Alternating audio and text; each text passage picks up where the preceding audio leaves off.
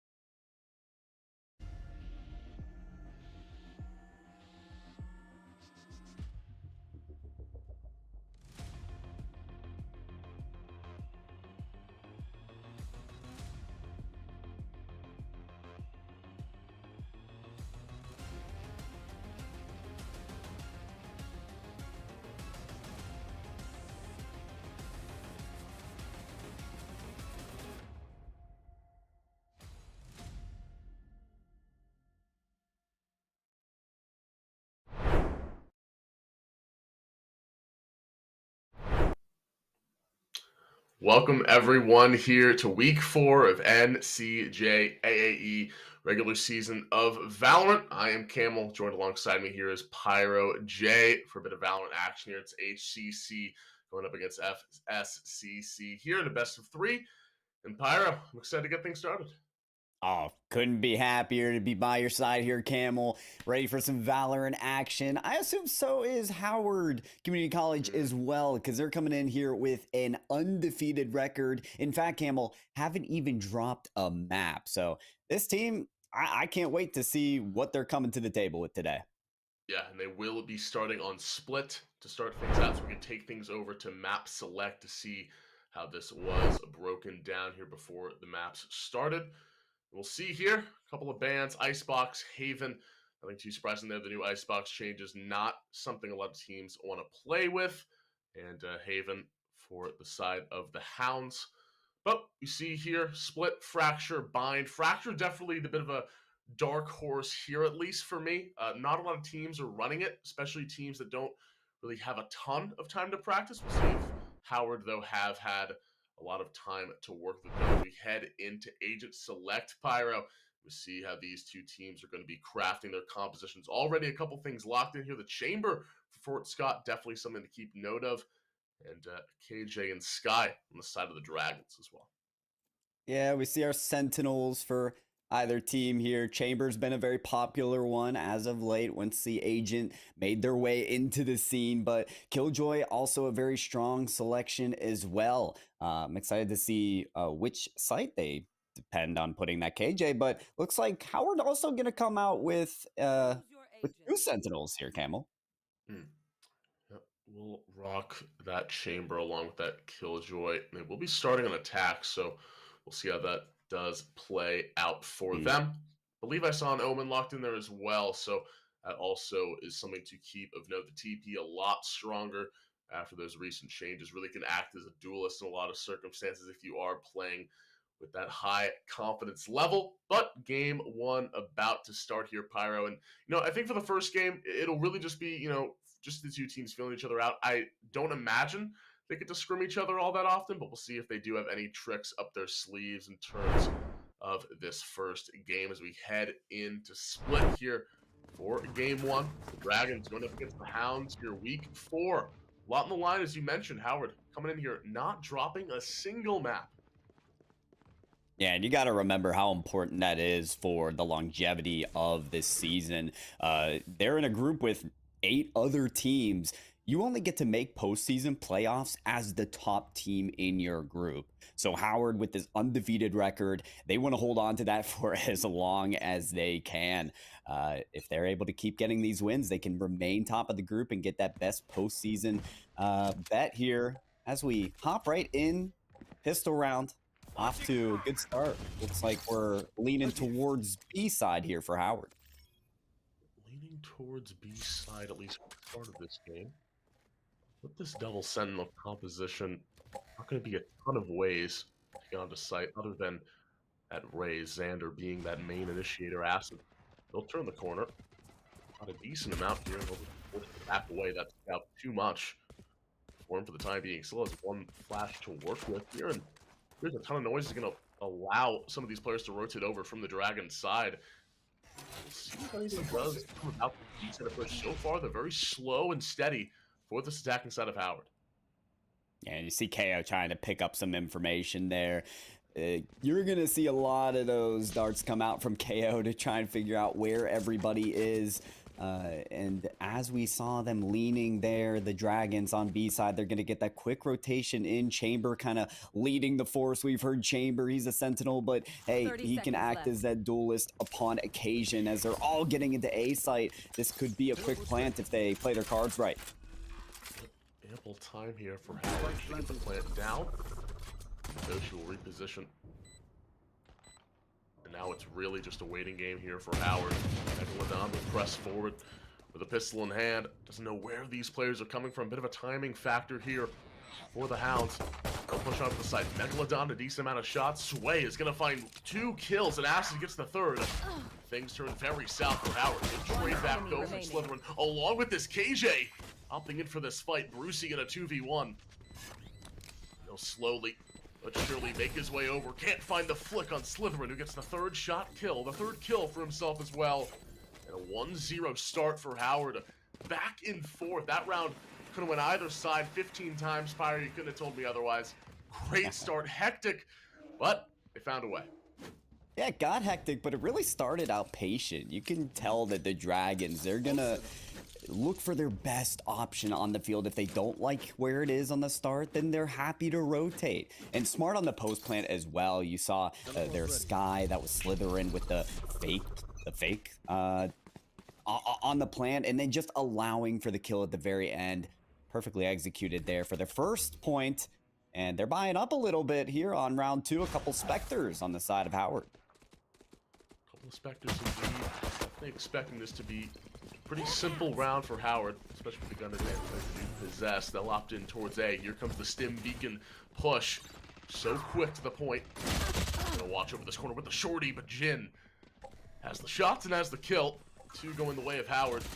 Start things off in round number 2 with the Spectres that they do have in their arsenal to make things very simple. A 5v3, now a 5v2 as Toshi gets one more. Reflex finest, with only 48 HP to his name. He'll try his best. Brucey good for one, good trade back, decent frag Pyro, but at the end of the day, it's so difficult to get onto this site.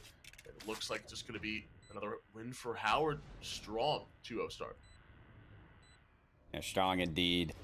Not much to save here, so we may see FCC make a run for it. We'll pick up a gun there that's maybe worth saving, but a quick kill allows for that entry, trying to clear every single angle, but I think the number of agents, the differential between teams was going to win out in the end. HCC takes that win, and now they've got a couple players that can still buy up. Those Phantoms that you see from Ander now is looking good. I feel like Toshi, the chamber for HCC, helped out a lot there, Camel, because you have that headhunter which can take off huge picks as the players from SCC are trying to make their way back into sight. Really good kills from everyone involved there.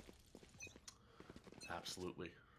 We'll now see if this better gun advantage for the Hounds can mean of anything, because Bandit Baka can use these stimmies to immediately push his way right in towards heaven. Sui, looking for one, shuts down the push entirely as Slytherin falls. It's the main initiator for this side of Howard. Once that Sky's gone, it gets a lot more difficult to push off these defenders, Pyro, and get onto one of these sites.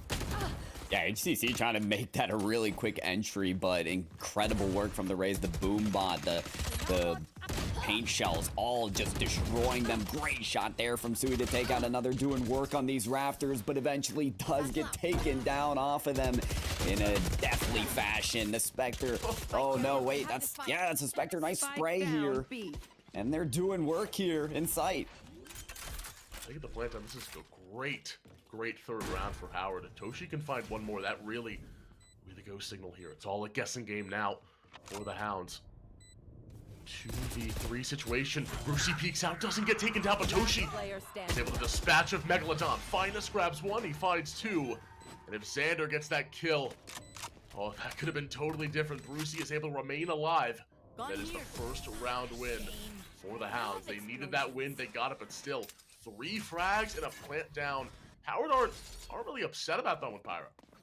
No, I don't think so at all. I mean, they did great work. It got stunted, their momentum at the very beginning. They tried really taking FSCC off guard from the get-go and got stopped immediately, but that never stopped their immediate push. It's not like they backed off. It's not like they felt like they were too intimidated. They still found a way to press forward, and I want to see what that momentum does throughout this first half as them on offense, because with 2 Sentinels, you know, they don't have a lot of chances to make those quick pushes, but they still feel enabled to do so. Absolutely. Now Sui here with the Blade Storm ready. Toshi getting here, looking for this 1v1. Immediately spots Sui. One blade will be used. TP out. That's the benefit of this chamber. Able to take those 1v1 exchanges. If you don't feel comfortable, you can take that TP out there. So, bit of intel going the way of Howard.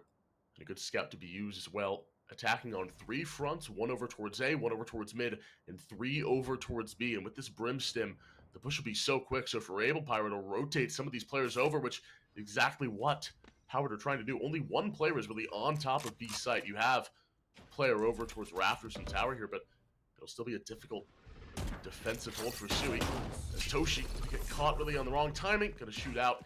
And once again, TP away, and more information going the way of Howard. Very slow-paced round here to start round 4. Slow indeed. We're past the second half of it already, so you're waiting for that decision now from Howard. You see their Brimstone moving towards A site, so that's probably going to be the look for them, as most of the players for Howard trying to take it up through mid. Will Sui hold it down, though? That's a great dart, but Bandit going to get the kill. That should initiate the plant if they can get this last kill, but no, Brucey keeps it locked down. They may be able to fend off the plant. Should be able to. No time here for Howard to work. They're able to find the kills, scrape together. Now a 2v1. They do have plenty of time here with 7 seconds as that plane goes down. 4 seconds to get the bomb down. Slytherin knows that. He gets it down here. A 2v1. Sui gonna need some magic here. There's the first smoke. He'll spot Slytherin. Goes for the right click. Can't find it all. He'll duck away from the smoke. In a 2v1 situation. He's looking for the shot. Xander turns the corner, more chip damage onto Sui. At 54 HP, it's almost a formality. He will be. Slytherin sneaks his way inside, grabs the 3rd round for Howard Community College. And the Dragons rolling here, 3-1 over the Hounds. Looking for a little more aggressiveness there from Sui. You know, pops the ult, and you want to see that jet magic, but the initial dash and the miss on the the one finger that was caught by Sui there from the sky from Slytherin never landed, and so it all got slowed down, and there was no post-plan action there. But I'm still looking, for that action from Sui. It looks like it will be a low buy for FSCC, so we'll see what kind of damage they can do from the get-go. But yeah, with that Omen kind of gathering the info and backing off, you can see that they're taking a very passive approach to this round. Slow, methodic push. Xander props himself up to avoid the paint shells. Bit of chip damage on his side, but she made Jin able to find another kill through mid. He's doing a great job at scraping together some space wherever he needs it. Megalodon peeks out, Xander spots him, takes him down instantaneously, and for a brief moment here, Howard, we're in a 5v2 situation, really feeling the pressure here. There's FSCC and the Dragons taking control, taking a good hold for the Hounds. They were looking for a save round, looking for some frags, couldn't find any. It's a flawless for Howard, 4-1, very convincing, and like you're expecting Pyro, especially in those circumstances. Yeah, it's dominant, you can tell. Howard, yeah, sure, that's a save round from FSCC, but that helps build the confidence. It's been like that, it feels like, for the entirety of this half so far, that when, you know, all the utilities have been placed, all of the rotating has been done, and you finally get to those gunfights, it does feel like Howard has had those advantages, has gotten those picks, and they just seem really slick with it so far. We'll see if they can do that again. We got Sui with that op kind of covering mid-top, so, you know, as you see the chamber kind of lurk around there, we'll see if Sui gets a pick, but already through B main, a lot of Howard looking to work it on that end too. And they forced 2 players over from A, and they're going to pop the lockdown. This is the go signal here for Howard. Megalodon waiting for his moment to strike. He'll pop the Ares just to avoid any sort of altercation. Brucey will be detained. That'll slow him down for a brief moment. Xander swoops his way inside with that double satchel play, looking for some frags. He spots Megalodon's skull, takes down the Omen. Good for 1. Acid trades things back. Good transfer. These 4 shots are not finding their target. Finest needs to get more done here. We'll wait for his moment to strike. Spot Xander, Brucey dispatches of him. A 4v3 situation in favor of the Hounds. They'll push up here with Acid. Looking for his moment to strike. Does he spot the one in the close corner? He does. Takes down Toshi. Finest gets 1 more. In a 4v1 situation, it is so difficult to work around. It should be the 2nd round win. They deal with the post plant. They deal with the retake flawlessly, Pyro, and get their 2nd round win. Yeah, and you wonder too, as FSCC, they have a tour de force from the chamber, they have the op on Sui, and you think, you know, coming in after that post plant, can they actually work those angles on site? But they had no issue with it. Reflex Finest especially working that tour de force for the last 2 kills, coming out at the top of the leaderboard. You see there, sometimes it takes a Sentinel making their way and taking charge, and you know, if you need that player for FSCC to take lead and put themselves back in this game on the round that they finally did buy in, then so be it. Sometimes sometimes it is that one player that makes a big bang. And right now, that's Reflex Finest. You see him holding down A site.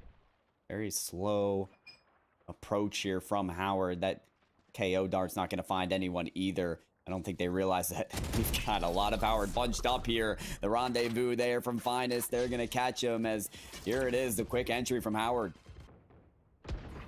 Indeed, Lucy shuts things down, though, over through mid and sewer as Bandit Baka will go down. Acid squares away. He'll be good for one, taking down Toshi. And a very vicious Acid looking for more. He'll use the flash, get a bit more space. Does he spot Jin below? He does not. And he'll drop down. Not much needed frag for Howard. Look at the health bars on FSCC. Definitely a winnable round if Xander is able to reorient himself. He has one satchel to play off of, but all the angles are being covered. Jin, he'll try to work his way out and off the hands of Sui. Waiting for his moment to strike. He does there. And a sweet shot there from Sui. Grabs that kill with the op and shuts things down in this round. Xander in a 4v1. He's going to be met with Megalodon here. A scary sight to behold. He's a shark waiting in the wings. With this judge in hand, you're walking right into the barrel of Megalodon. He grabs the kill. True to his name. He sneaks up on you. That's what Megalodon does, Pyro. 3-4. And slowly but surely, the Hounds are all the way back into this one. Yeah, a little bit of redemption, too, from Megalodon. You remember him on the Ares on B site, trying to stave off the push, but they still got in, they still planted it. Megalodon got taken down immediately. So, yeah, I think that with that judge play, that lurking, that sniffing the blood in the water and taking down the last player for Howard, that's got to feel good, that first kill as well for Megalodon. So, you know, we talked about the one player factor with Reflex Finest, but that was the entire team effort there for FSCC to bring this game within one. A little bit of momentum for him now. Sui picked up some momentum as well, going for 2 op kills there. Xander and Jin both fall, and now things really working well right now for the Hound. Sui with another sensational shot. He's got 3, and he wants it. There's the updraft, sky high, looking for the daggers. He finds all of them. A 4K for Sui. Updrafts up top, flawless there for the Jet. He's starting to feel himself here on that save round. Doesn't matter. Another flawless. Both these teams not having the greatest of times on these eco rounds, Pyro. It's just off the back of Sui with that op, man. Dangerous. Yeah, and, you know, Split's made for that kind of thing where there's all those angles you can hold, and if you have the better gun, it typically works out pretty well for you. We'll get a full buy on this one, round number 9, in this first half, and I got to mention Sui at least on that last round for just a second. I mean, those op plays, the ultimate as well. I talked about it earlier. I was waiting for that jet pop-off. It's pretty typical to ask for that, but hey, Sui makes it happen, and still holding this angle. You're just waiting for the pop. Nice flick on the first one, and that should surely stunt the momentum from them. A turret might find Sui, but still able to hold a very narrow angle, flash, and it'll give them space to work with now. Or not. Oh, Sui! 2 for 1 with the op. Sui with this operator. He is stuck on automatic. He can't find the last shot. Is real. Finest, though, able to hold things down, leaving things at a 3v1. And what a shot from Sui. They line up like dominoes, Pyro. It's the last thing you want to do. Fortunately, Baka has the spike in hand, but he's got 3 hungry Hounds to deal with. And as he slowly but surely meanders his way through heaven over towards A, potentially, it could be the 5th round win for this defensive side of SSCC. 30 seconds left. Talked about Split being able to hold angles. That's exactly what we're seeing here. Reflex Finest. You wait there for maybe another moment. Maybe Brimstone comes around, but no. Here's the entry now. Trying to clear all the angles. No angles needed, though. He gets the plant. So that's at least something to work off of here for Bandit. Baka, here come the Hounds, though. Smoke in to clear out the way. He's going to take screens instead. But there's already the fake defuse. So he's got to make quick magic. There's a start to it at least. Oh, almost gets a second pick, but Megalodon again. Sizing him up, taking him down. And FSCC take a lead off of, I want to say, 4 uncontested wins here, Camel.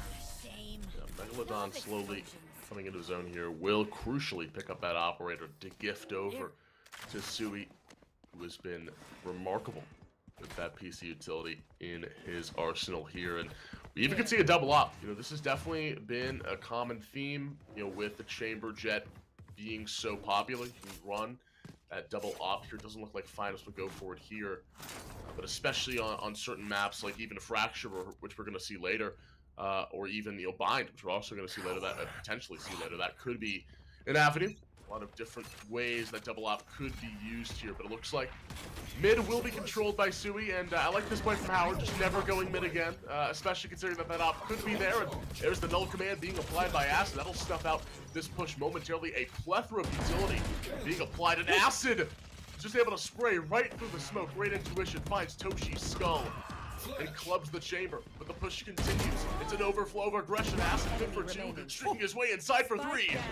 Can he find 4? He does not. Sui claims the kill on Xander. 6th round win for the Hounds, who are starting to come alive in this first half. Well, do not quick entry on the Hounds territory, because they will tear you apart. That was, they just eviscerated them. Unbelievable effort, especially from Acid. All the utils were perfect. The pick through the smoke looked like hacks, and then he didn't stop there. 3K on the day. Great work. FSCC, you know, they're making the most on this defensive effort, and I think that's what they have to do here, because we're expecting a strong half out of Howard if we get to the second half, Camel, with 2 Sentinels.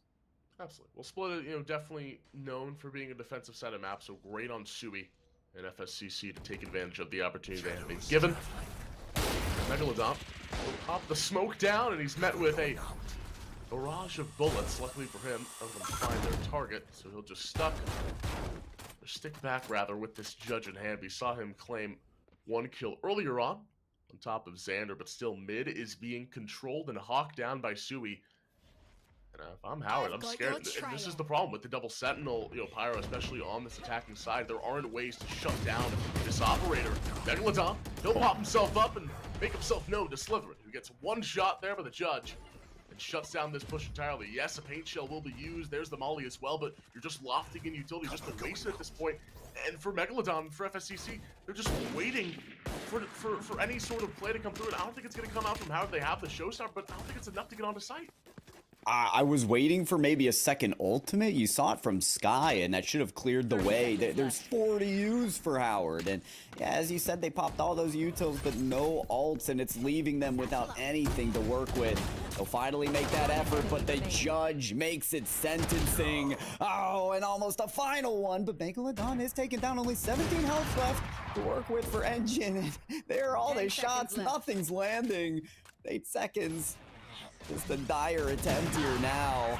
And on that angle with the op from Sui, who has made so much magic already. That's not going to work out too well. FSCC, their momentum is, at this point, an avalanche that Howard just can't get away from. 7-4 here off the back of Sui. 16-6 with this jet. Feeling really comfortable as this first half will conclude after this round. See what Howard have in store for us here. They have 4 ultimates to bank on. The showstopper, they're able to strike the lockdown along with this tour de force. You'd love to see the seekers available, but not this time around. Great use of the dagger from Acid. We'll spot a handful. Can you see there for FSCC? They're actually walking behind through Howard's spawn. Does Howard expect this? And the molly will be used just to bait Howard into thinking this is a possible option. Base site, finest. Still spray forward, but he's just waiting for the inevitable to come through. And actually, the Omen TP was used as well, just a bit more intel. This is all on Brucey's shoulders with the judge in hand. He's waiting for that lockdown to come through, but fortunately, the alert bot was there. I think his location will be known. Sui, though, was able to square away. He finds 1, finds 2, and he's picking them off like flies. Through the lockdown, it does not matter. And already 2 shut down for the push. Jin will be good for 1, taking down Acid. This is the 4v3 advantage. Spike will go down. Sui in an altercation with Jim. Stops the Blade Storm, now looking to go for another miracle play.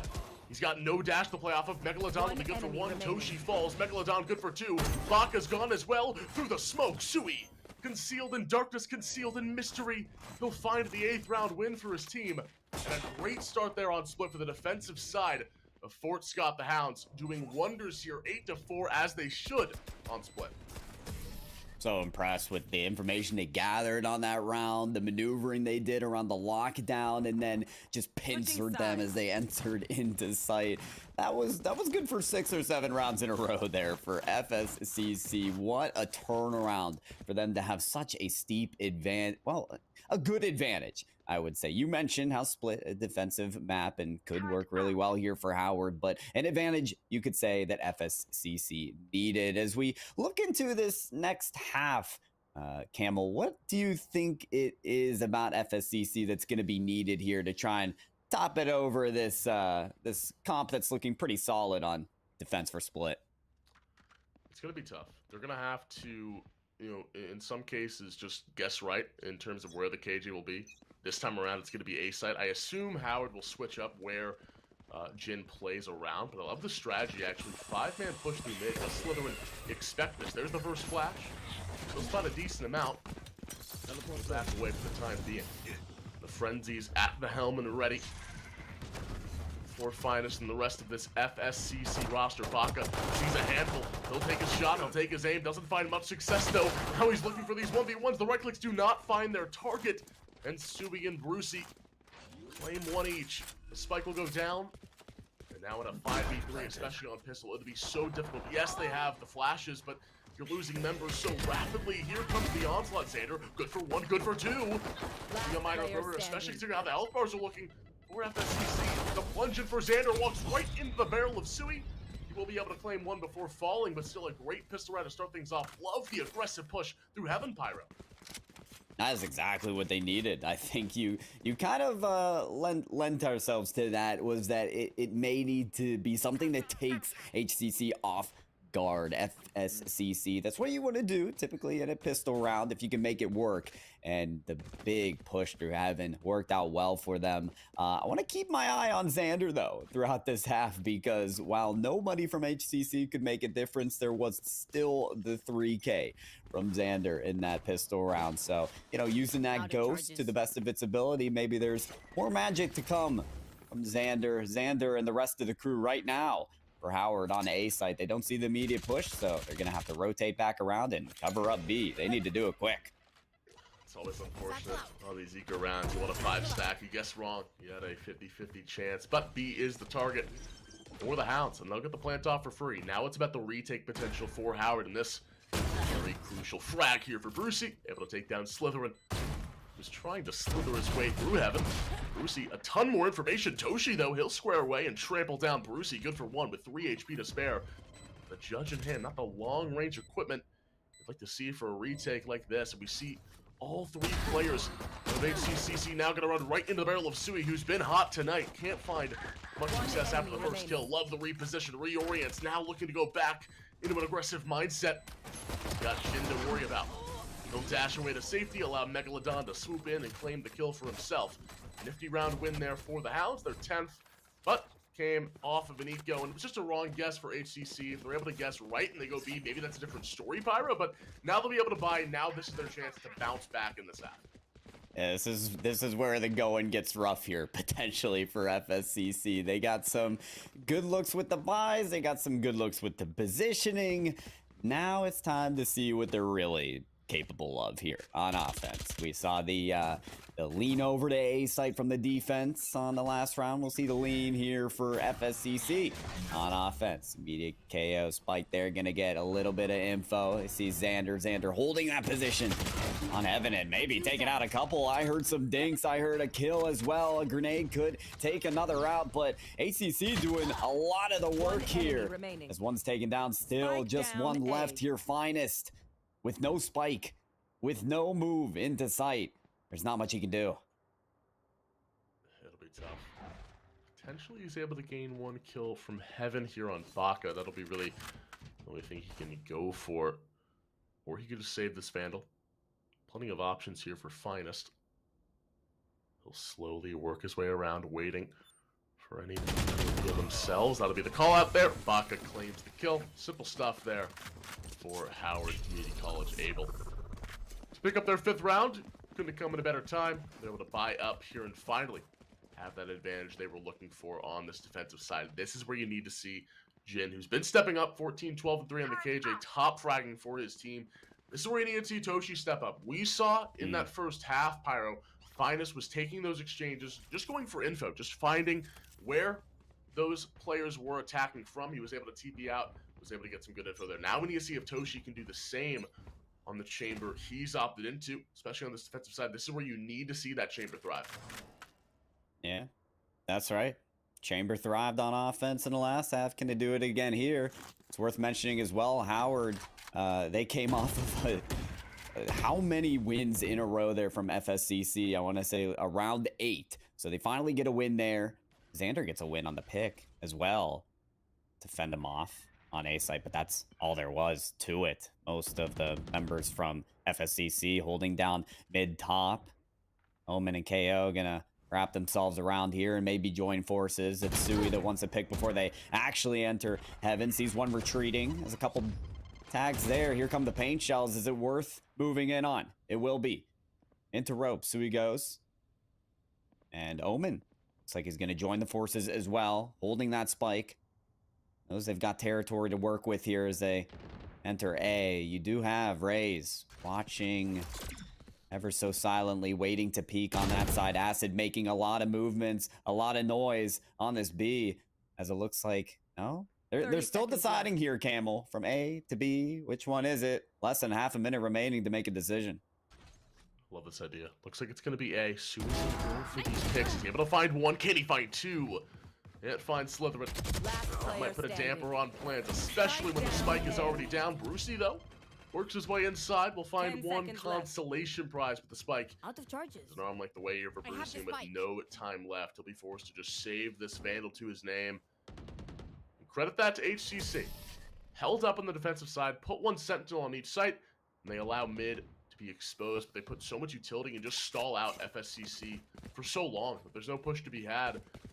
And, you know, relying on Sui too much, potentially 24 kills here. So clearly he's doing a lot of the heavy lifting part, but you're going to need to see more players step up. And, you know, I think it's really just about going for mid. That was where FSCC, you know, worked wonders. It was when they were aggressing through mid, using that aggression to their advantage, using that KO utility. This time around, it looks like they're going to at least stack up all around the same side. Nobody's going to be lurking. Finest won't be over towards A. That didn't work out last time around. Here we go, another B-sided push. All will move through this choke point of Garage. We'll see if Toshi's wise to it. I'm convinced to agree with you that a mid push would be nice, but FSCC are not. They are going very hard in the B site now, trying to make ends meet here. Sui still holding it together for FSCC. That's 2 kills right now, almost making it 3. Sui looking through this smoke after they do get the plant off. The chamber as well, waiting for that entry. It's all about waiting for the right moment, using the utils to your advantage. Little paint shell action. Xander's also got the showstopper if he wants to use it here. Oh, but not gonna be given the chance. Finest finds a wall bang. Here's another from Finest popping off here, and that's gonna be the end of that. FSCC, a huge push here offensively, and it ends up that going right through B main was the ticket for them all along. Yeah, it's just brute forcing past that chamber utility. They understand now that they can do what they want. And Brucey is one ult orb away from that showstopper. I imagine they're just gonna play for that ult orb. If they don't get a pick over towards B, they could even rotate through mid. But it looks like Sui will opt in, just create some space. That's really what FSCC want. They just want to create some space, try to burst some utility, and avoid the KJ for as long as possible. Because the lockdown is available for Jin. If he's able to get that off in a post-plant scenario, it could get ugly. But the null command will be used. That's another very, very swift push towards one of these sides. Acid, he'll use the first flash, working his way through. He'll spot Slytherin for a brief moment. Does he know where this guy is? In a bit of an altercation, doesn't win out. And he'll lose. That really trashes this push for the moment. There's a flash for Slytherin. Great anticipation onto Megalodon. Will square away, find one more kill. Make this push so hard now for FSCC. They'll still work with it. 2 shooting at Slytherin. They'll be able to trade 1 out. Sui good for 1. Can he find 2? But they're going to get pincered on numerous sides, Pyro. It's going to be very difficult for FSCC to work out of this play. They've got the spike there towards main. Sui does have an angle to work with here, but a showstopper is going to take Toshi out. What a shot. An angle as well. And that evens it out 2-2 now. So FSCC with Spike, with Sight as well. This has really turned into their favor now. We may even see the ult from Brucey as well if they can escape the paint shells. Which they will. Here's the lockdown that we talked about earlier, Camel. It finally finds us and we'll force them out. But Sui knew that someone was in heaven approaching there. And now it's a 2v1. Now this is gonna be very difficult. Last player But this standing. Killjoy does find one. Here it is, 1v1 at the very end. And what a play! Engine, 2 kills at the very end there to solidify the win. The lockdown, followed by the 2K, is gonna manage for a win. A win HCC desperately needed. Wow, the Hounds, they don't play together. They go to opposite sides. It costs them big. And you're right, Jin will take that round away. They desperately needed that one. You lose that, you're on match point. It does not look good. Your chances are very, very slim. But now 11-7. Yes, you had to use a lockdown, but now you gain the orbital strike. You have the showstopper of your own, as well as Slither and Seekers. Plenty of options for HCCC. Going back for another post-plant scenario. We'll see now a stack towards A. Let's play. More FSCC, and here we go. There are the satchels for Brucey, along with the Blade Storm being popped. A very aggressive duelist combo here. Death Ball roaming inside of heaven. There are the paint shells being applied, but a stimming has already set up in CC's favor. And now a massive amount of shots going by. The paint shells will be good for one. Sui drops. That's the hot hand. Pyro already gone so early on into the round. Yeah, it's really stunted their momentum here, so they're backing off a little bit. This is the type of momentum that HCC really wanted to work off of here from a win, from their Killjoy that clutched it in the end. Remember, HCC, they picked this map. They're feeling very confidently on the defensive side. And even in this season here of NJCAAE, they haven't even dropped a map. So they really want to make this comeback here. Still, slowly approaching is FSCC through heaven, while most of HCC are in sight. If they actually take this through ropes, they may have a lane here over the B side. Looks like that's exactly what they'll do. And there will be a sacrifice for it. Acid, wallbang, 30 seconds be left. taken out of the play. Still a lane there. Throwing out a smoke there to, you know, make them think they're still going to go A. But look at that lane, Camel. I can't believe this. They're going to get right into B. It's on Slytherin's shoulders. He's got to get at least one. If he can get one, that's all they need to stop the push. He falls. There's now plenty of time 10 seconds for the left. Hounds to get this push down. Get that play down as well. But great orbital strike. That'll stall enough time. They don't have enough time. He dies. What a play by Bandit Baka. He stalls enough time Player for standing. HCC to not get the plant down. Heads up play there with the orbital strike. And the defense has had a great use of utility by the Dragons. They win their 8th round, Pyro. I can't believe it. I can't believe it. Slither is taken down, and you have to commend the intelligence, the maneuvering from FSCC, the positioning to get in that lane and taking advantage. But yeah, what an orbital strike. I mean, you are guessing based on where people like to plant in those situations when, you know, if you don't have a lot of people left on your team, you got to maybe play for main, play for long. And yeah, it was a good guess. It was a good guess. So big for HCC. As now, you know, we talked about it. They haven't dropped the map, and with a couple wins in a row here, they're trying to get this half back in their control. And they've taken baby steps, but these last couple of wins feel like big steps. Slither and a little redemption on that kill on Sui. This save here just for frags, but they're walking in to a lot of this KJ utility. Just wait one more second for Jin now. He's just lying in wait. Doesn't need a push, doesn't need a peek. And the shoulders now very heavy for FSCC with these sheriffs in hand, already losing their jet through mid. They'll look to go up inside, maybe to heaven. That was what worked last time around on their pistol round, but really haven't gone back to it. We have seen the rotation game be a factor as well, Pyro, but this time around, they're looking to abandon B, look through mid, look towards A. They're walking into 3 defenders, though. That's the problem here. They don't really know what they're going into. And especially with the gun disadvantage they put themselves in, it's going to be very difficult to even get this plant down, which is 30 what seconds they're left. trying to do. Chamber alert bot is set up in the perfect spot. Good kill there for Brucey. That'll start things off decently well, but the spike is down thanks to Baka with this stimmy. who's doing wonders here, continuing to spray inside. Now in a 4v3 situation, only 16 seconds to go. The snail's pace. Acid can't find the kill. Toshi grabs one more. And Brucey at 27 HP, a grenade will be lofted inside. He's pelted with it, and he's exploded down inside of vents. He goes down 9-11 here for Howard. The Dragon slowly but surely surging back into this one, Pyro. Yeah, but the economy, looking how it is, if FSCC lose this one, it's not going to be good. Oh, no. Yeah, at that point, they're waiting until that, final round when things are 11-12 potentially. But that last round, it feels like as soon as FSCC started rotating around to A, the round was over because everybody was posted up on there. They were waltzing their way right into a trap. And they've got to be focused on where they go on this map, not to get into those situations again. They do have buys here, and oh my goodness, what a flash. Almost opened it up for Slytherin, quickly taken down, and here they come. Here we go. The Hounds in full force, playing as a pack. We're going to get more done with a molly from Bandit Baka.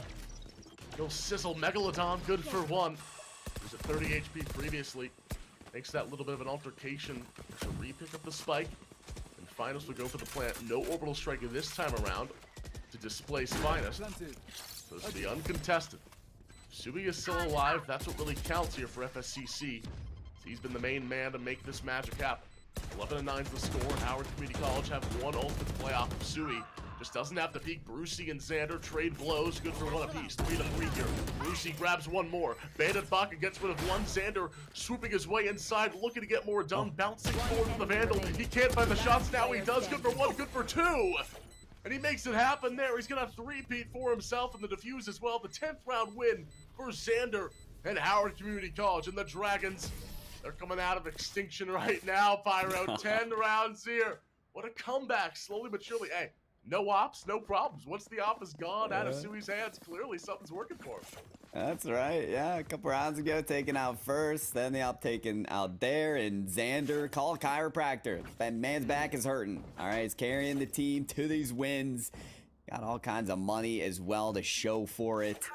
Buying out his squad at this point. Maybe a bottle after this game. But they still got to find the win. You can tell Xander just feeling good, ready to pop out some pain shells. Isn't another quick one into B. They tried this before here from FSCC. It feels like little is working for them. Out of charges. They may play a little more patiently this time around, though. There's a work through mid as well. Top mid, in fact. Jet sizing up ropes. Sui's not going to find anything there. Should find something in heaven, though. We've got some little bit of bandit lurking here in heaven. Being able to meet anyone. They're kind of testing and prodding here towards B side, and oh, no testing anymore. Here comes Brucey with the showstopper. It'd be hard to find anybody. Slytherin taken down, misfire there, so not gonna work out great in terms of kills, but they do get that plant, and it is a 5-4 advantage for FSCC. Just the fact that he presses the showstopper button, it forces the Dragons off the site, gives now full autonomy in favor of the Hounds. We'll see how Howard want to play things out. Sui in a great position here. Needs someone to be watching us for this to work. They'll peek out. He can't find the first kill. Bandit Baka grabs another, and they flubbed it, at least for the time being. 3v3 situation. Acid will be good for one. Jin peers out of the corner, trying to get more done here. Good flash for Acid. And Brucey, good for one on top of Xander. The trades now back and forth as they go. Toshi able to grab one more. He grabs a third. Does he have enough time, though? It's going to be close. It doesn't look like he does. Yeah, .40 there. Narrowly not able to pick up the round. And 12-10, that is what FSCC needed. They play it right on that retake, even after Sui isn't even good for one Pyro.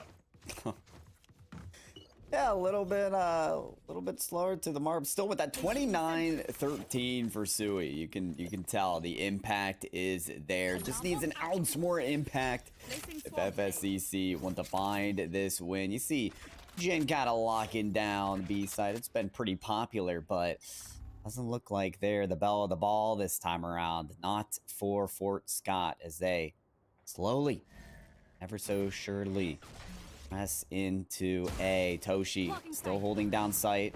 They got some util taken out there by Sui. Toshi anticipating this approach, and here they come through jet smokes, and oh, here we go. Little bit of popping off from Xander. That's a 2K. Slytherin finds one as well. Only one left at this point for Fort Scott. Their approach didn't work out as they intended. Not want this to be the case at all. Now Sui stuck at the wrong place. Will be good for one. This is a daunting task indeed, a massive mountain to climb. But if anyone can do it, it is Sui. A 1v3 with 52 seconds. The spike, a marathon's length away. But he's got nothing left to lose. Crucial killer on top of Xander, right between the eyes. He's got a 3K with 5 HP. Has the Blade Storm. I doubt he'll pop this here, but you never know. Maybe he wants that TikTok highlight clip. We'll see what Sui opts in 30 for seconds left. as he peers the corner. He's got Slytherin and Bandit Baka to worry about. There's no idea where these players could be. It's all on Slytherin here. Sui walking right up to Slytherin. He's waiting for his moment to strike. Is good for one. Can he spot the other? He cannot. Bandit Baka over towards main. Sui didn't take that into account. Thought he was on site. It was a 50-50 chance there, Pyro. Can't complete it. He's at 33 kills. He's trying his best. He's trying his best. He is. We mentioned Xander over on the side of HCC, but yeah, Sui doing all kinds of work. That was 5 HP in a dream right there, Camel, but the dream was never realized. Not in the end. They're still looking for that last one. They could still find it. They could still find it. The buy's not going to be really in their favor with a lot of Spectres on their side right now, but hey, I'm sure it's possible. Right, Camel? Absolutely, especially if Sui has the Blade Storm pop, which he does. Tour de Force as well for Howard. Opted into. Oh, but look at those ults on the other side. Yeah, it's so difficult to play on the lockdown's available, but that's a good way of getting the lockdown. Just null commanding here, suppressing the entire team. That's a good idea, but the orbital strike is still out of range. So they'll just wait for this. Null command doesn't reach that far. Play for Howard. More utility being invested over towards this B side. A lockdown as well is primed and available for Howard if they want to go to it. Sui. Very difficult spot to be off of. There's the lockdown being played for. Default plant for the side of the Hounds. They'll just play back. Smart strategy here for FSCC. They understand that they don't need to push out. They don't need to repeat this. That lockdown will give control back over towards Howard. Xander goes for a massive play here. Can't find anything, but Bandit Baka and Slytherin do. They clean house. And now a 4v1. They already got the defuse as well. We are going to overtime, Pyro. It's the only way it could have gone after all this kerfuffle that we have seen. We are indeed going to OT. Xander, with that showstopper, with everyone clumped up from FSCC, I was thinking we're going to see 2, 3, maybe even 4 kills with one pop, and finding nothing, I was almost worried, but I should have never been worried from Howard. Incredible comeback as they began 8-4. It went 10-4 even against them, but brought it back here. And, you know, after earning such a comeback like that, Camel, after finally taking this to overtime, you'd think Howard, they're very pressed to find this win as they're going to be actually on the offensive side here to start OT. Sui isn't going for the operator, to be honest with you, so see if that does end up fighting them. But Finest not expecting that quick entry from Xander. He bounces his way forward. Now Sight is taken here. Finest goes down. Bandit Baka squares away. He's good for one. The Molly will be used as well. Just to buy time up through heaven. Toshi has the plant. And already, like you didn't miss it. Xander good for one as well, dealing with the extremity so incredibly well. Jin can't find the kill on Acid. The damage has already been done. Xander good for one more, a 4v1 advantage. Sui, he'll hit for one, but in the 1v3 situation, he has all the utility to play off of. This will be a massive undertaking for Sui. He's got a 30 bomb already. He wants more. He'll square away, take down Toshi. Right between the eyes he goes. He's got one more Cloudburst to play off. He'll dash inside. Bit of a nifty move here. Finds the shots on Xander. He's got 7 bullets in the chamber, and he knows that he's got the 4K. And he should have plenty of time here to get this defuse off. Sui, with a bit of magic there, doesn't even need the ult to do it. And he's got that defensive round in a 1v4, sides. I believe, Pyro. He's Match just point. too good. Give him the 40 bomb already. Why don't you? He's on his way to it. I mean, listen, if it was anyone else, it was gonna be Sui. And I heard what you mentioned, Camel. You're like, oh, Sui, no op here? Well, your answer has been provided. That right there is why, because Sui can make it happen with those guns there. Just so impressive. And we were going to be worried too that if FSCC had to fend off a Howard defense approach, that was going to be difficult. But they could fend it off here and win the game right here. It's going to be a very big, fast push here. Slytherin can't find the first pick, so they'll move right on ahead up from rafters and in sight here. Wow. Nobody else in sight here. They go taking it. Take it. They also take Bandit Baka as well. He's gone and dusted. Spike planted. Now Toshi just can't make up any ground. A 5v3 advantage. The best case scenario for the Hounds here. All game. It comes the best crucial pick here for Xander. He does find Sui. It's a bit of space taken back here for this defensive side of Howard, but they need at least one more time buying here for MSCC. Toshi can't find the kill on Finest. Good mirror matchup there in favor of the Hounds. 2 remain alive as Acid did fall, but Finest disengages from the fight. Xander plunges down onto the side. He's got Megalodon to worry about. Jin has fallen, and now it's all in the hands of Xander. He's good for one, but he has no time, and Brucey knows it. Takes the shots, takes aim, and takes fire. The first round win in what feels like forever after those couple of ones. We saw it back and forth, but turns out in the end, it will be the Hounds taking that one 14-12, and it really just felt like whoever was on defense was going to win, Pyro. But that's split for you, and now we move on to Fracture. I'm excited to see how these teams play it out, especially FSCC, because we saw the aggressive tendencies they were pulling out, Pyro. The double satchel plays seemed to be every other round. Now we go on to Fracture here. We'll see how Howard responded. Like you said, this is now going in to FSCC's map pick. They chose Fracture. Yeah. They have the comfort here going onto this map. We'll see if Howard can respond.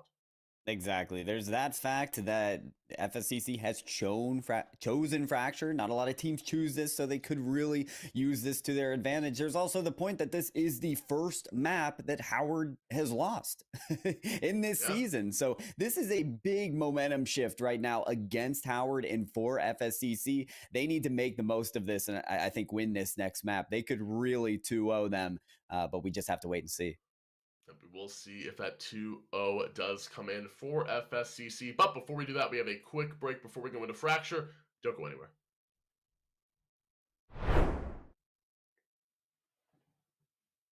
As Acid gets the third, things turn very south for Howard. Trade back though from Slytherin. Along with this, KJ opting in for this fight. Brucey in a 2v1. He'll slowly but surely make his way over. Can't find the flick on Slytherin. In sight. The plant time. This is a great third round for Howard. Toshi can find one more. That really be the go signal here. It's all a guessing game now for the Hounds. 2v3 situation. Brucey peeks out, doesn't get taken down, but Toshi is able to dispatch of Megalodon. Finest grabs one, he finds two. And if Xander gets that kill, oh, that could have been totally different. Brucey is able to remain alive. That is the first round win for the Hounds. It's FSCC and the Dragons taking control, taking a good hold of the Hounds. They were looking for a save round, looking for some frags. Couldn't find any. It's a flawless. Brucey dispatches of him. A 4v3 situation in favor of the Hounds. They'll push up here with Acid. Looking for his moment to strike. Does he spot the one in the close corner? He does. Takes down Toshi. Finest gets one more. In a 4v1 situation, it is so... He's going to be met with Megalodon here. A scary sight to behold. He's a shark waiting in the wings. With this judge in hand, you're walking right into the barrel of Megalodon. He form now. Sui picked up some momentum as well. Going for 2 op kills there. Xander and Jin both fall. And now things really working well right now for the Hounds. Sui with another sensational shot. He's got 3. And he wants it. There's the updraft. Sky high looking for the dagger man being applied by Acid. That'll snuff out this push momentarily. A plethora of utility being applied. And Acid just able to spray right through the smoke. Great intuition. Finds Toshi's skull and clubs the chamber. But the push continues. It's an overflow of aggression. Acid good for 2. Streaking his way inside for 3. Can he find 4? He does not. Location be known. Sui, though, is able to square away. He finds 1, finds 2, and he's picking them off like flies. Through the lockdown, it does not matter. And already 2 shut down for the push. Jin will be good for 1, taking down Acid. This is the 4v3 advantage. Spike will go down. Sui in an altercation with Jin. Stops the Blade Storm, now looking to go for another miracle play. He's got no dash to play off of. Megalodon will be good for 1. Toshi falls. Megalodon good for 2. Baka's got the flashes, but you're losing members so rapidly. Here comes the onslaught. Xander, good for 1, good for 2. A minor thrower, especially considering how the health bars are looking for FSCC. The plunge in for Xander walks right into the barrel of Sui. He will be able to claim 1 before fall. Less than half a minute remaining to make a decision. Love this idea. Looks like it's going to be A. Sui's going for these picks. He's able to find 1. Can he find 2? Can't find Slytherin. Might put a damper on plans, especially when the spike is already down. Brucey, though, works his way inside. We'll find 1 consolation prize with the spike. Out of charges. A little paint shell action. Xander's also got the showstopper if he wants to use it here. Oh, but not gonna be given the chance. Finest finds a wall bang. Here's another from Finest popping off here, and that's gonna be the end of that. FSCC, a huge push. Now this is gonna be very difficult. Last player But this standing. Killjoy does find 1. Here it is, 1v1 at the very end, and what a play! And Jin. Slytherin's shoulders. He's got to get at least 1. If he can get 1, that's all they need to stop the push. He falls. There's now plenty of time 10 seconds for the left. Hounds to get this push down. Get that plays out as well. But great orbital strike. That'll stall enough time. They don't have enough time. He dies. What a play by Bandit Baka. He stalls enough time Player for standing. ACC to not get the plant down. Brucey 10 at seconds 27 HP. A grenade will be lofted inside. He's pelted with it, and he's exploded down inside of vents. He goes down 9-11 here for Howard. The Dragons slowly but surely surging back to score. Howard Community College have 1 ultimate to play off of Sui. Just doesn't have to peak. Brucey and Xander trade blows. Good for 1 apiece. 3-3 here. Brucey grabs 1 more. Bandit Baka gets rid of 1. Xander swooping his way inside, looking to get more done. Bouncing forward with the Vandal. He can't find the shots now. He does. Good for 1. Good for 2. And he makes it happen there. Now, full autonomy in favor of the Hounds. We'll see how Howard want to play things out. Sui in a great position here. Needs someone to be watching his heaven for this to work. They'll peek out. He can't find the first kill. Bandit Baka grabs another. And they flubbed it, at least for the time being. 3v3 situation. Acid will be good for 1. Jin peers out of the corner, trying to get more done here. Good flash for Acid. And Brucey, good for 1 on top of Xander. The trades now back and forth as they go. Toshi able to grab 1 more. He grabs a 3rd. Smokes, and oh, here we go. A little bit of popping off from Xander. That's a 2K. Slytherin finds 1 as well. Only 1 left at this point for Fort Scott. Got nothing left to lose. Crucial kill here on top of Xander. Right between players could be. It's all on Slytherin here. Sui walking right up to Slytherin. He's waiting for his moment to strike. Is good for 1. Can he spot the other? He cannot. Bandit Baka for FSCC. They understand that they don't need to push out. They don't need to repeat this. That lockdown will give control back over towards Howard. Xander goes for a massive play here. Can't find anything, but Bandit Baka and Slytherin do. They clean house. And now a 4v1. They already already been done. Xander good for 1 more. A 4v1 advantage. Sui, he'll hit for 1. But in the 1v3 situation, he has all the utility to play off of. This will be a massive undertaking for Sui. He's got a 30 bomb already. He wants more. He'll square away, take down Toshi. Right between the eyes he goes. He's got 1 more Cloudburst to play off. He'll dash inside. Bit of a nifty move here. Finds the shots on Xander. He's got 7 bullets in the chamber, and he knows that he's got the 4. Alive as Acid did fall, but Finest disengages from the fight. Xander plunges down onto the side. He's got Megalodon to worry about. Jin has fallen, and now it's all in the hands of Xander. He's good for 1, but he has no time, and Brucey knows it.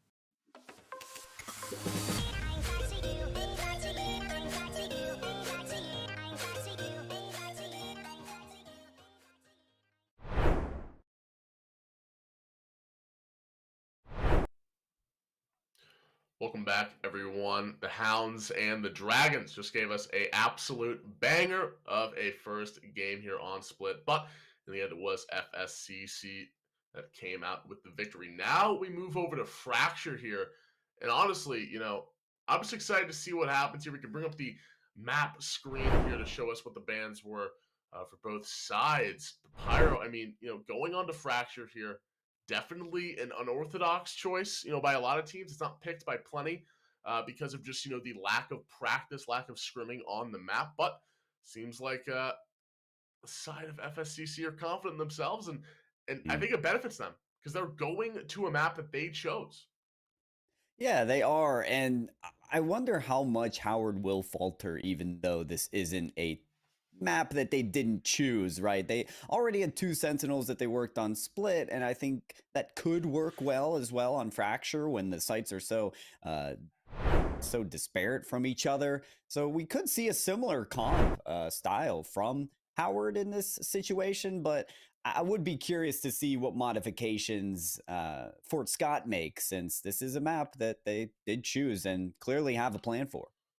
Yeah, absolutely. Now I'm just excited to see what agents we see. If we get similar comps, if things are swapped around, if that double sentinel does become a factor. Breach has been a common thing as well. You know, Rolling Thunder from Oh, below, definitely a decent combo as well. We'll see if Slytherin opts into that one. Brucey back on that race. Sui hovering that jet. Wouldn't be surprised if he goes back to it.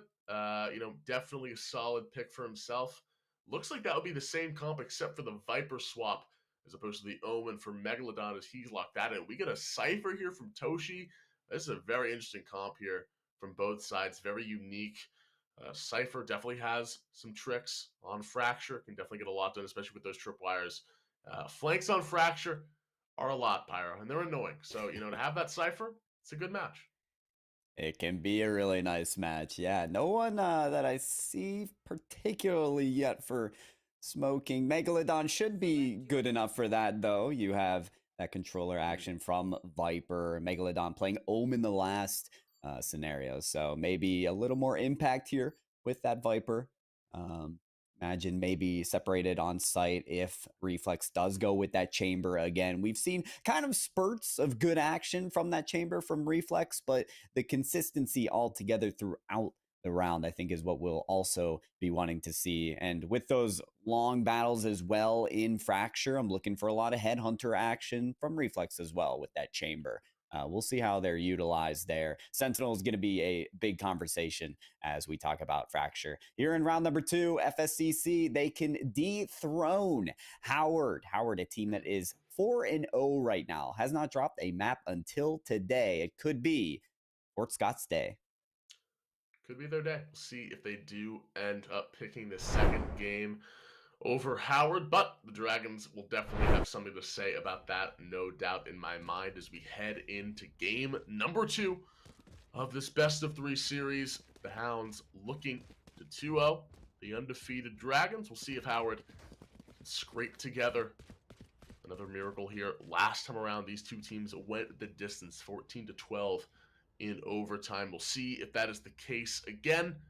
But as we head underway into Fracture, so many different routes, so many different avenues you can go to, especially on this attacking side. So it's good to see already a 3-2 split over towards B. We'll see if Sui wants to go and try to peek over towards Arcade. It's looking like that might be the move. Already with that couple shots there towards the Heaven area. Paint shells, Viper coming out as well. Trying to attack from both sides here, but the entry is staved off a bit quickly, or more certainly in those round ones. You see a very quick entry, but now backing off, maybe reconsidering their approach. HCC still with their Reyna sitting on A site, so if that backing off of the site does happen, which it does look is gonna come into action, then they do have personnel there. See Omen moving through mid as well, so here comes our first and definitely not our last rotation on Fracture. Absolutely, and Sui is going to have to deal with the task of taking down Jin, who's on a much more aggressive pick in the Reyna. We're seeing them top frag on KJ, definitely a decent idea. It's really just going to be a timing game, waiting for his moment to strike, but he's getting spotted on numerous fronts. Sui claims the first kill of the round in favor of the Hounds. The plant will go down as well for Megalodon. Decent paranoia, catches 2 over towards Dish, but the damage has already been done. Bandit Baka right, and walks right in to the barrel of Sui. Now leaving things at a 5v2 advantage, making it a 5v1 pretty much at this point. We'll see if any more kills come in. So far, all the angles are being hawked down over. Toshi will set up a camera, but now from behind, he's going to be attacked by Megalodon. Decent trade on numerous fronts here as Toshi and Xander pick up 2 quick kills. 3 kills now. 4 kills. They're starting to fall so easily. They make me eat my words. A 4v2 now turns into a 2v1 for Finest. He squares away, catches one. Can he delete Xander in a 1v1 situation? It's all about the timing. The ring around the rosy play. He's just buying time. Great play out of Finest. He's waiting for his moment to strike. He's got the shots. He's got the kill. The 3K for Finest. Oh man, just playing toys games with him. He almost didn't have the shots there, Campbell, but he found the head eventually. It was all about the maneuvering there, like you mentioned, the timing, just staying out of the gunfire and forcing the attempted defuse. Never really came about, though. So FSCC, they're working off of some momentum after the win from the last map. And here on their own map, here on Fracture, they are doing what they were destined to do. I think those selections with their weaponry as well was essential. A lot of ghosts, a lot of sheriffs. Now they're buying up on specters as well. Still just classics from Howard. So could be expecting another win here for Fort Scott. So he sent back momentarily. Toshi now knows something is brewing over towards B. See the site taken instantaneously. This is what that Viper Wall does for you. Brucey even sneaks away with a kill of his own, taking down Xander. He's got a second one as well. Lofting that grenade inside, Slytherin will fall. One enemy remaining. Now they're starting to fall one by one with this gun advantage. Jin, he's in a 1v5, he's got a pistol in hand. Maybe he can scrape together 1 or 2 kills from behind, and if they don't know his location, but they're walking around. Brucey waiting for his moment to strike. They spot him, they take him down. The flawless there on the buy-up round for the Hounds. Nothing too surprising there, Pyro. Got those Spectres for a reason. They make do with them. I did want to see the Dragons kind of make use of those buys just a little bit, force some closer angles so you can get that right-click pop-off with the classic, but so many long angles on Fracture, and you wonder, can Howard work that weaponry a little better in these future rounds? They will not have to worry about their weaponry this time. The huge advantage off of the full buy using just about every single ounce of that eco. And can this be the round where they swing it in their favor? Certainly the buys are in their favor. They move and are waiting. They'll get a good flash, though, and if anything, that's good information. Already, 4v3, though, for Fort Scott, as they're still trying to push this site. Brucey picked up a Vandal. Look what I found in the Lost and Found. He got a Vandal for free. That was a great trade with that Pucky. Brucey getting space all the way into his spawn as well of Howard. 4v2 situation, but last time around, they're able to scrape together an even footing situation of a 1v1. So we'll see how things play out this time around for Howard and the Dragons, as Toshi will move his way up through rope, but there's so many angles they have to watch over. It's so difficult for Jin to work his way inside. He's got one there to play with. Decent shot on top of Acid.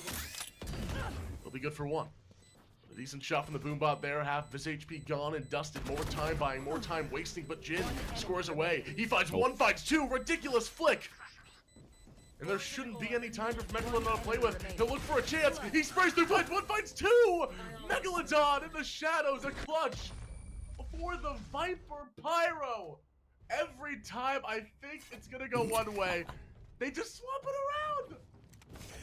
Oh my, well, it was gonna be the story of Jin there, the 3K to even pull off the ability to defuse, but that Viper is panning out to be very essential on Fracture, smoking them out and taking them down. Well done for Megalodon. We've seen those redemptive streaks for Megalodon. You know, it was the judge on Split, now it's anything the Viper provides here on Fracture. Just some great takedowns here. So even off of that full buy from Howard, they are taken down effectively 3-0. Megalodon eyeing up. Maybe an entry has that spike as well. So got to be careful moving in the site, but pushing on nevertheless. See if they clear it away. There's the first paranoia used. Just a bit of utility usage on both sides. Very aggressive push through Arcade for Sui. If he can get that kill on Toshi, that could be huge. But the stinger is massive for Toshi, who gets that first kill and snuffs out this push entirely for FSCC. Decent trading back here for Slytherin as well. He takes down Brucey, and a full rotation coming in Pyro as well. Yep, back in away, and only Bandit to meet them here. So we'll see what Bandit can do with that Secondary weapon, holding it true. Info, there it is, taken down in swift fashion. So still a numbers advantage right now for Howard, but sight advantage certainly for Fort Scott. Good ultimate there to create a barrier of entry. It's gonna be have to be slow, methodical, playing for picks here now is Howard as they try to get this post-plan entry. Jin, I'm not sure how much that long-range weapon is going to work out in this close encounter. It still will. Acid taken down. It'll be rewarded with a good weapon as well.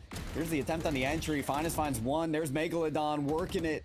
That Viper in sight takes maybe another down. No, Toshi. Big kill there. Last one up in heaven. Can they take him down? No. Finest makes another one. And here's the final fight. Finest, there's the fake defuse. Sees that it's not a commitment. And there's the shot.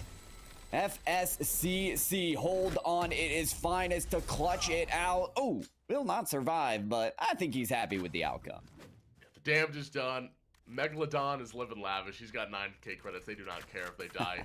Great round win there for Finest. And I mean, I got scared. Once Jin was able to find that kill with the Marshall against Acid's Vandal, I thought for sure with that pincer play, Xander even double satcheled up top of the site, but he wasn't able to find that frag, and that's what changed things around for Finest. He was able to become, let's play. To win that 2v1 advantage. Now, we'll see if Howard can respond. That's a really difficult round to lose, especially considering how it's been playing out so far. 4-0 for the Hounds. We're looking to take control, take things by the horns in terms of this attacking side. And we've seen also about these late rotations have worked wonders as well. They gain one pick, maybe burn a little bit of utility. This time around, it's going to be an aggressive push inside. Sui doesn't expect Slytherin so close, and it's taken down. 5v4 advantage now for the defensive side. What feels like first time all game. Yeah, that's a great pick there from Slytherin, and still holding on to a site that Fort Scott are looking at with good intentions, but maybe they were not as intentional as we thought. They'll make the big rotation, and it doesn't get more open than this. This is what FSCC have done so well is, yes, you'll see some teams over-rotate, but on Fracture, it feels like you can never do enough of it, and Howard just caught on the wrong end here. Toshi is able to find one. Toshi just needs to stay on top of B. It's a very late, or early call, excuse me, for the side of Howard, thinking that A commit's a possibility. They've done this not once but twice now. Here comes the forceful entry for Howard. She'll be able to take down Brucey. Good for one. Finest though with this tour de force, unleashing havoc now as Xander works his way inside, elevates and hits. Can't find the second kill though. And that Megalodon. Oh, line up Larry. He'll sky this one up top. Does it reach? It does. Kill though. They're have to just give up half. Great play there. Toshi should have enough time. And he does. First round win for Howard. The lineup players in the world are happy, but Howard still able to clutch up there with the victory. And it comes at a very good time. If you lose that one, Pyro, it could just be a constant snowball of pressure. And now Sui even rocking the operator on attack. Oof. Oh no, I'm scared. We know what this guy could do with this piece of machinery. Pyro, I'm running for the hills. Yeah, I'm running right with you. But before I dash away, I do want to mention the fact that, you know, Viper with those lineups, that's great. But I think that Viper is left on the previous patch. That damage from the snakebite just doesn't do enough anymore. In other situations, that could have been a kill. But surely, Howard taking advantage of the nerfs on Viper. And I want to take advantage of a win here as well. They're holding down both sides, waiting for something, but it's really info gathering at this point. Oh, maybe not. Xander finding one on his mortal enemy. Twin action. Brucey taken down by the other Rays. 5v3 advantage now for Howard. Staving off that approach here from FSCC. It's going to be tough. Finally, that's spotted. He'll be sprayed through the smoke. Jin takes that kill as well, and you're in a 5v2. You have an operator available. You should just save this. If you are FSCC, if you die here with the op, it's going to ruin the economy.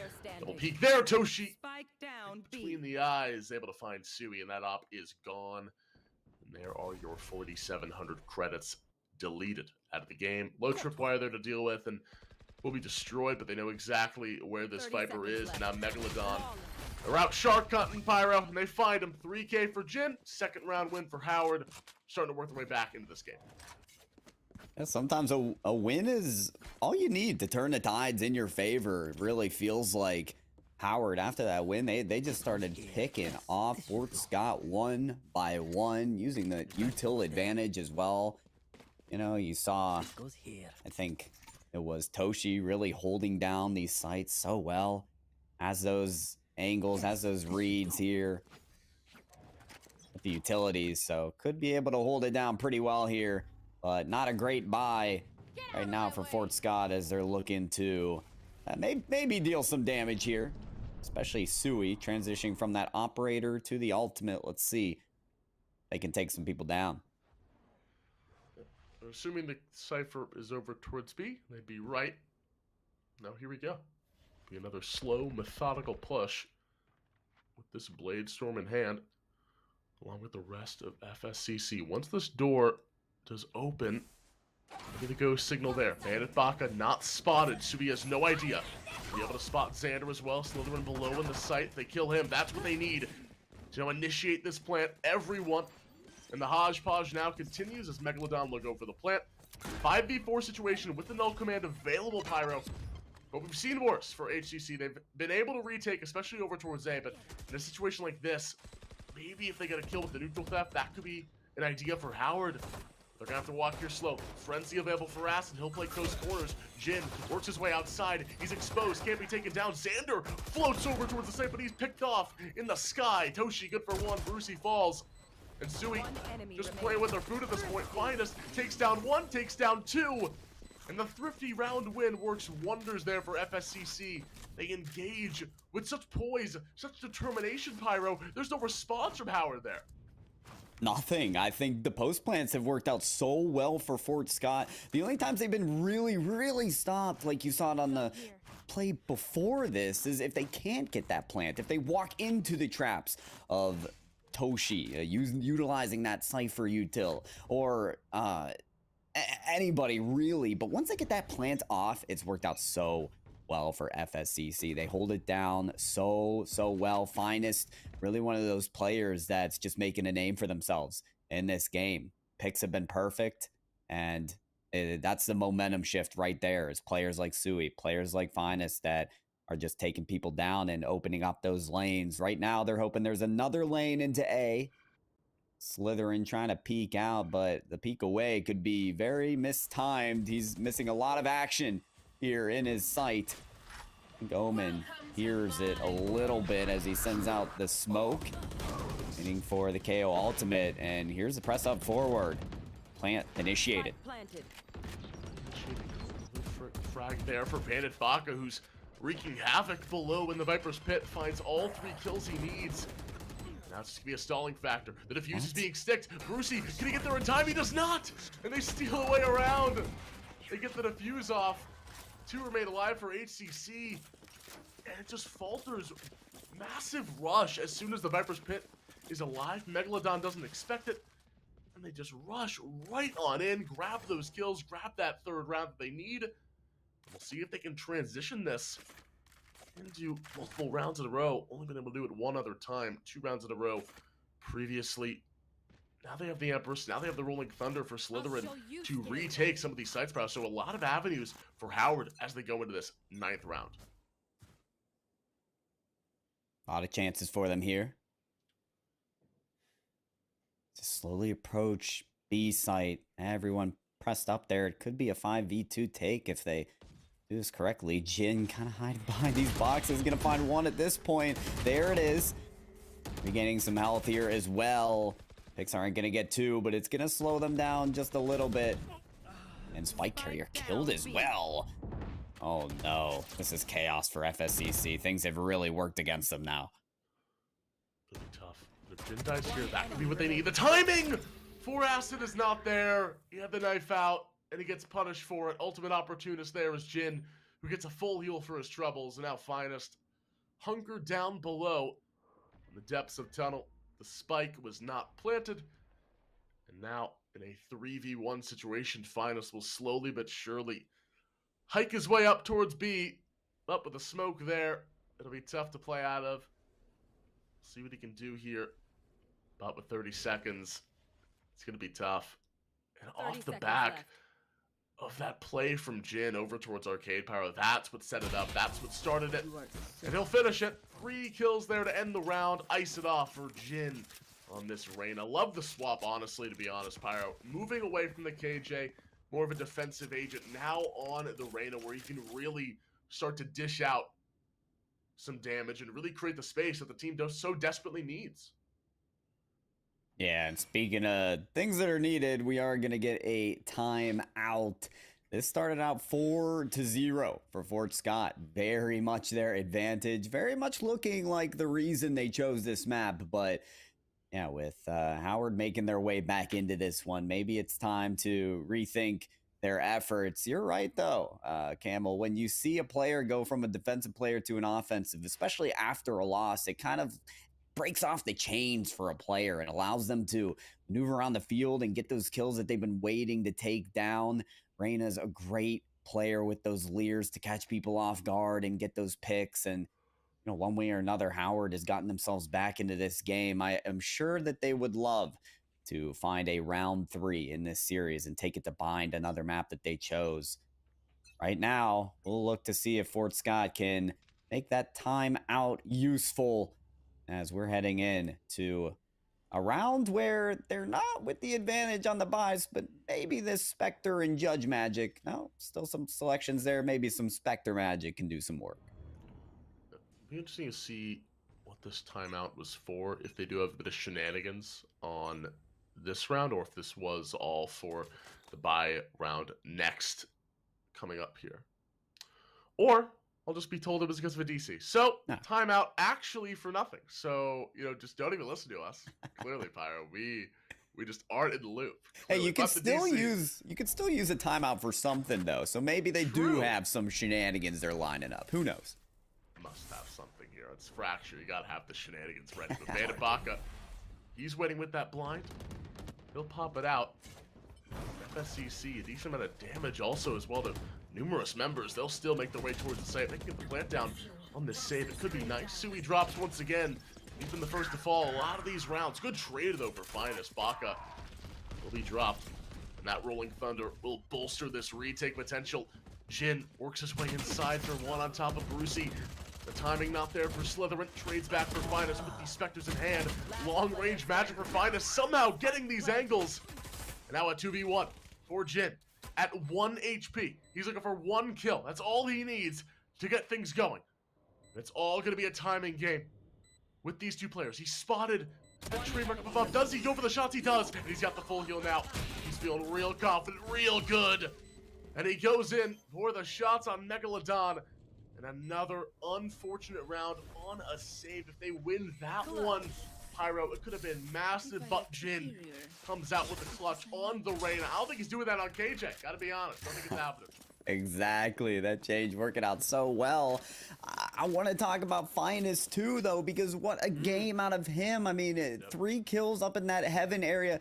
Finest has been sitting in that kind of lair as his own territory, has been picking people off left and right. The timing that he takes to go around the wall, grab a flick, and then get right back into cover, pop back out, get a kill. That's making this A post-plant maneuver retake for Howard so dangerous because Finest is just getting all these kills. It didn't work out for them in the end, but they did some great damage on a save, and surely they're making to make this next round worth it.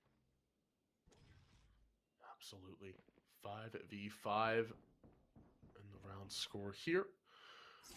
2 more very, very crucial rounds for both of these sides that are going to try to pick them up. Megalodon could look for the orb here. If he gets the orb and plant, that could be what they need, but they don't want to make any noise moving over towards Engine. If they can take down him, he's been the crux, stability that Howard have been looking for. The wall will go down over towards A. Engine has got to feel that something has happened. They'll be forced out with the paint shells. Does not seem phased. Acid, though, is still able to find him out. Finest takes down Baka. Now a 4v3. Everything going in the way of the Hounds, but I've said that before, Pyro, and they've made me eat my words, so we'll see what happens here on this retake scenario. That's right. They've turned this game into their favor many a times. And they'll be looking to do just that again. Megalodon holding down Spike. Usually you see that Viper working from away from the Spike, but nope. Gotta work on top of it now. You're caught in that held territory. Slytherin gonna be the first to approach out. Trying to find all those angles, but still the angle taken up on him. Brucey does get one pick. Now holding a longer range weapon, looking for that peek, and there it is. Off of Toshi, and that's gonna be a Rabxander taken out by Megalodon as well. And finally, Fort Scott stave off a retake from Howard. They finally got a little bit of something to work for them. Playing a lot smarter there in terms of that last round here. Moving into a 5-6 deficit is Howard, and 3 ultimates on both sides here. No Empress, though, for Engine. 16-6, that's what you want to see. Now even going for the operator here. That could be a little costly, especially considering if they do FSCC get onto site very quickly and they are playing those close quarters, they will be punished for it. But Sui just doesn't want to deal with the operator. He just says that. I've been using this thing how long? You're just trying to pick it up now? No can do, Pyro. He takes that first kill, and now the hot hand for Howard is gone. Maybe the paint shells can deal some damage there. Trying to force people away, but Xander doesn't come up with anything from it. A little bit of info there. He's gonna find Bandit in the heaven area. Trying to wall bang their way through. Maybe a grenade or so. Can do something for Acid, but they're gonna deal a little bit of damage. Maybe elsewhere. They back off and focus on a little B-side action. Still Acid trying to make moves there, but yeah, they're turning around quickly. So much utility burned. So much utility there for Howard, and this could even be a rotation back, and this is just mind games right now for FSCC. It's the last round of the half. Why not? Let's use everything we can. Fortunately, they do still have 2 over towards A, so this will be at least not a just absolute mosh pit of an A site. But Sui good for 1, and now there's only 1 on top of A. Sui continuing. Now to wreak havoc over towards B. The mind games continue now as Howard have no idea where to play to. They don't know where the plant's going. Now they probably do, as the Viper Spin is initiated over on top of A. The spike will go down, and we've seen this movie before, Pyro. This Viper Spin does such a good job at segueing off the entirety of the site and making it so difficult for Howard to work inside, and in a 5v3. Just became a whole lot harder, as now the retake will be ensued here for Xander and company. You just don't have to peek if you're FSCC and things go well. Even getting Toshi, that's a good prize here. And a treasure trove of utility all strewn about on top of the Viper's pit. Megalodon claims the last kill FSCC need to claim that round. It'll be their 7th. And they needed it right there, right now. They were starting, considering how that round started, how that first half started, Power 4-0, for Howard coming back, now making it 5-7. Definitely decent in terms of now going into this attacking side. They have the breach, they have the double duelist. This is where their duelists need to create space and pop off. That's right. Yeah, I think the agents that they have selected here is very different from what we've seen, especially as we said, Engine. Switching over from that Killjoy to the Reyna. They want to take a bit more of an offensive approach. Now they have the chance to do just that. So yeah, big swing in their favor. Even with a deficit here, they have a lot to work off of. So I'm excited. I'm ready to see what they've got going on offense. It's going to be full push for them. Looks like Brucey's ready for it, though. The paint shell's coming in just on time, dealing some damage. Wow. And wow, yeah, what an approach. It's so difficult here. Brucey gets 2 for his troubles. Now Finest stuck in the cage here. He will spot Baka trying to retreat.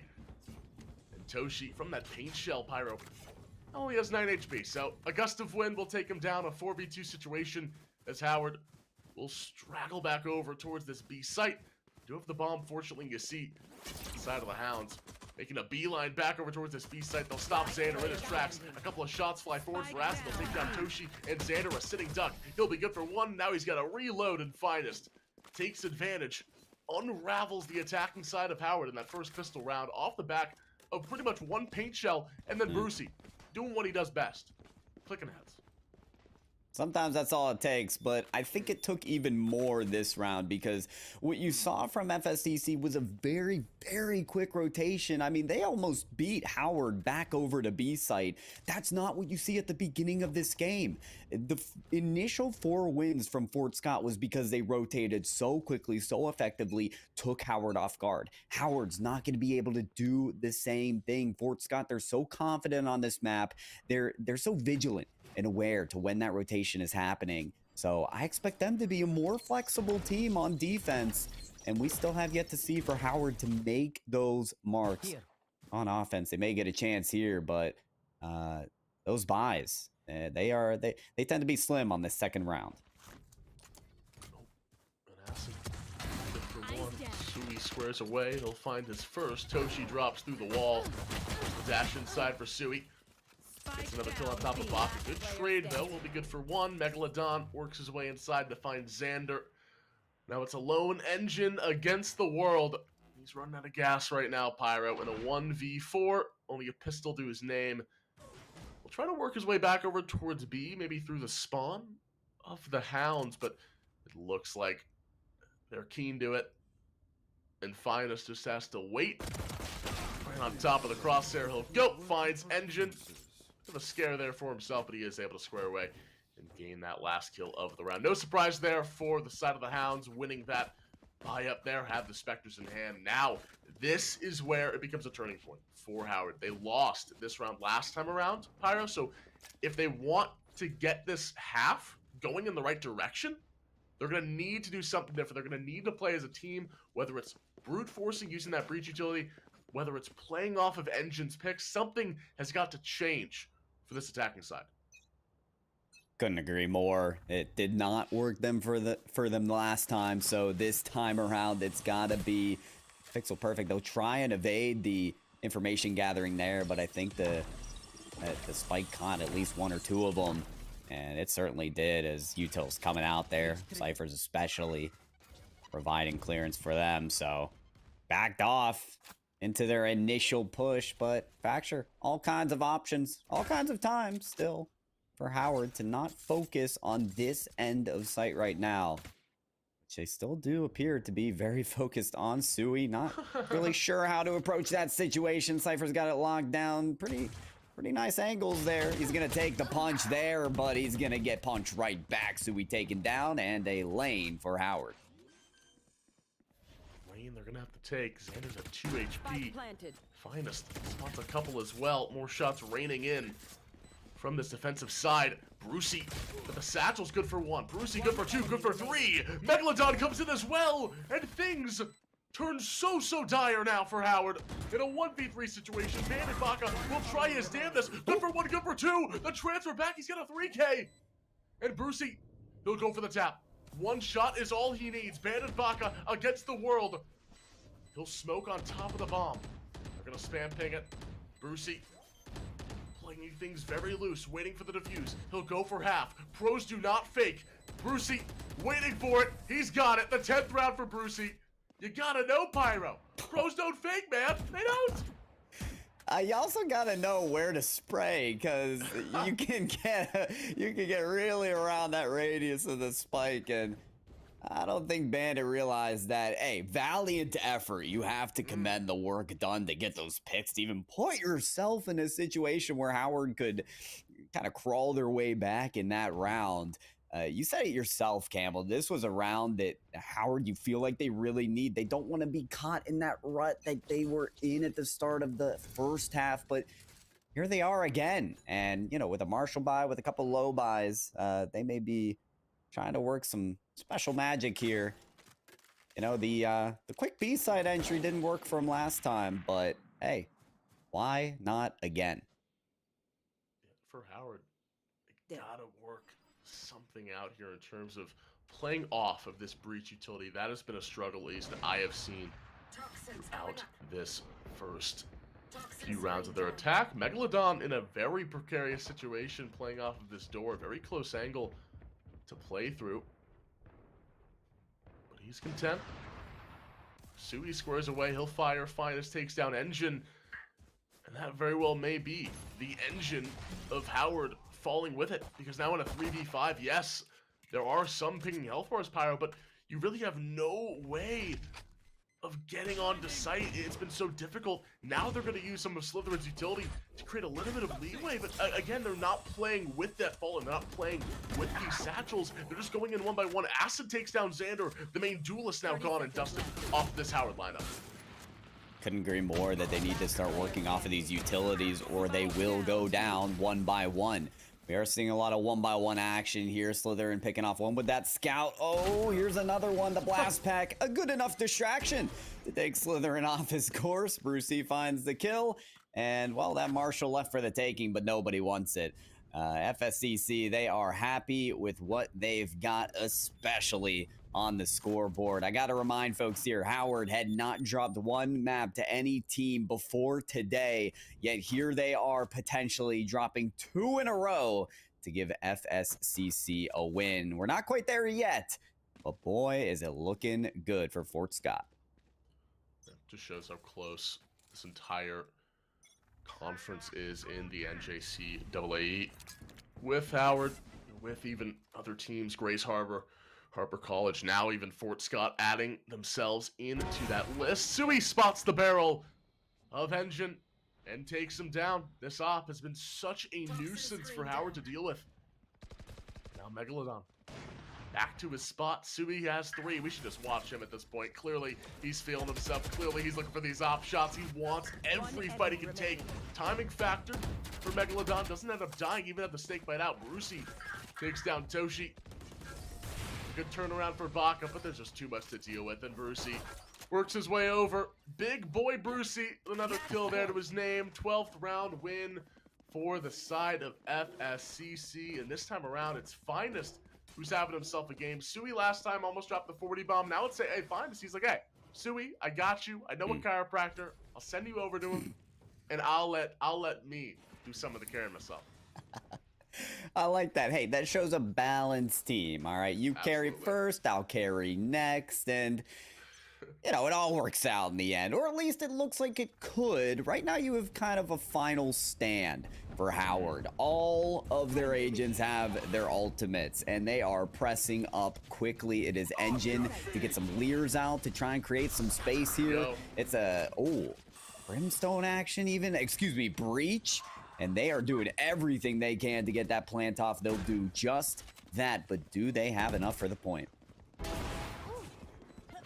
Sui says no. Headshot there on Engine. He's feeling himself. He's got the Flamestorm ready. He looks for the shots, can't find him. Maybe a bit of an overeager play. As Slytherin inside, he'll be bursted by Brucey, who's now in a 1v1. Does he know where this raise is? That's the question. He'll go for half. That's all a timing game here. He'll spot the leg piece, go for the spray. He's got the kill. And Brucey, sizzling shot there. He finds Xander's skull. Takes the shots right into the chest. 13-5. He can tuck this one away with extra pillows and blankets, Pyro. As that is it. 2-0 after Howard haven't dropped a single game. What happened? Oh, you said it, Camel. Big boy Brucey happened. Okay, sometimes that's all you need is Brucey on the field. But no, it was a team play through and through. FSCC, they did work on split. And after that point, they said, all right, Fracture's ours. Yes, they had some missteps towards the end of the first half, and it looked like Howard had glimpses of hope. But boy, when you got to that other stage, that back half, they just closed it out. It was clear that that was their map for the taking. This is a call out for all the other teams in this group of the NJCAAE. Don't play Fracture with FSCC. It's not going to go swimmingly. Yeah, not going to go swimmingly at all. Definitely Howard needs some swimming lessons. Don't think Dragons can swim, but maybe they can look at something of that nature later on. Yeah, clearly they were drowning in terms of that last game. But we'll see an interview, I believe. Don't know who the player is going to be, but we're going to be surprised. The fans are going to be surprised as well. So don't go anywhere. Very shortly, we're going to have an interview with one of the FSCC players. Stay tuned.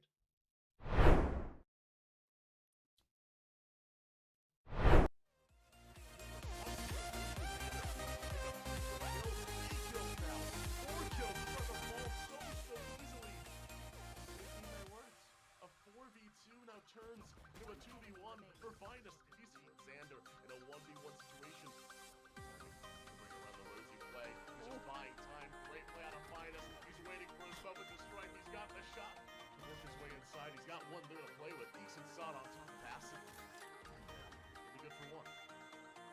The Boombot there has his HP gone and dusted more time buying, more time wasting, but Jin scores away. He finds one, finds two, ridiculous. There shouldn't be any time for Megalodon to play with. He'll look for a chance. He sprays through right foot. Maybe another down though. Toshi, big kill there. Last one, up in heaven. Can they take him down? No. Finest makes another one. And here's the final fight. Finest, there's the fake defuse. Sees that it's not a commitment, and there's the shot. FSC. It's a possibility. They've done this not once but twice now. Here comes the forceful entry for Howard. He'll be able to take down Brucey. Good for one. Finest though with this tour de force, unleashing havoc now as Xander works his way inside, elevates and hits. Can't find the second kill though. That Megalodon lined up there. He'll sky this one up top. Does.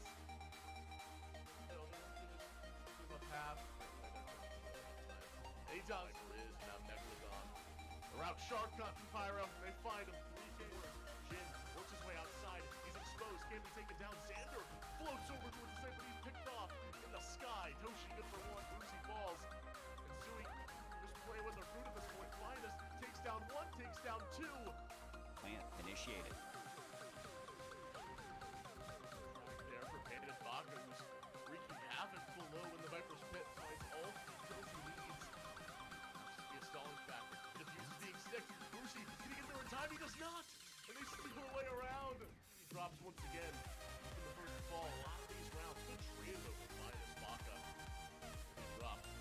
That rolling thunder will bolster this retake potential. Jin works his way inside for one on top of Brucey. The timing not there for Slytherin. Trades back for Finest. Spectre's in hand. Long range magic for Finest. Somehow with these two players. He's spotted. No treatment from up. Does he go for the shots? He does. He's got the full heal now. He's feeling real confident. Real good. And he goes in for the kill. A lot harder. Now the retake will be ensued here for Xander and company. You just don't have to peek if you're FSCC and things go well. Even getting Toshi, that's a good prize here. And a treasure trove of utility all strewn about on top of the Viper's pit. Megalodon claims couple as well. More shots raining in from this defensive side. Brucey, but the satchel's good for one. Brucey good for two, good for three. Megalodon comes in as well. And things turn so dire now for Howard. In a 1v3 situation, Bandit Baca will try his damnedest. Good for one, good for two. The transfer back, he's gonna 3K. The bomb. Gonna spam ping it. Brucey. Leave things very loose, waiting for the defuse. He'll go for half. Throws do not fake. Brucey waiting for it. He's got it. The 10th round for Brucey. You gotta know Pyro. Clearly, he's feeling himself. Clearly, he's looking for these off shots. He wants every fight he can take. Timing factor for Megalodon doesn't end up dying even if the snake bite out. Brucey takes down Toshi. Good turnaround for Baca, but there's just too much. They're doing just that, but do they have enough for the point? Sui says no. Headshot there on Engine. He's feeling himself. He's got the flamestorm ready. He looks for the shots, can't find him. Maybe a bit of an overeager play. As Slytherin inside, he'll be bursted by Brucey. He's now in a 1v1. Does he know where this raise is? That's the question. He'll go for half. It's all on timing game here. He'll spot the leg piece, go for the spray. He's got the kill. And Brucey.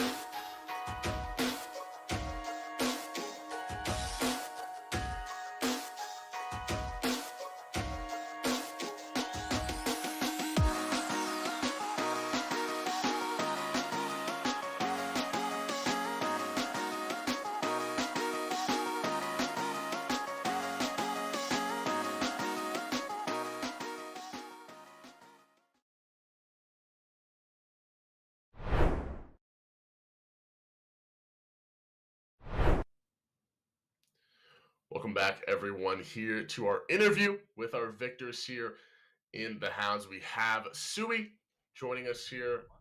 Thank you for joining us, man. Absolutely a pleasure to be talking with you after your 2-0 victory. First of all, How's it feel to beat the Dragons that were coming into this week undefeated 4-0? So what does it feel to be taking them out so easily? Feels pretty good. Honestly, I think we had an unfortunate loss last week that are still getting things figured out, but I think we're a pretty good team and we could easily go undefeated this whole season. Let's go. That's the confidence we like. Sue, congratulations. First of all, Sue. Second of all, you guys chose Fracture here. Not a lot of teams are doing that. I want to hear more from you guys about what the strategy is behind that. Was this a map you guys like to rely on? So Fracture, we really just kind of just went with it one day and it started working really well. Like other maps we struggle on and our agents I think we pick work really well with that map, so I think we kind of stuck with it and it always seems to work well in our favor. Absolutely. So one more question just before you head out here. How long have you guys been together as a team, and like what is practicing like, your schedule in terms of that? How do you guys fit that all in together? So this is my second semester here, but I think we all been here for 2 semesters, right? Or our team lead's been here longer. He's been here for almost 2 years, I think. But we practice every Monday, Thursday, right before a game we practice, and we can practice on our own time. So we just try to get as much practice as we can. Awesome, and we'll clear that practice has paid off. Thank you, Sui, so much for joining us with that interview. Anything you want to say to your fans in the chat before we head out? I love you, Mom. That's all I gotta say. Yes, sir. Shout out, Mom. Yeah, shout out, Mom. Moms. There you go. Thank you so much, Sui, for joining us here with this interview. And that will do it here for us today at Esports U. FSCC winning against Howard 2-0. Great showing there. And great cast as well, Pyro. Always a pleasure to be joined by you, man. Really made the cast a breeze. And thank you to everyone in the chat for giving your support to either side. Thank you, KTAD and Cool Scoots as well for pressing buttons in the back. Couldn't do this without you guys. And everyone at Esports U, thank you, and have a great rest of your night.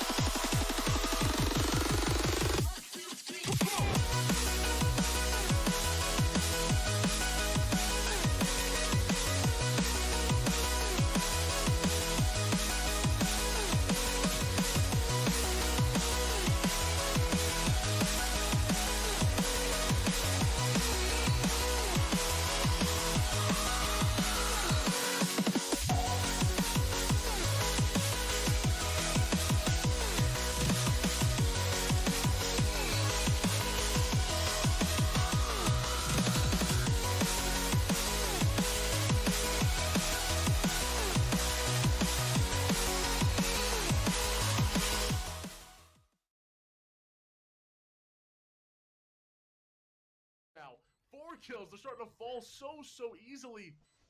They make me eat my words. A 4v2 now turns into a 2v1 for Finest. He's Xander in a 1v1 situation. It's all about the timing. The ring around the rosy play. He's just buying time. Great play out of Finest. He's waiting for his moment to strike. He's got the shot to work his way inside. He's got one there to play with. Decent shot on top of Acid. He'll be good for 1. A decent shot from the Boombot there, half of his HP gone and dusted. More time buying, more time wasting, but Jin scores away. He finds 1, finds 2, ridiculous. And there shouldn't be any time for Megalon to play with. He'll look for a chance. He sprays through, finds 1. Maybe another down, though. Toshi, big kill there. Last one, up in heaven. Can they take him down? No. Finest makes another one. And here's the final fight. Finest, there's the fake defuse. Sees that it's not a commitment, and there's the shot. FSC. That A commit's a possibility. They've done this not once, but twice now. Here comes the forceful entry for Howard. She'll be able to take down Brucey. Good for 1. Finest, though, with this tour de force, unleashing havoc now as Xander works his way inside, elevates and hits. Can't find the second kill, though. And that Megalodon. Oh, line up Larry. He'll sky this one up top. Does it reach? It does. Kill, though. They're have to just give up half. Great play there, Toshi should have enough time. And he does. Viper is, now Megalodon. They're out shark cutting Pyro, and they find him. 3K corners. Jin works his way outside. He's exposed, can't be taken down. Xander floats over towards the site, but he's picked off in the sky. Toshi good for one. Brucey falls. And Sui just playing with their food at this point. Finest takes down one, takes down two. Plant initiated. Frag there for Bandit Baka, who's wreaking havoc below in the Viper's pit. Finds all 3 kills he needs. Now it's just gonna be a stalling factor. The defuse is being sticked. Brucey, can he get there in time? He does not! And they steal away around. He drops once again. He's been the first to fall a lot of these rounds. Good trade though for Finest. Baka will be dropped. And that Rolling Thunder will bolster this retake potential. Jin works his way inside for one on top of Brucey. The timing not there for Slytherin. Trades back for Finest with these Spectres in hand. Long range magic for Finest. Somehow with these 2 players, he's spotted that trademark up above. Does he go for the shots? He does. And he's got the full heal now. He's feeling real confident, real good. And he goes in for the shot. A whole lot harder as now the retake will be ensued here for Xander and company. You just don't have to peek if you're FSCC and things go well. Even getting Toshi, that's a good prize here. And a treasure trove of utility all strewn about on top of the Viper's pit. Megalodon couple as well. More shots raining in from this defensive side. Brucey, but the satchel's good for 1. Brucey good for 2, good for 3. Megalodon comes in as well. And things turn so dire now for Howard. In a 1v3 situation, Bandit Baka will try his damnedest. Good for 1, good for 2. The transfer back, he's got a 3K. Top of the bomb. They're gonna spam ping it. Brucey playing things very loose, waiting for the defuse. He'll go for half. Pros do not fake. Brucey waiting for it. He's got it. The 10th round for Brucey. You gotta know, Pyro. Pros point, clearly he's feeling himself. Clearly he's looking for these op shots. He wants every fight he can take. Timing factor for Megalodon. Doesn't end up dying even at the snake bite out. Brucey takes down Toshi. Good turnaround for Baka, but there's just too much. They'll do just that, but do they have enough for the point? Sui says no. Headshot there on Engine. He's feeling himself. He's got the Flame Storm ready. He looks for the shots, can't find him. Maybe a bit of an overeager play. As Slytherin inside, he'll be bursted by Brucey, who's now in a 1v1. Does he know where this raise is? That's the question. He'll go for half. That's all a timing game here. He'll spot the leg piece, go for the spray. He's got the kill. And Brucey, sizzling shot there. He finds.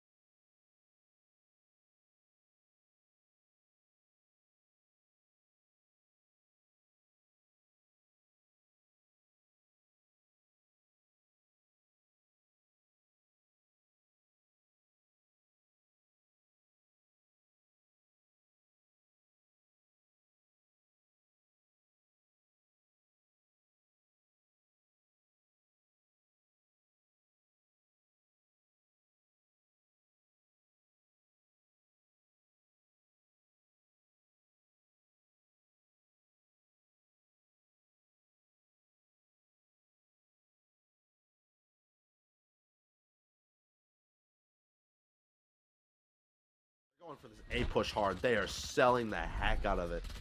By selling, I mean they're gonna do it. West is gonna find 1, Globe finds 2, along with Axomali. That's 3 kills for LC. They tried to get the shorty kill, but it's just Abdullah left with the classic and a dream. With the stem, and the speed from Neon, you can just do Movement that. Gap. Yeah, movement gap, maybe. Movement gap. Let's go. 7-7 though for LC now, tying it up. But take a look at this. Gummy's already buying an operator, and it's the third round into the half. Ah, they're just doing it to caster bait. I get it. I get you. They baited the cat. They baited the casters there. Fine. Happens all the time. I see it in Overwatch where they try and do some sort of funny thing, and then they just switch to Rein Zarya. But that is not Valorant. So we shall go back to the round, as they are looking like they are gonna. LC is gonna be headed towards A push once again, and I think they should just go for it. That is the wall, that is the slide, and that is the execute. Trade though, as Globe will get taken out. Emma will find 2 though, so it is still, it's favorable for, no, maybe not anymore. As Axomeli has 3 kills, which they are maybe looking for this ace. Able to find 1 in tree. That is a good recon, as Axomeli has 4. Can they get the ace? That is the question. Oh, spots him out. 1 enemy remaining. And nope, Levi will take care of it, but Schmippy will find the next kill, bringing the score up 8-7, and that was well played by LC there. They're going to be very good going eco-wise into this round as well, as all of them are going to be able to buy rifles and be comfortable, maybe for next round if they win again. But if you're Monroe, what do you got to do here on this defense? You just got to hold on to these points as much as possible. Expect the hard pushes. Hold up a little bit. Maybe have one person just sit like with an LMG or something right on the corner, so that way they can push in, you can get 2 kills immediately, and then have the rest of your team rotate.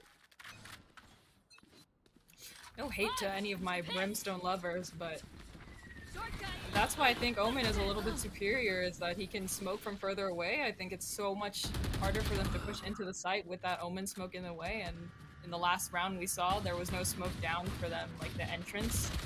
And they really, and I mean, and LC loves playing fast like this. Just look at this. Playing with the Neon and the Brimstone combined, the speed is unbelievable on how fast you can take it.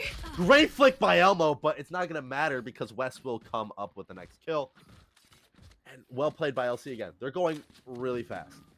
If you're Monroe, you gotta spot that out. You gotta make the changes quicker. Vinny will be going with the operator here on the jet. I don't know if that's a great idea. I mean, it could be. If they're going to push fast onto a site again, it'll be fine. But it is looking like they are going to be going for a little bit more of a slow push, as 2 is going to go mid. Or at least they're peeking it right now.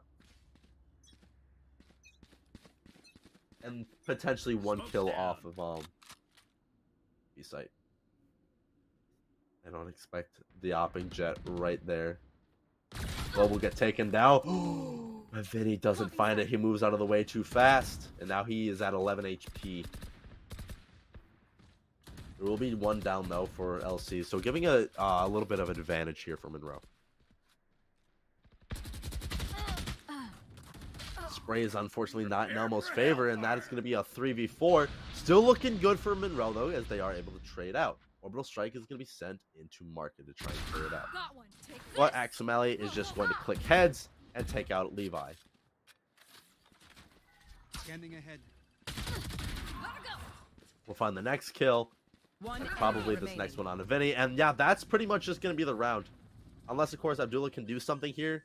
I mean, you have the info gathering tools to be able to push onto a site. He has none, actually. He has 0 info gathering already. tools. Well, never mind. Because, well, hold up, it's winnable. It's winnable. Get to kill here, but no, West is just going to trade that out. Some damage for a kill. Good trade if you're LC, as they bring the score up 10-7. And even then, they expected the fast push. This is some really good strats coming up from LC. I've really been enjoying what they've been doing. They went 2 rounds where they went really fast onto a point, took immediately. Monroe was like, no, we can combat that. We'll hold 1 angle with an operator. But no, they played really slow there. And now they're going to expect another slow push. But it looks like they're just going to hard push A into this.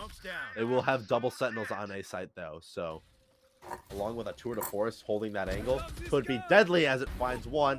Finds two. Is he gonna find the third? That's the question. Nobody's gonna be hiding up there. Finds three. Ruvago, my goodness. And now if you're LC, you're screwed.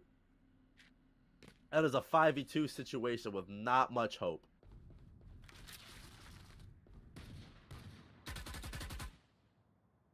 Spray will do a little bit of damage onto Abdullah, but it's not really going to be too much. And they are going to rotate here slowly. As able to hold it. Ooh, Levi's at 1. Levi is at 1 HP. One enemy remaining. And Vinny will just be there with the deagle. Global find 2 though. Thrifty. So anything's possible, but nah. Ruvago will come up with the 4th kill though. Excellent play coming out from him. I will say that was thrifty. Like excellent econ round. 4 kills with a free ultimate, free operator. That's really good because now you can buy here. You can buy for the next 2 rounds here if you're Ruvago. Bringing the scoreline 10-8 now. Monroe. Teleport's ready. A gift. But again, if you're LC, you still won those 5 rounds in a row. 6 rounds, actually, with the defuse. So this was the first defensive win for Monroe on this map. They will be able to spot him out, though. Hunter's Fury is going to be committed. Doesn't find anybody, as they're just too fast, though, but Vinny's going to find 2. Great play. Bait him out. Send Vinny in there with the Phantom. Get a couple kills, and you're going to be in a 4v3 situation.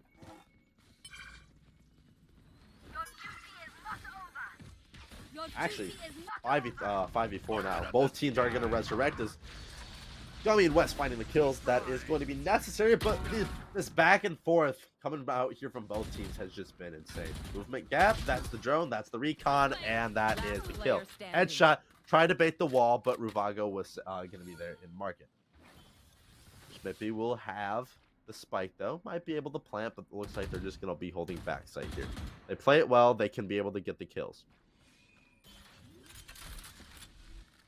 Planning, baiting, gets 1, and they get the second one. No, Elmo's gonna find it. That was really close, but well played by Monroe there at the end. Some really good Brimstone ults in this these matches, by the way. I just want to acknowledge, like, these Brimstones really know what they're doing. Exactly. Also, I will say I really did like that play with the Hunter's Fury and Vinny at the beginning. Oh yeah, of that was round. Really nice. Bait him out, try to push Forcing him in through. out, yeah. You can throw that stim down, get out of there fast, but Vinny knew they were going to push out of the smoke because there's only one way you could go at that point. See, just like really good team synergy. Exactly. And speaking of Vinny, we'll be committing the jet knives here. Because they did die, so that you will want to save a little bit, but you can do so if you are a good enough jet and you can get those kills. Aximeli is going to be doing the same thing, though, but on the Neon. And now it is go time. They're going to go onto the point. That's the blind, so now you don't know where anybody is. Aximeli is going to find Globe. Globe finds the second. The duel is doing their job. Orbital strike, sent out. Globe finds the next. Abdullah gets 1, but yeah, that's a bunch of kills in the favor of LC, and only 1 in the favor of Monroe, and that is the plant. That is the kill, and that is 11-9 for LC. Yeah. This is such a close game. Like, they're both performing super well. I wouldn't say anyone's making like super crucial mistakes, and it's just been reading the opponent well based on what you know, and that's how Valorant's played. Like, yeah, their utility usage is really good. They're just playing really well, I'd say. Exactly. 11-9 though, rifles being bought on the side of LC, so not surprising there. They are going to be going for this double sentinel hold once again on A site. So this could be pretty deadly if you're walking into this. Because I think we'll see an opening trade here from both sides. And then maybe a rotate. Loeb is going to blind in. Nope, but that's not a kill that you want. Happened. West finds 2. Battle Brim, but Vago is going to find 1. 2v1 trade. That's still pretty good if you're LC. And now you basically have sight for free other than a chamber hiding in hell. You're going to be okay. Woo! Yeah. As they find the next kill. Spike planted. I mean, 4v2 with the spike planted and good enough util. Scanning ahead. Hunter's Fury. Found them. One enemy remaining. But the wall bang, it's just Axe O'Malley. One enemy remaining. Finds one. Well, my goodness, that was an insane clutch from Abdullah. That was really well played. Really by good. Monroe. That was really some well good team played. play. It's over. That was a good team play. That was good. They were able to pick them off one by one and just retook it so easy. That was an insane dart, though. Sending out right into the middle, finding everybody. You're able to get the wall bang, and then you're able to find Axe O'Malley at the end. They were able to trade it out. They gets the jet, but not much you really can do there as we head into the next round. Eco, going to be good from both sides. Well, actually, Schmippy is going to have to be buying a Spectre Light Shield. And we are going to be seeing the Marshall come out from Elmo. Because they are still down. They really still haven't gotten a good enough economy going yet.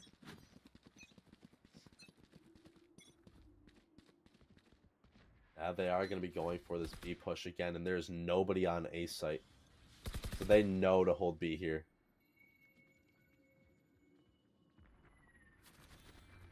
See, this brim smoke really slows them down, forces them to play at their pace instead of just being able to run it in like they want to. Even throwing up the neon wall they haven't ran in. Spike down Exactly. B. Because I know they were just going to spray through the wall. And that's going to be a great play. Now they have to rotate, though, so they can rotate through mid with the stim. And, oh my god, look how fast. Look how fast. the He's neon going. is He is so fast. zooming. Target My man's destroyed. just cruising to A side. And the Chamber's just going to be there and teleport right away. So now they're all going to make the rotate, and we are going to be in for a bloodbath right here. West gets the first kill onto Ruvago. They are going to get the plant off, but it's not going to be really much in their favor as they aren't able to plant for them on long. Stealing sight. Globe setting out the next blind is going to spot one in heaven. It will be able to take him out with the headshot. A little bit of spray, but gets the kill. Ammo is just the only person of Monroe remaining. We'll find one kill onto the opposing Sage, but it's not going to be enough as Axe O'Malley closes out the round and it brings us to game point. Match point. 12 to 10. 12 to 10. What do you do here if you're Monroe? Your eco's down. There's only so much you can do. Ruvago will be able to have the tour de force. And other than their that, eco is so. you gotta win on a thrifty round. We've seen it happen before, but especially on defense with a chamber, it could work. That's But how they they won their know. last thrifty. So True, but they know. But if you're LC, you know you can rush rush B here. You can spot out one. That's gonna be really good information. That's the wall, along with the Empress, Stim as well, and a lot of util being used already. They're gonna be able to find one though. Trades are coming out. Ruvago finds two though, with the tour de forces. My goodness, it's now in a 2v3 situation in the favor of Monroe. Ruvago has been popping off with their ultimate all day, I will say. I don't know if I want to peek that if I'm your... Ooh. Will get stunned though, so it's not really going to matter. Levi will get the trade on the globe though, but Axe O'Malley is bringing it down to a 1v1 situation. They get the plan off, but no! As Axe O'Malley will get a 4K to secure the victory for Lackawanna. And wow, what a match that was. Bit of a nail biter there at the end, but I mean, after map 2, I wouldn't have been surprised. I wasn't surprised at all by that victory, and well fought victory as well. We'll give some credit out to Monroe for giving us a heck of a match on both map 1 and 3. You can really tell it.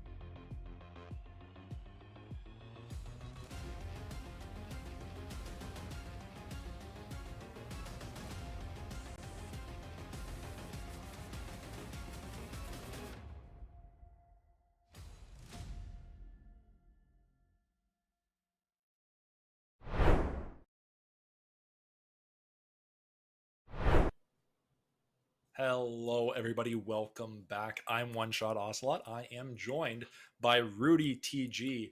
We just watched some great Valorant action previously, but I'll tell you what, we got some more on deck for you tonight. We do have the Cy Bears up against the Dolphins. That is out of New York Tech, and that is College of Staten Island. College of Staten Island. Thank you, Rudy. Much appreciated. Don't worry, I got you, baby. Yeah, absolutely. And I'm glad to have you getting my back for the rest of this cast. I imagine this is going to be a heater of the game. Both of these teams in contention for first place within their division in the ECC spring season. This is week number 4, and they're sharing that spot with a few other teams in their division. So this is definitely a game that neither of these teams wants to lose. Yeah, definitely trying to either go for that first seed or that second seed in such a small division like the ECC is definitely going to be pretty powerful, especially since the only team that New York Tech, this Cybears blue team, has lost to is their varsity team. Actually, Cybears yellow, I think the varsity team's name is. So definitely they want to be in that second seed spot at the very least. But to do that, they're gonna have to go through Staten Island, the Dolphins themselves. We got the Bears versus the Dolphins, land versus sea, kind of that elemental battle going on right there. You like to see it, and again, you really like to see this high level of competition that you're already seeing in this division.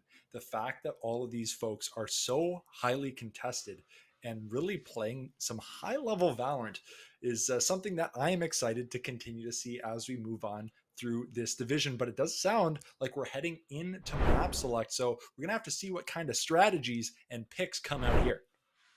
Yeah, so let's take a look right here. We do have Fracture and Breeze banned by both of these teams. Don't want to be playing those newer maps. They're too new. Let's go with the tried and true, the classic CSI pick bind, or no, sorry, NY Tech pick bind to start off with. That's going to be map number 1. And then after bind, we'll go on to Ascent for map number 2. Split and Icebox have been banned right after that. And so the decider map will be on Haven. Yeah, so pretty traditional map pool going in right here. Some of the classic maps that were first launched with the game way back then have been picked here. So bind to start us off with, so that 2 map or that 2-point kind of map, as well as Ascent, and then Haven, which is that kind of 3-point map to end things off here. And it's actually going to be CSI on the defense first. So I'm really interested to see what sort of compositions are going to be coming out here on Bind, especially since, the meta is very free-flowy right now. We just got that new patch with all the reworks and stuff, all the nerfs to Astra and Viper. So we're actually seeing a lot more Brimstone and Omen being played, even at the pro level in like tier 2, but especially at this college level where, teams are kind of free to choose whatever they want as long as they're very comfortable with it. We've already seen teams play both Brimstone, which are, Brimstone's a controller that's very good with fast compositions that are able to take a point very quickly with their new stim beacon improvements that were made to Brimstone. But you also have people picking Omen as well, who's a much more like free form controller, able to duel by themselves a lot more effectively than some of these other controllers. So it's going to be interesting to see. Already we see Smoluni on the side of New York Tech probably going for that Viper, very powerful on bind, especially to kind of fake one ways and stuff like that. And I'm interested to see what's going to come on the side of Staten Island right here. Yeah, it's interesting to see the Viper pick after what many would call a pretty objectively kind of a nerf scene there. But again, like you said, definitely a lot of utility to be seen on Bind. Now, the one thing that I also find is kind of interesting is we do have the JV team here from New York Tech.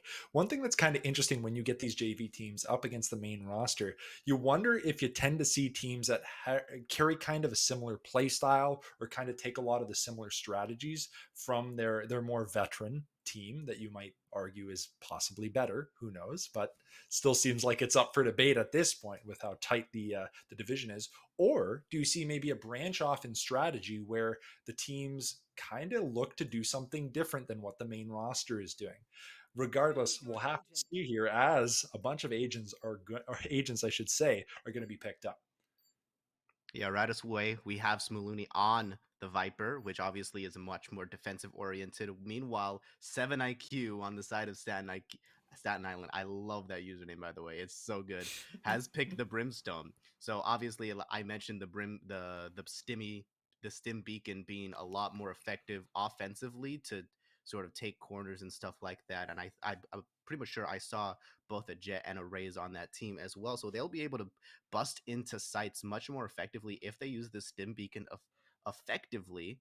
However, they do have the Viper utility to work with as well as the KO that was being picked on the side of Staten Island as well, which is an ability, or they have an ability that allows them to disable other abilities. So they'll be able to disable potential stim beacons and dashes and whatever utility that Raze has to be able to push into these sites with a well-timed null point knife. Yeah, that's a really good point. I mean, we've seen already how effective that stim beacon can be. Just I'm sorry, an it's on the side of overwhelming New York. wave. That's the KO is. My bad. Yes, and really, and then that, again, that Brimstone is again still on the opposition side though, so that knife can definitely be a big asset for them, and potentially stopping that effectively at offensive onslaught when that beacon comes out, especially in the early rounds when there's kind of a little bit of a gun mismatch here. But as we get things underway, Simone is going to look to push up through Hookah here. It doesn't look like they're going to commit too hard. Nobody's really waiting for them there. As now this long push will come through. The Jet will find the first frag onto the Phoenix. Late your cupcake getting laced up. First frag of the game is now the roster is inside Hookah. NYT. Looking to posture here. They are looking like they're going to rotate back. Maybe to long here. Nope. Really super strong offensive pushes right off the bat. They're just kind of jockeying for position around this B site. And it's working for them right now. There still is 3 of the opposition holding down that A site. They have faith that the rotation might come through. And they have the manpower to stick to that hole. Ooh, nice wallbang coming through from Authentic. There is Yeti also finds a second. Bread finds a third and the fourth for the roster. And that's a flawless round for CSI. Yeah, very aggressive composition on the side of Staten Island here. You see already that they're taking advantage of the fact that they have the flash from the sky to be able to push into B main, where they think somebody might be pushing up into, and they do catch, I believe it was Derp on that flank there. So yeah, just some great awareness to be able to push up into sites. And the thing they did most effectively was just take control of that B side, even when it was just Muluni in that hookah area. You know, both the Raze utility and just overall pressure was able to just flush them out. Ooh, and I don't blame him for having the confidence on site, as Bread and Yeti are able to pick up 4, 3 of which going to Bread, 2 of which going to Yeti, and already we got ourselves another flawless round. I mean, not only do you have superior weaponry, but you also have 2 duelists, and arguably Chamber, who many people in the community do kind of feel is like sort of that pseudo duelist sentinel type of character that can push up as well safely with the use of his teleports. Not to mention combined with the stim beacon, which gives you the the firing bonus and the speed increase. Got a very aggressive composition here, so it's going to be up to New York Tech to try to figure out how they want to play into this, but they do have the rifles to work into this round. It's true. We have seen CSI I should say, play with a lot of confidence in these opening 2 rounds. The question will come, will they have that same amount of confidence when the opposition does have them a little bit outgunned? And right now, 2 kind of waiting in. Hookah flash is going to come through. They know at least one of them is there. Second flash is going to come. Both are going to swing here. As Somali is also going to get peeked out by Cold. Try to switch him up with a little bit of a delayed peek there, but Cold is going to find both on that peek with Authentic, and Authentic big frag there onto Derp, and now B-site is looking wide open for the roster of CSI. They know the bomb is down. Destro's going to look to retake with a peek here. Not quite sure if he knows there is someone teleported. Does now.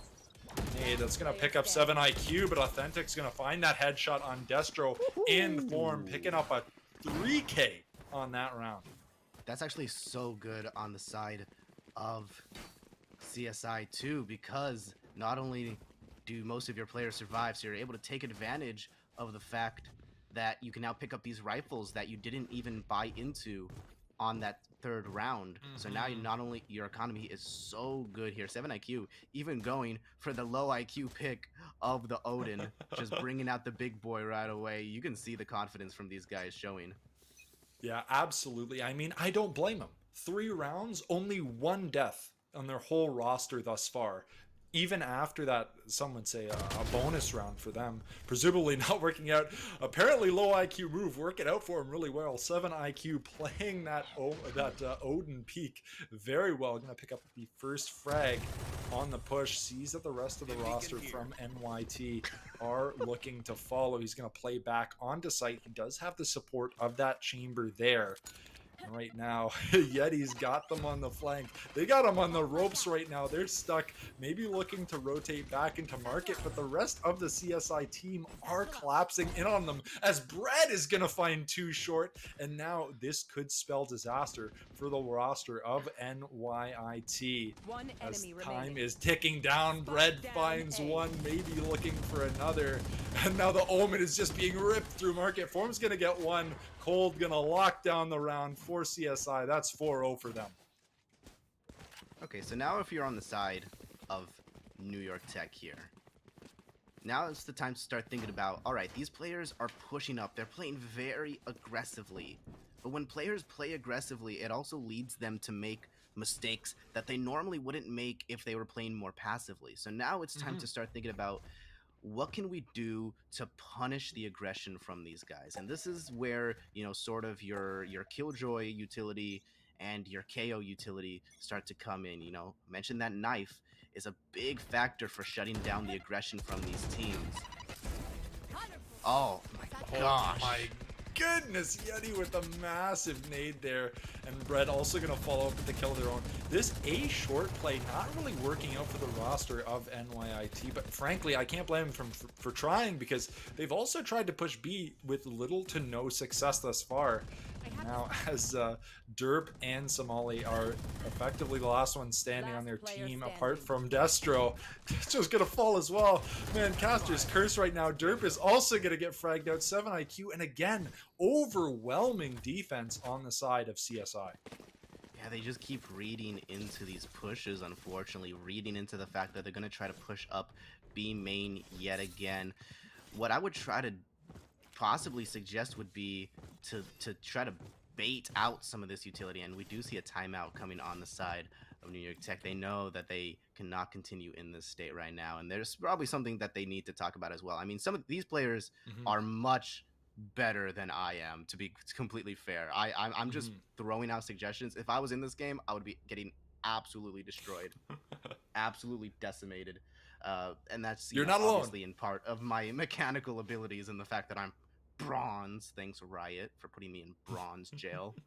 But yeah, I mean, so take a timeout, talk about what we can do to stave off the aggression, because like I said, there's a chance for these players to be able to take advantage of these aggressive peaks, because what also happens when you push aggressively on the defense is that you tend to use all your utility.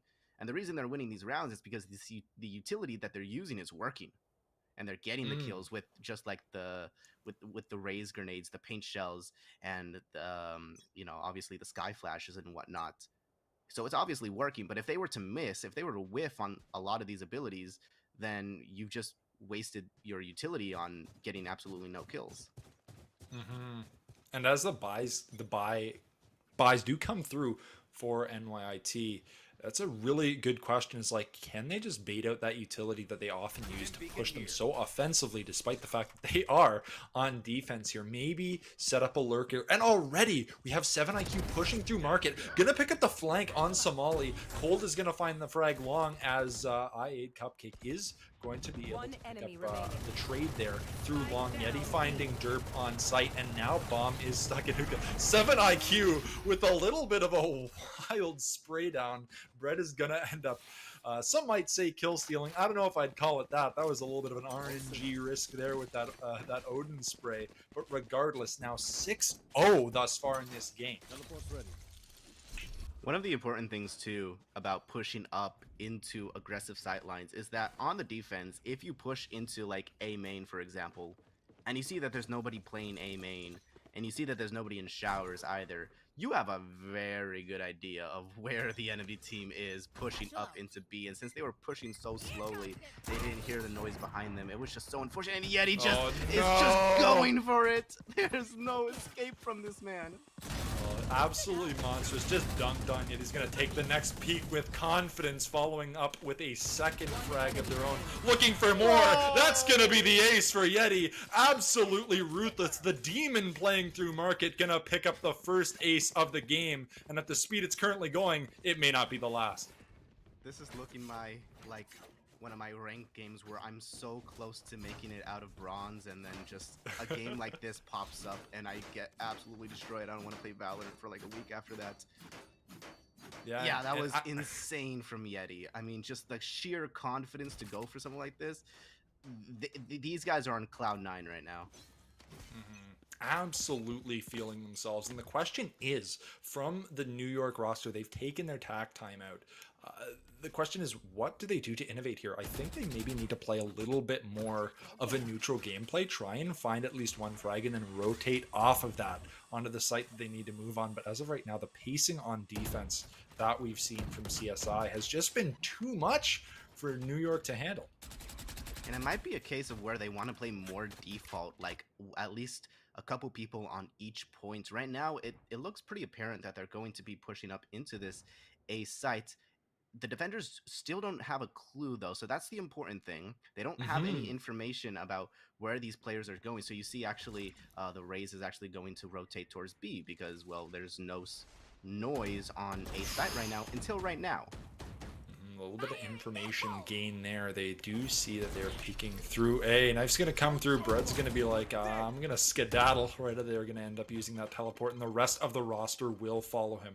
Full team moving. If there was a time for NY to push, it would be now, but as the rest of the team is now on site, 7IQ going to pick up 2. Yeti looking for another. 7IQ with the Odin, just too powerful. This is his weapon. Oh my goodness, 7IQ with the 4K Odin. The man is a monster, showing absolutely no fear. He may only have 7 IQ, but that doesn't matter when you can aim, and especially when you know how to handle the big boy weapon itself. I'm pretty sure, yeah, dude's only died once, so he's had that Odin since round number 1. Oh my goodness, or round that number, is round wild. number 3 when he managed to get it. But yeah, I mean, so you noticed on that round, that was actually the first round that NYT actually managed to get onto point pretty comfortably. It's because they baited out the utility. It's because they baited out some of the info gathering utility from these players from CSI. Oh, and that's a great first pick right there onto Reyna. Yeah, that's pretty massive for them. That's something they kind of need. We've yet to see them really get a lot of momentum starting out. We didn't see that. We didn't see that. Yeah, it was a little bit dicey. I'm gonna pretend we didn't see that long. And Derp's gonna play onto site here, very aggressive. You kind of like to see it taking the aggressive to them. Unfortunately, not able to land the shots with the Guardian. As Cold is gonna find Derp, but Cupcake will pick up Bread on that push, and now 7IQ, we know he's so deadly. Ult's gonna fall onto site as the bomb is down. He's gonna pick up Samolny. Now playing around that ult. Oh, 7IQ with the 3rd, looking for another 4th.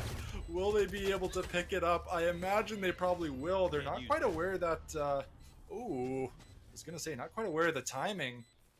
As Brimstone gets picked up by the ult, maybe it's a bait though. Dog will be used. They know she's elbow. They're looking to fall into sight. Cold peeking that angle. Brimstone being a little bit of the bait there as he rushes toward the bomb.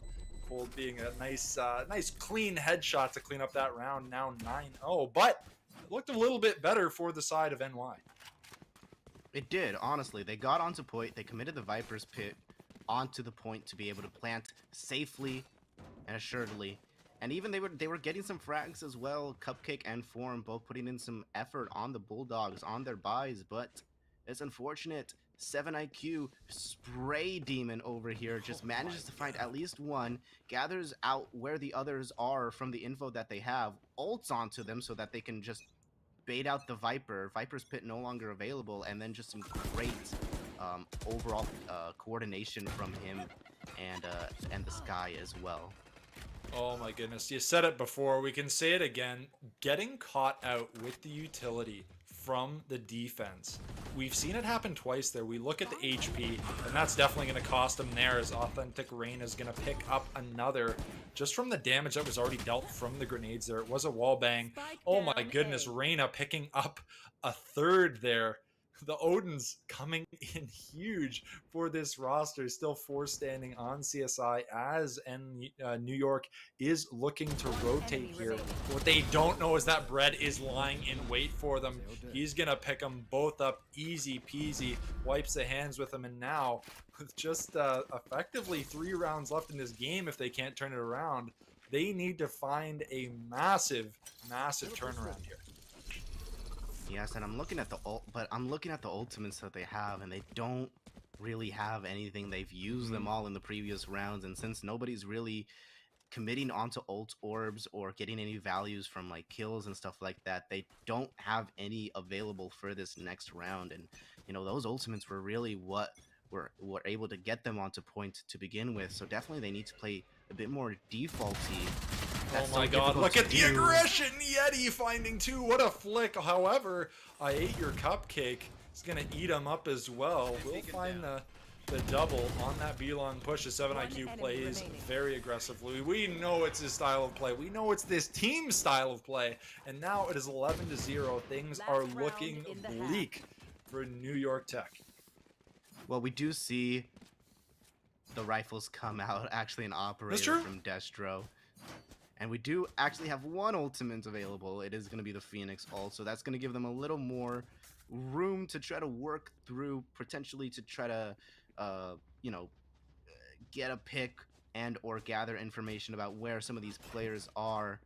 And this might help IE Cupcake greatly if they can manage to at least tag a few of these players that are pushing out aggressively into A main. Look at them once again. Oh, Bread going to follow up though. Nice ult, but those are 2 big frags. I was going to say, traditionally, you would assume you could play through A there. But instead, you look at the rest of the roster from CSI, and they're kind of pushing through. 2 of them played through Showers, and now, as Raze looks to play around, I'm not quite sure if she knows they're there yet or not. The Boombot will be used. It's kind of knows that they've done it before. This Cold is sitting here, lying in wait. We'll find the first one. We'll find the second. Big frags, looking for a third. We'll pick it up. Now just 1 left. They know he is long. Bomb is down. No doubt Destro's got their work cut out for them. Gonna go through the teleporter. A little bit of an odd play here.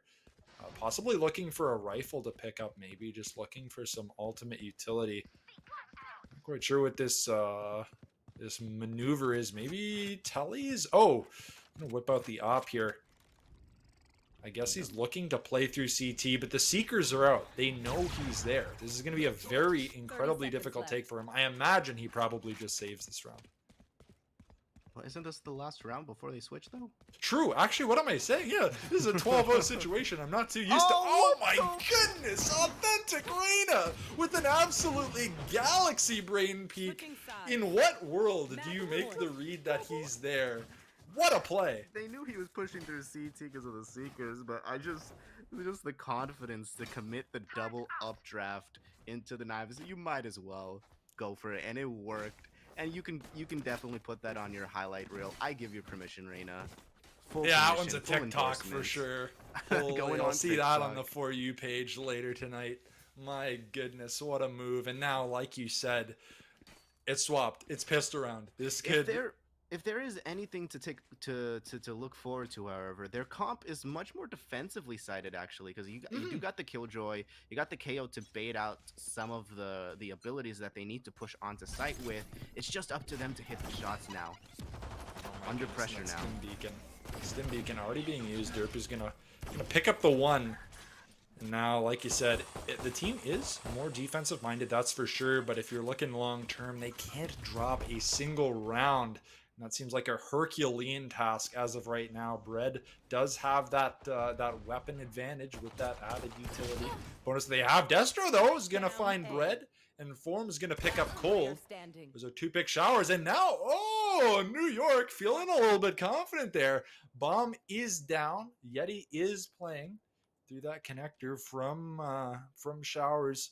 Too short here, and as they look to peak, all they have is a classic. They only have 6 shields left and 91 HP. Peak will follow. They know they're there, and Form gonna find the third of the round. That at least breathes a little bit of hope into this Cybears roster. Yes, sir. Definitely, indeed. The Killjoy utility doing just enough to slow them down with both the mollies and the turret set out to just slow their aggression on A main.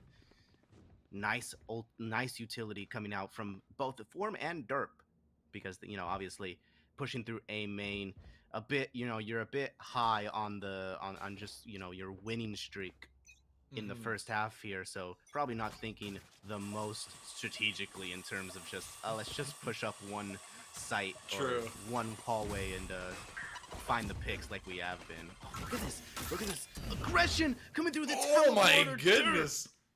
What a move there. Kind of spicy maneuver by 7IQ trying to play around Red.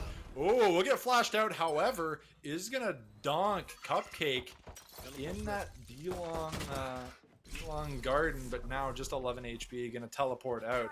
And now the roster of CSI is going to look to rotate. They do have A control here. Wait, are they doubling back? Oh, no. Don't double back. Oh, no, please. okay. All right. They made the right call. As they fall back onto A site here, Authentic is lying in wait for the rotate. They don't know she is there. She is crouched. She hears them. Oh, dashes away. Did get wall banged, but not enough to take her down as that bomb is going to be planted. Derp is heaven. Ooh, Yeti. Big frag through elbows. Derp also finds a nice headshot with the Marshall as she drops down onto the lower side of the site. Now 3 on the side of NY. Just 2 left for CSI. This is starting to breathe a little bit of life, but I can't speak just yet as Yeti has that Spectre. Oh, Destro and Samolny with some 2 big frags on that peak there, and all of a sudden, can't count them out right now. It's not looking like this game isn't over yet.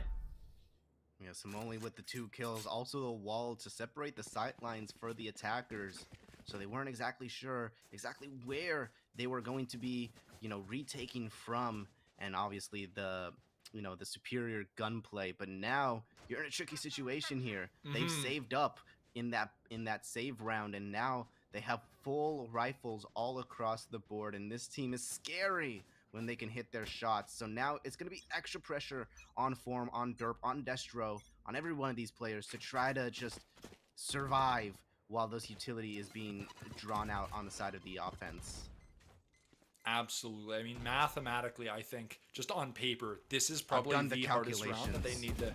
Yeah, this is the hardest round they need to overcome. If they can get past this point, they might have at least... I'm not going to say a decent shot, but every round past this is likely going to be a little bit easier. 7IQ now looking to set up those smokes for the take. Bread is going to find Destro. Yeti's going to find Form. And those are big frags moving on to site. Now, I do believe it's just the Rays who's going to be Lamps. And as that bomb goes down from 7IQ, Authentic finds Derp. Now it's a 2v5 situation on the retake. And Rays is up through heaven, finds Samolny, and also finds Cupcake. And that is going to be game 13-2. CSI taking it in a convincing fashion.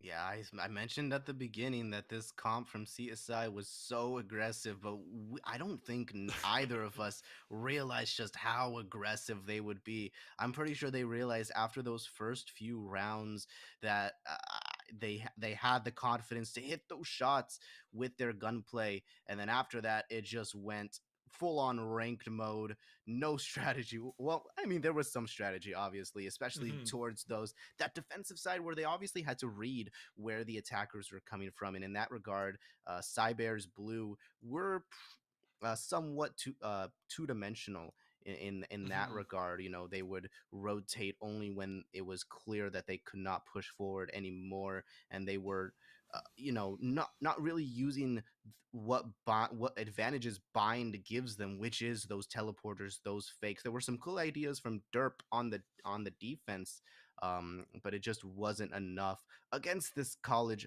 of Staten Island team. And really excited to see what they have in store for map number 2. Yeah, it'll be interesting to see whether we see that same kind of rush down playstyle. And it's hard if you're on the side of New York Tech, because at the end of the day, you just kind of got outgunned. You got out-econned in that last round in a situation where you just weren't allowed to drop a round. And unfortunately, you just didn't allow yourself much room for error when you get beat 12-0 on offense, I should say. So at the end of the day, who knows, if they end up taking a few rounds on offense, maybe we see an entirely different game from how dominant we saw them in that first defensive or in the first part of their defensive side. We'll have to see. But as we hopefully get into game number 2, I do believe we've got character select coming up shortly here. Oh, apologies. Just misheard. We actually are going to be heading to a break first, so I imagine we're going to have some great Valorant up for you next. Again, I wouldn't rule, I should say, New York Tech out just yet, because they did have some solid defense there. But for now, we're going to head to a break before we get back into the Valorant action. We will see you soon.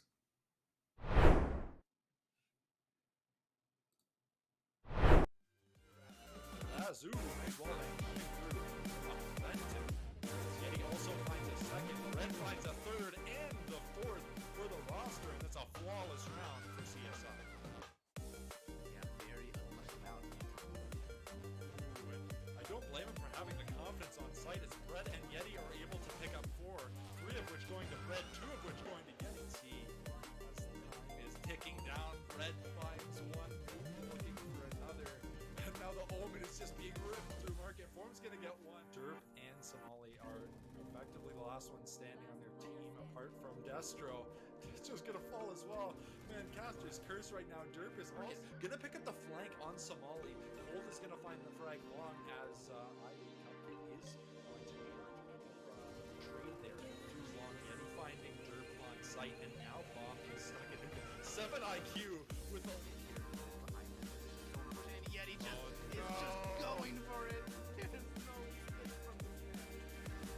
Absolutely not. It was just dunked on. He's going to take the next peak with confidence, following up with a second flag of their own.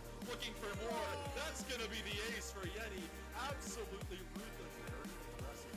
Like you say, taking the aggressive to them. Unfortunately, not going to be able to land the shots with the Guardian. His Gold is going to find Derp.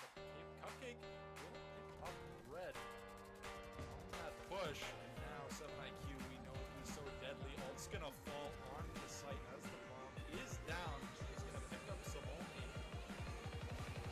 Balls. Oh, 7 IQ with the third. They don't know is that Red is lying in wait for them. He's going to pick them both up. Easy. Bites the hand for them now. Just look at the aggression. Yeti finding 2. What a flick. However, I hate your Cupcake. Going to eat him up as well. Double on that beeline push. 7 IQ plays very aggressively. We know it's his style of play. But will be used. Kind of knows they've done it before. This Cold is sitting here lying in wait. We'll find the first one. We'll find the second. Big frags looking for a third. We'll pick it up.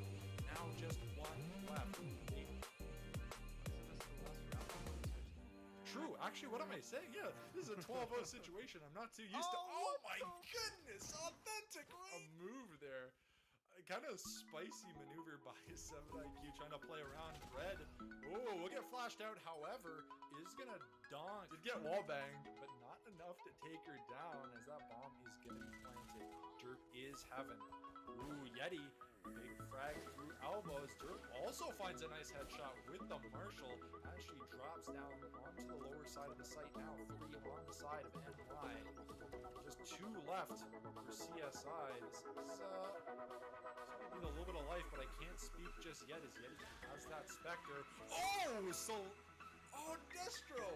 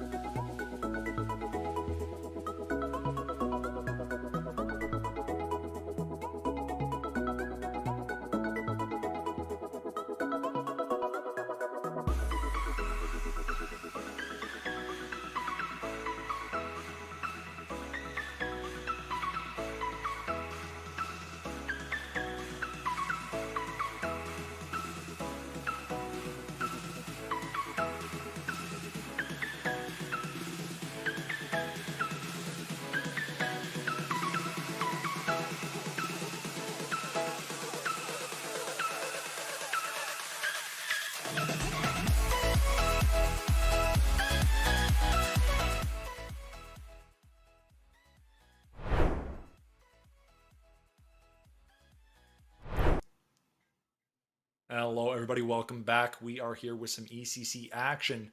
We got New York Tech up against CSI. CSI was able, and Staten Island was able to pick up that first game in a, some would say, a pretty convincing fashion. However, Pretty convincing. not out of the woods yet. This is a best of 3 series. We'll have to see if they can maybe look to innovate to find a way back into the series. What do you think, Rudy? I mean, it's possible for sure, but it's going to be very, very tough. Let's remind people that Bind, which was the first map in this series, was actually New York Tech's pick to be that first map. And now we're moving on to CSI's pick, which is going to be Ascent. That is going to be the next map. New York Tech is going to be starting off on the defense here, so they do have a bit of an advantage there.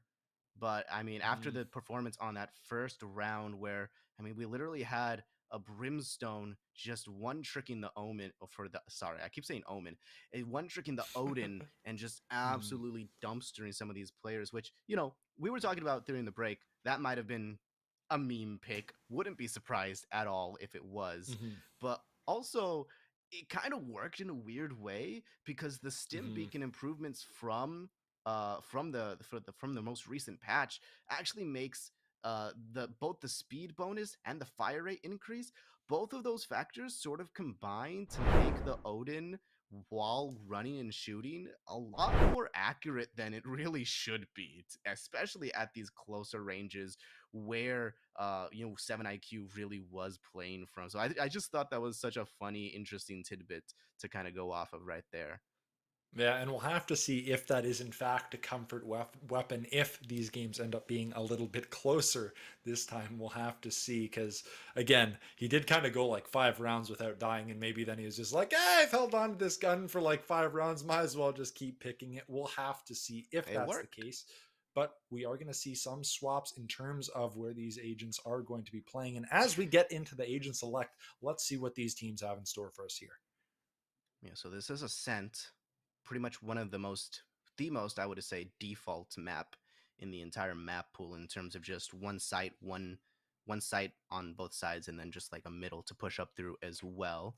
And so on the site, you do tend to see a lot of Killjoys. Cold is actually going to be going for the Brimstone this time, so they're switching up their roles just a little bit, but Reyna is going to be sticking onto that Jet, and we do see 7IQ going onto the Reyna. Which, I mean, if they continue to go with this Odin, is very That'll be spicy. That'll be interesting. I have a feeling he probably won't, but hey, what do I know? 7IQ, he's out here. He's beyond our comprehension at this point with the plays that he's been pulling out. And like you said, we did see a Killjoy on that site. That might definitely stagger how the roster plays into presumably B site.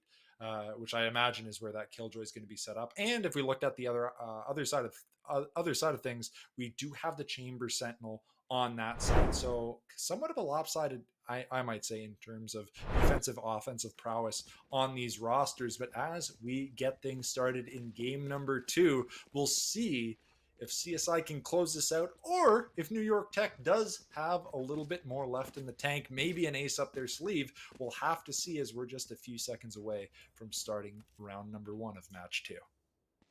Yeah, and actually on the side of New York here, we do see the double Sentinel. So it's going to be Killjoy and Chamber. And even though I was saying earlier that Chamber can sort of work as like your pseudo duelist, on offense, it's a lot harder to get value from your Chamber as opposed to just like a regular duelist that can just flash and smoke or anything like that. But Derp is the first one down. Goodness!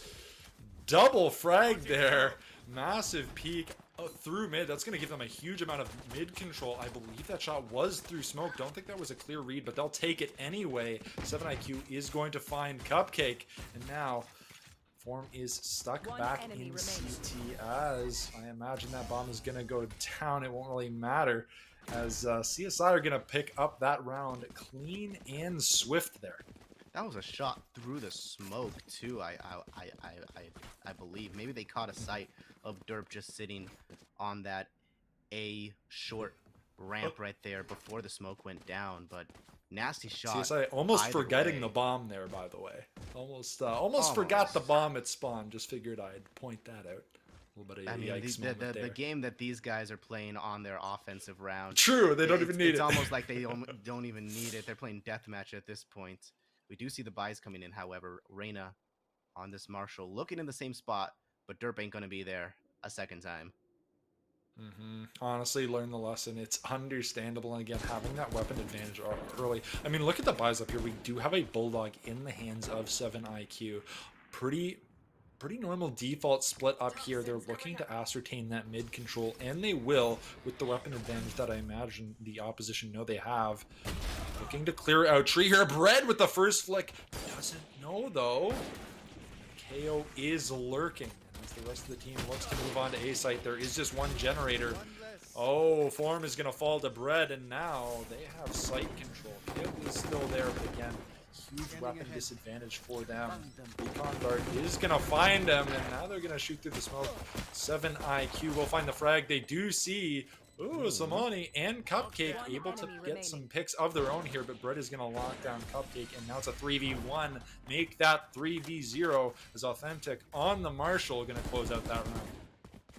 Yeah, you saw soon, CSI, you saw their prowess there. As soon as that first pick was had onto that A short, they knew that A site was going to be right open, and so they used their mid control to actually push into A through the trees and secure the site pretty easily. I mean, all they had to defend against was a couple pistols, but now it will be a much more even buy on the side here for NYT, and this is where they can really get their defense started if they play this correctly, which I believe they were on that side. But, ooh, yeah, nasty. I'm rooting for NYT here. I think if they can find some picks, you know what, they can work their way back into this game. I mean, they looked a little bit more comfortable on defense in the last game, but like you said, this is not their map pick, so obviously this may not be a map they're as versed on as their opponents, but regardless, maybe they can find some wins here, and they'll likely need to find some early. But Authentic with the Marshall proving to be deadly. So that first pick is going to come through mid. And again, that mid control being so crucial for this team here gives them a lot of space, I should say, to work with, as now they're looking to push on to B potentially. However, there's a lot of Killjoy utility there. We'll have to see if they continue to make that push, but Derp is gonna find one, Cupcake's gonna find two on that push, and now B's not looking too great for the side of CSI. They're kind of rethinking this. They're like, all right, maybe we rotate this, but if they do, they might have Viper waiting for the mid here as she starts to look away from Market. But that those kills that came down aren't going to deter them. Killjoy turret will suss them out, but Authentic will finally take down Cupcake, and now it is a 2-on-2. You gotta hope that New York has been able to stall them for a while. Just 20 seconds left on this clock, and the push comes through. No doubt the bomb will follow suit shortly as they look to play down into sight here. 10 seconds left. Just 10 seconds on the clock. A bomb is gonna go down. Both of the players from New York Tech are playing out of market. And as they kind of work their way down, potentially looking to trade each other out, the Viper is playing down the stairs. Derp, we've seen him pick up 2 massive frag, or I should say, oh, the headshot, wall bang, not going to be enough to kill, but that will be enough. He does know that the Brimstone is on site somewhere. However, doesn't know that he's directly below him as he peeks. Unfortunately, won't be able to get the kill as Cold is able to get him with the Spectre. Just a little bit of unfortunate RNG there as you're in the air. Your bullets aren't exactly going to be as accurate as you want them to be, and that's going to be a 3rd round in favor of CSI. And that's a round where, you know, New York Tech actually played the defense pretty well there. They had the right ideas. They got the picks. Unfortunately, it's that superior gunplay that we're talking about here. Reyna, who's been an absolute monster this entire series, just finding the right headshots. And unfortunately, that's just enough to take it back. But it was so close on the side of New York Tech.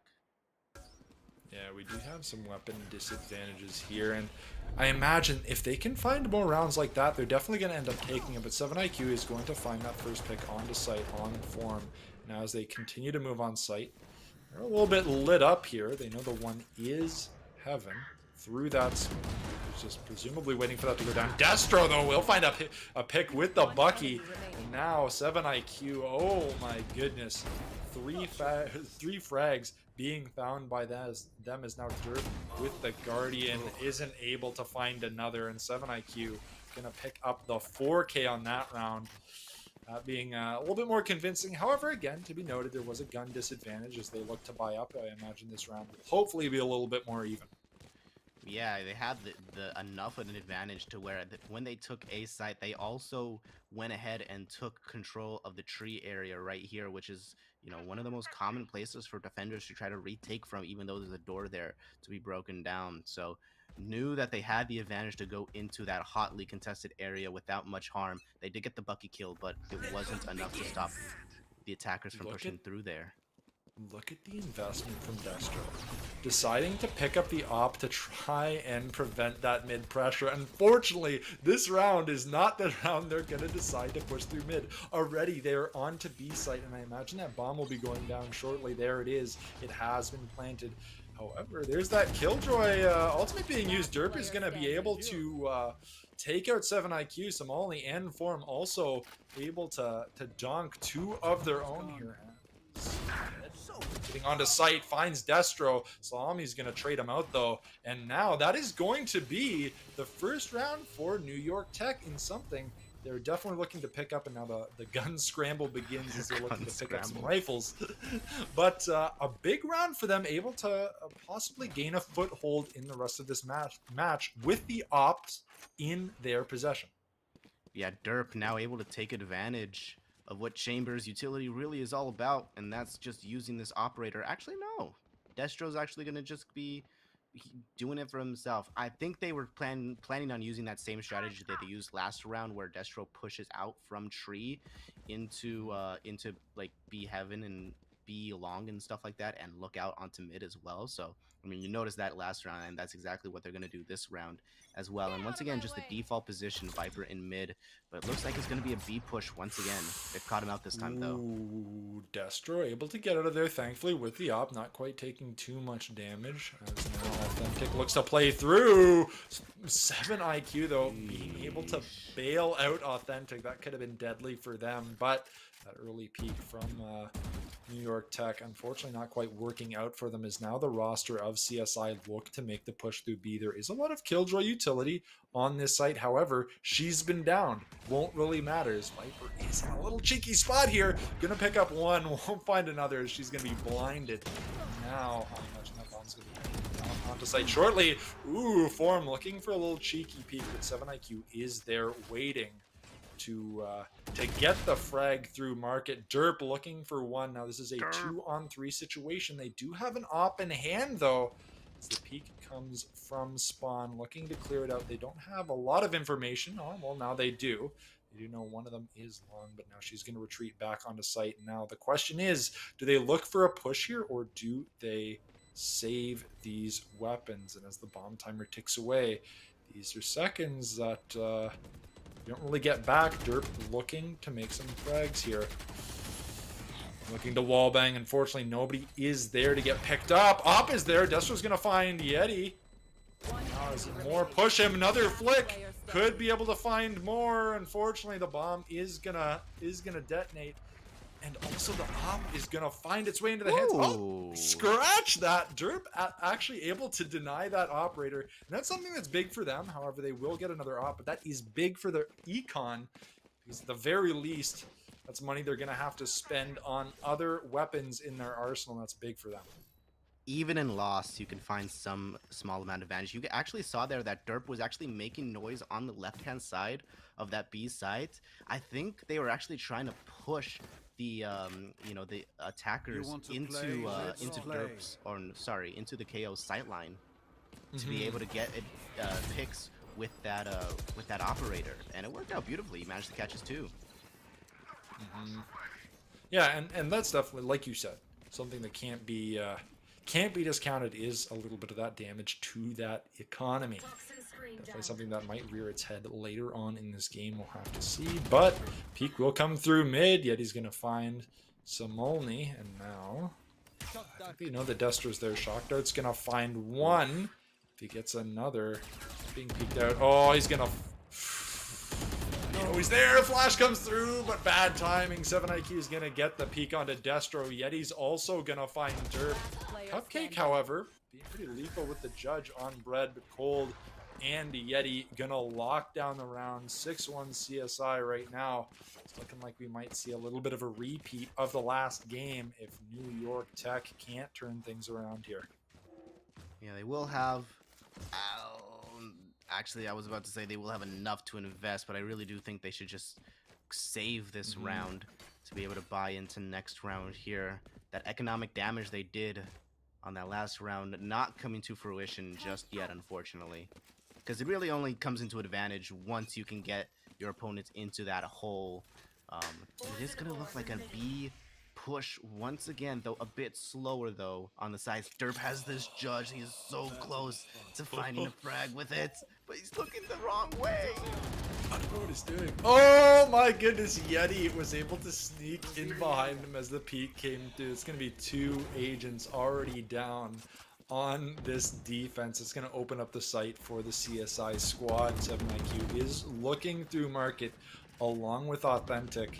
They know at least one opponent is probably there, and they're certainly not wrong. So Viper's there. Smoke falls. Authentic able to pick up one, able to dome a second. Can they find a third? They will. Authentic locking down the 3K with some solo plays there to make it a flawless round for CSI. Yeah, and one of the things that I think NYT, or in particular Cupcake, could be doing a lot more effectively here is, I noticed that they're dying really early on in a lot of these rounds, which isn't, necessarily a bad thing if you're finding value off of it. But the thing is, with the Killjoy utility they're setting up on that B site, it really would make their pushes onto B site a lot less effective if you were alive and that utility was still online. But once you die, it goes offline. So really, it's the Sentinel's job to play a bit more passively than what Cupcake is doing right now. Kind of like what they're doing right now, where they're sitting in spawn basically on their side. As they already make such an aggressive push through mid. Oh my goodness, 7IQ absolutely puts the man in the laundromat, hits him with that 180 spin in market, and now a few frags gonna fall, but ultimately the round will go to CSI as that super aggressive mid push pays off for them. 3 rounds left. NYT once again have not enough to full buy. They might half into this if they are feeling lucky, but they can't be feeling too good about what their economy is looking like right now. They do have a couple of ultimates to work with online here, but like we said, they're not really taking advantage of the ult orbs that are strewn across the map as well. Meanwhile, 8,000 all around on the side. CSI basically rolling in the cash. I mean, they're rich enough to not even go to the laundromat at this point. Oh my goodness, 7IQ picking up a big kill mid there. And again, we've seen them open up mid so many times. Just open it up like a can of worms here. and they're not really able to put the lid back on it because the rotates just haven't been able to come quick enough.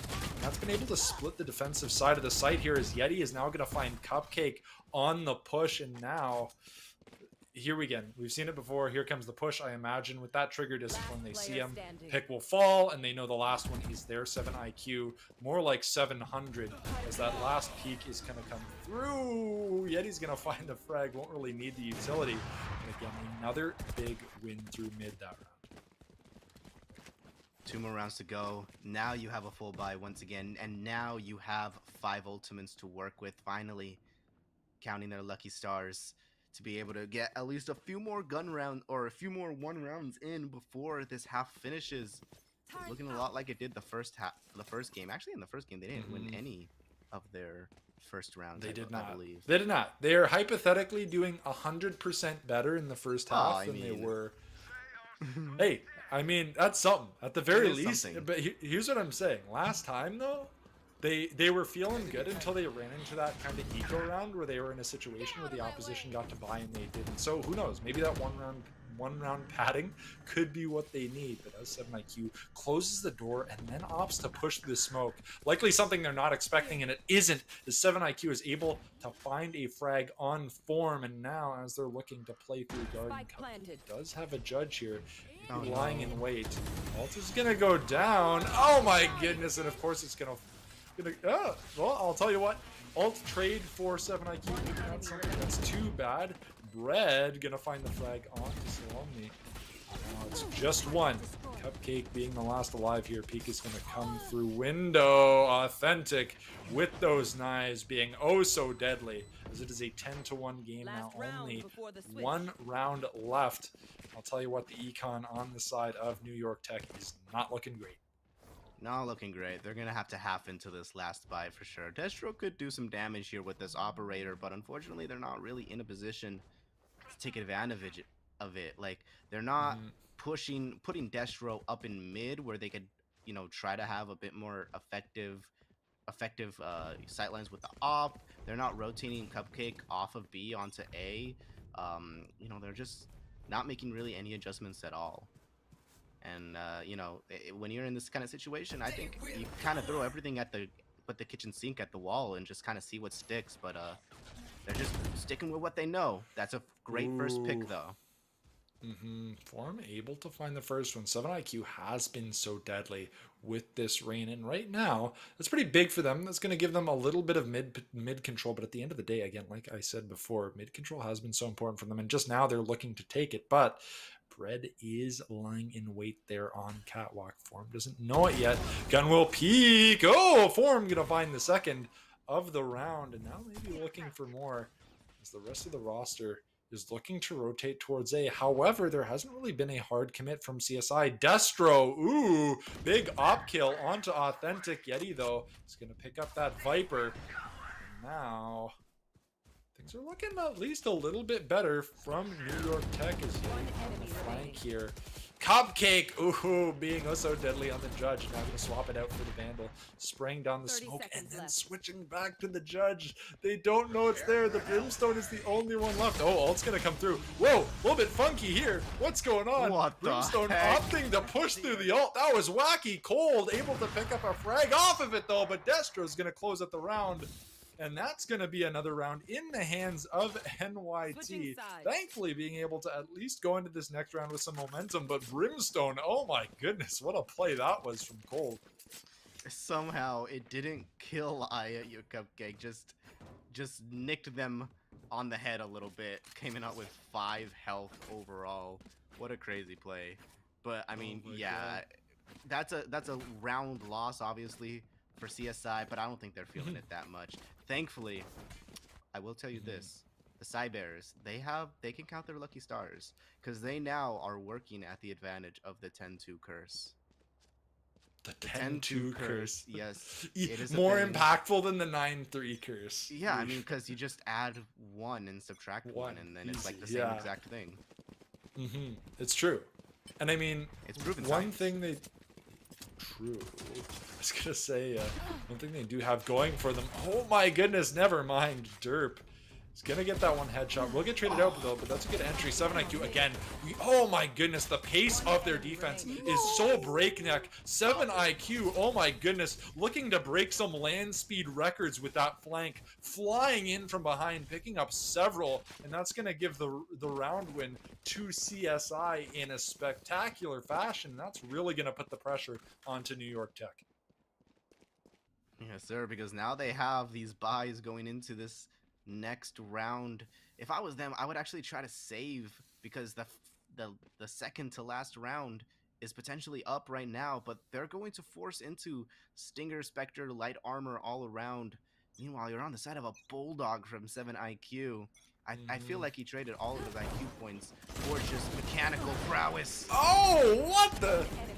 Oh my goodness, 7 IQ with the 4K, and again, these rounds on defense from CSI have been lightning quick. You can barely catch your breath. The frags come out before the round even starts. They barely have time to buy the weapons at this point. The rounds are ending so quick, and now this is match point for CSI and effectively series point as well. So they need to come up big here. That is New York Tech if they want to continue this series.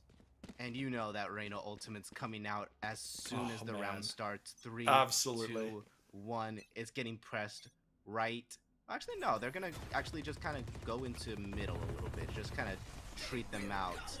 They're gonna suss it out. I mean, again, not too much pressure being shown mid here. Ooh, 7 IQ, however, will get dropped. The trade will come from Yeti. That's a big pick. Yeti's gonna find another onto Destro, and now with the Bulldog, Yeti third, fourth, now just one left. This could be the ace from Yeti. You imagine the team comms are egging him on right now to go and find that pick. As the Brimstone utility is going to be used, Red's going to deny the ace, but regardless, that is going to be another convincing win for the side of CSI. And I'll tell you what, that is a defensive team that I would not want to be playing against unless I had 5 Sentinels on my roster.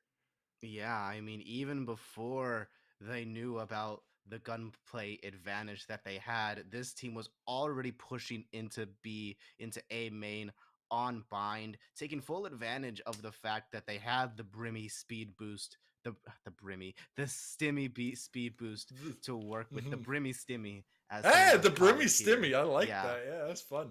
Yeah, but it turns out in this series they didn't even really need it, because all they needed to do was find those nasty shots, no matter what weapon they had, whether it was on those Ghost Deagles, Bulldogs, Vandals, Operators, whatever they had, even the Odin at some point, just powering through the Stimmy speed boost. They made it work for sure.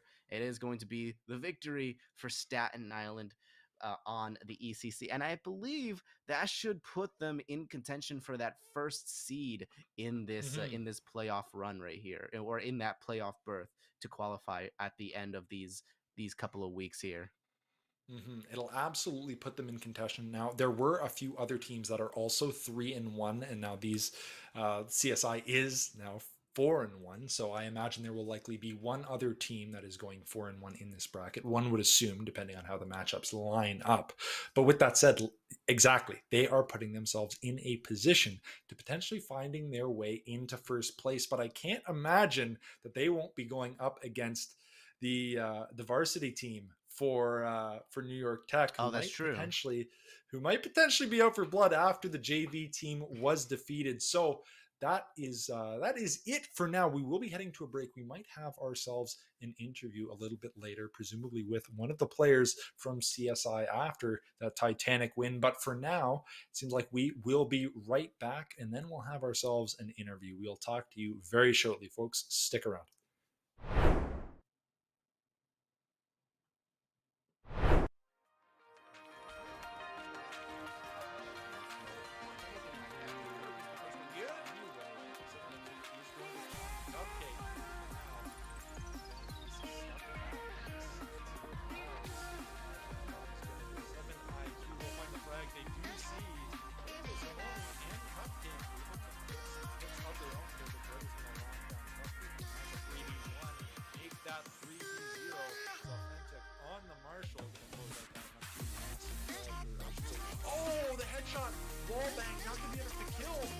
that will be enough.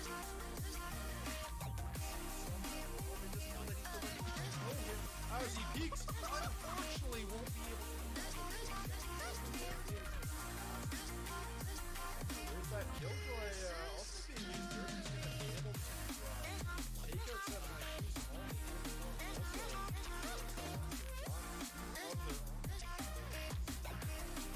on the site, finds Destro. Along with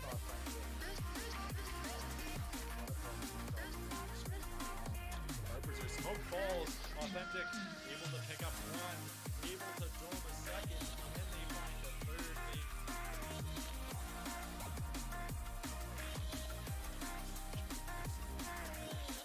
Oh my goodness, 7 IQ. That 180 spin in market. Now, I don't know if he starts gonna fall, but ultimately, the round does have a judge here. Lying in wait. Alt is gonna go down. Oh my goodness! And of course it's gonna. Well, I'll tell you what.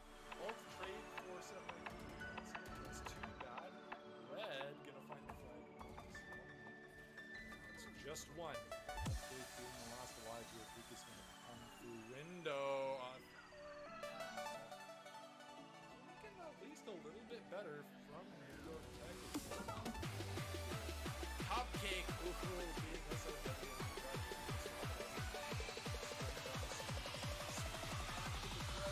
They don't know it's there. The brimstone is the only one left. Oh, it's gonna come through. Whoa, a little bit funky here. What's going on? Brimstone opting to push through the ult. That was wacky cold. Able to pick up the flag off of it though, but Destro's gonna come in to save. Have going for them. Oh my goodness, never mind. Gonna get that one shot. Really tripped out. That's good entry. 7 IQ again. Oh my goodness, the pace of their defense is so breakneck. 7 IQ.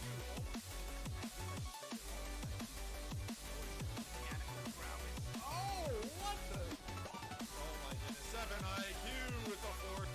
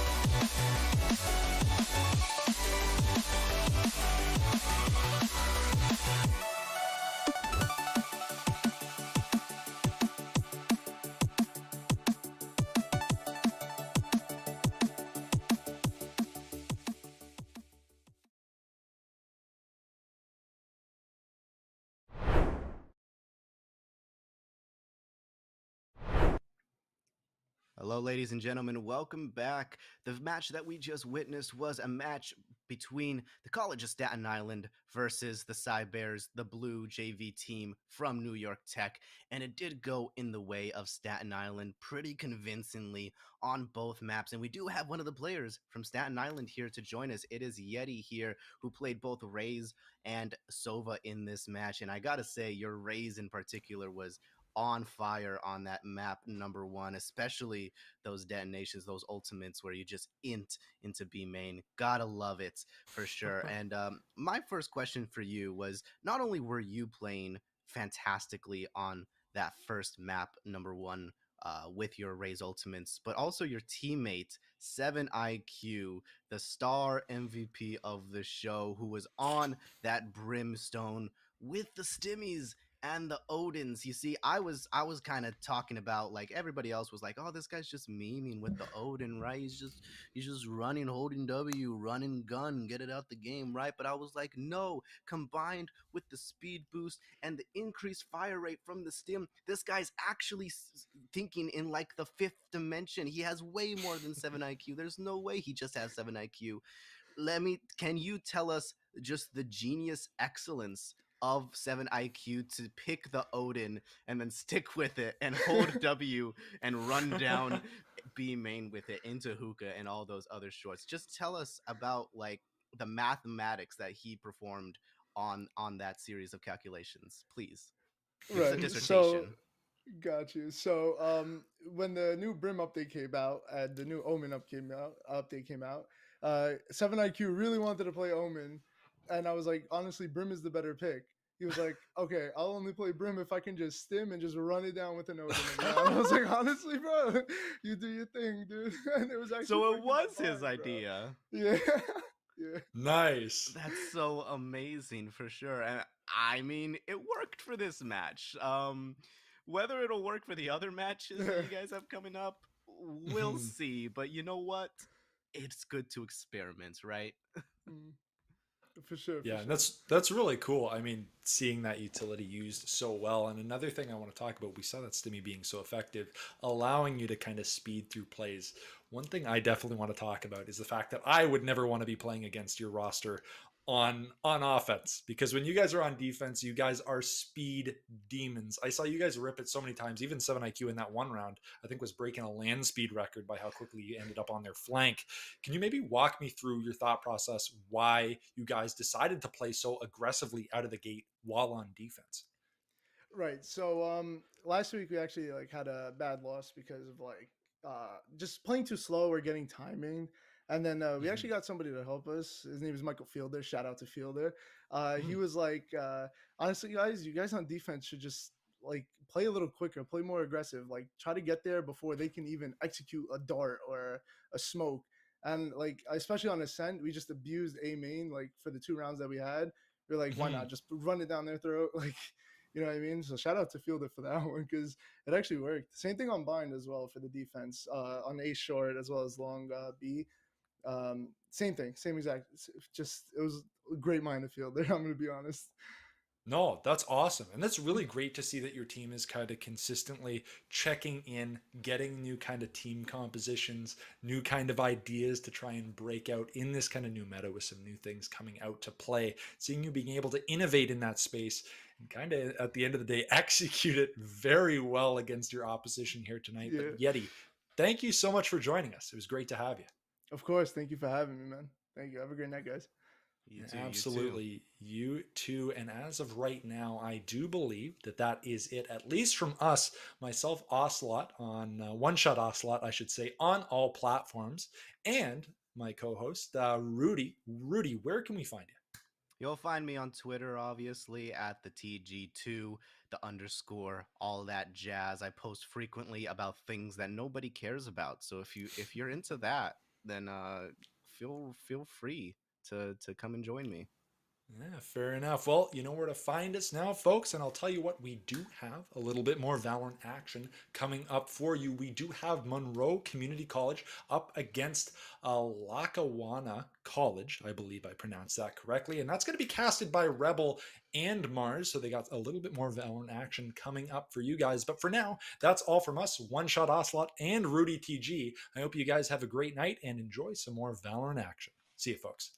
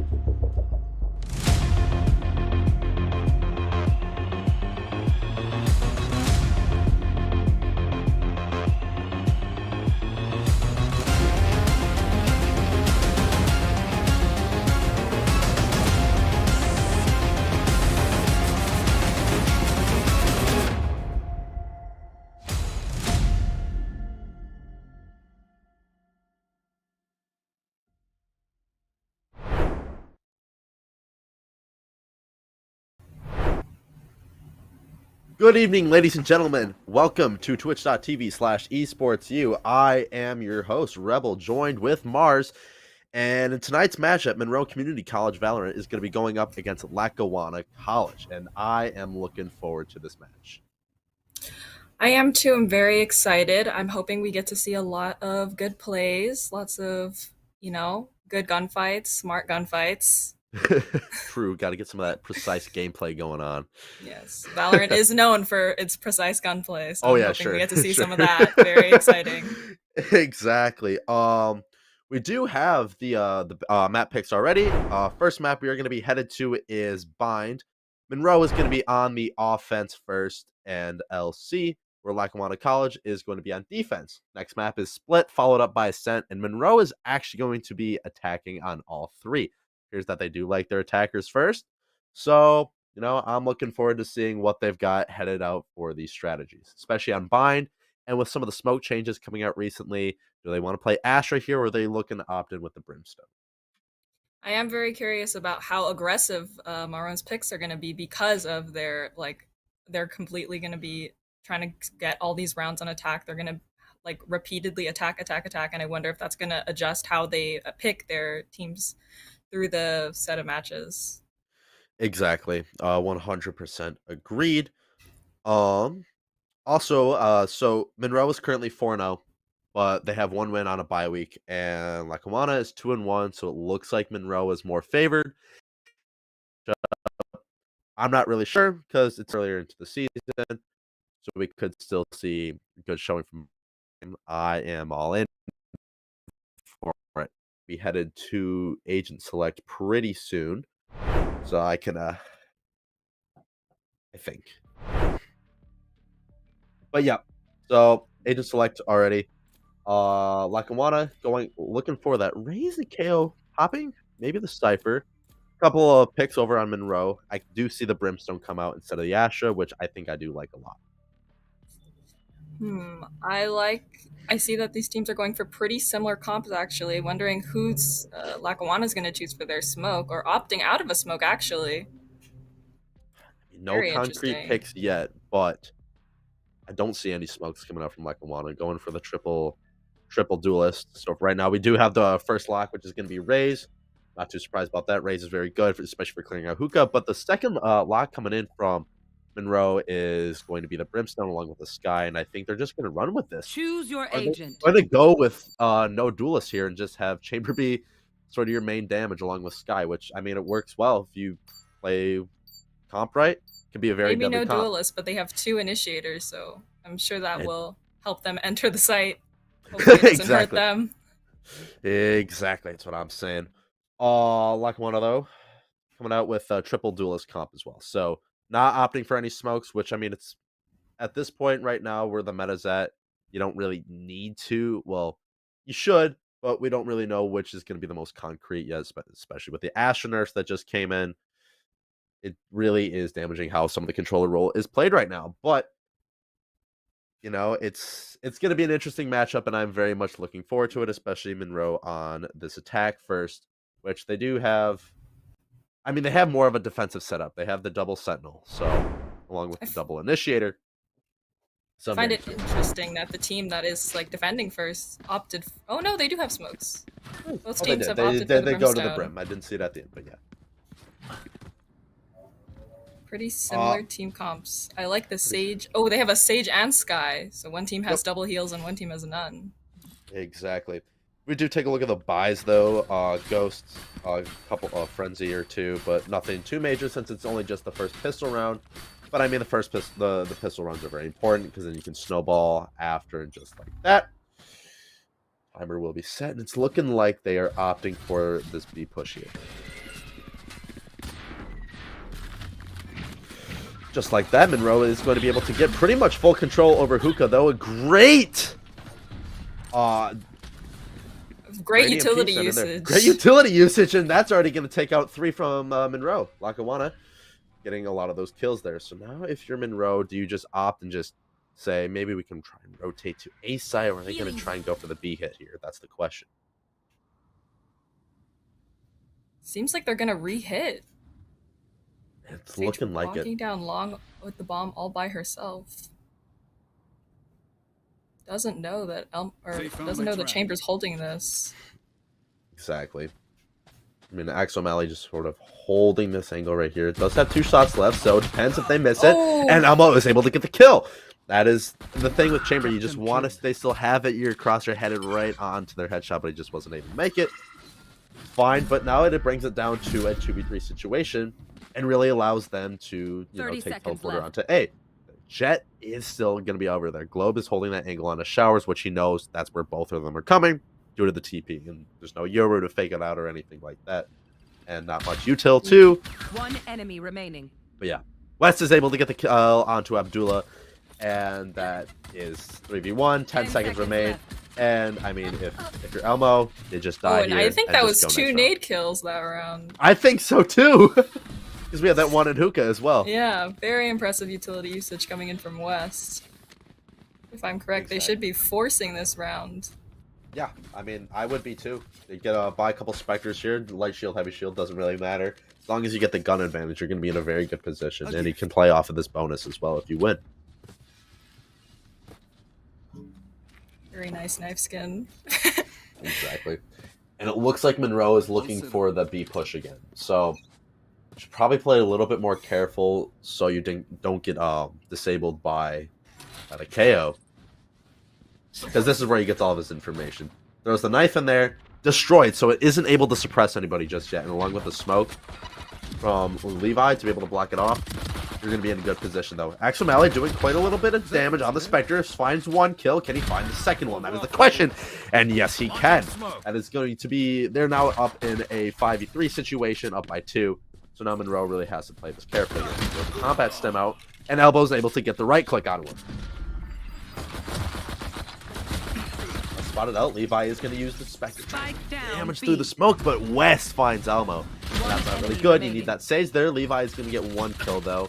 And this is really going to be more of an eco frag to He's going to die through the smoke. Yep. That'll happen to you. That is going to bring Lackawanna up to 2-0 right now. I mean, if you're Monroe, you got to figure out maybe a little bit different attack strategy. It's still, I mean, it's only a 3rd round. You're going to be fine if you can just get a couple of kills here, especially now that they're going to buy rifles. I'm dying the past rounds, a couple Spectres, but nothing. Have we seen any sky flashes coming through, helping them push through the site? Not really seen any many sky flashes. I'm hoping think that she was going her. Smoke's down. Exactly. But they're going to go B long for this push. Stim beacon here. And they're gonna rush it. They're gonna throw the combat stem out, get that little bit of a speed increase. KO is gonna throw the knife to suppress them, and yeah, suppresses all of them. So that's gonna be a little bit longer on the push. But Levi gets the first kill. I mean, that's just the difference of playing a Vandal against a Spectre. You can just get the kill pretty much easier. I really like the way that they don't over-rotate, but it seems like their teammates need a little bit of assistance. Yeah, but they're not going to find it there. Elmo will get 1, so a trade, but there's still going to be down 1 when it really matters. Sage Wall is going to be put up, though, and is almost destroyed, but Elmo's going to go through. Spots the chamber, but is not going to get taken down, as that will be another trade. 3v2. And Lackawanna is going to be down by 2. Monroe have the man advantage, so they could plant here. Especially now that you know this Raze is backside. But you can just rotate over to A, which makes sense. 30 seconds left.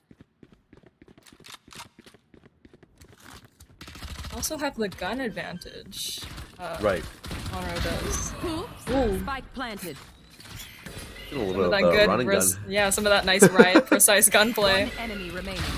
There's those birds we were talking about, but it is simply not enough. Yep.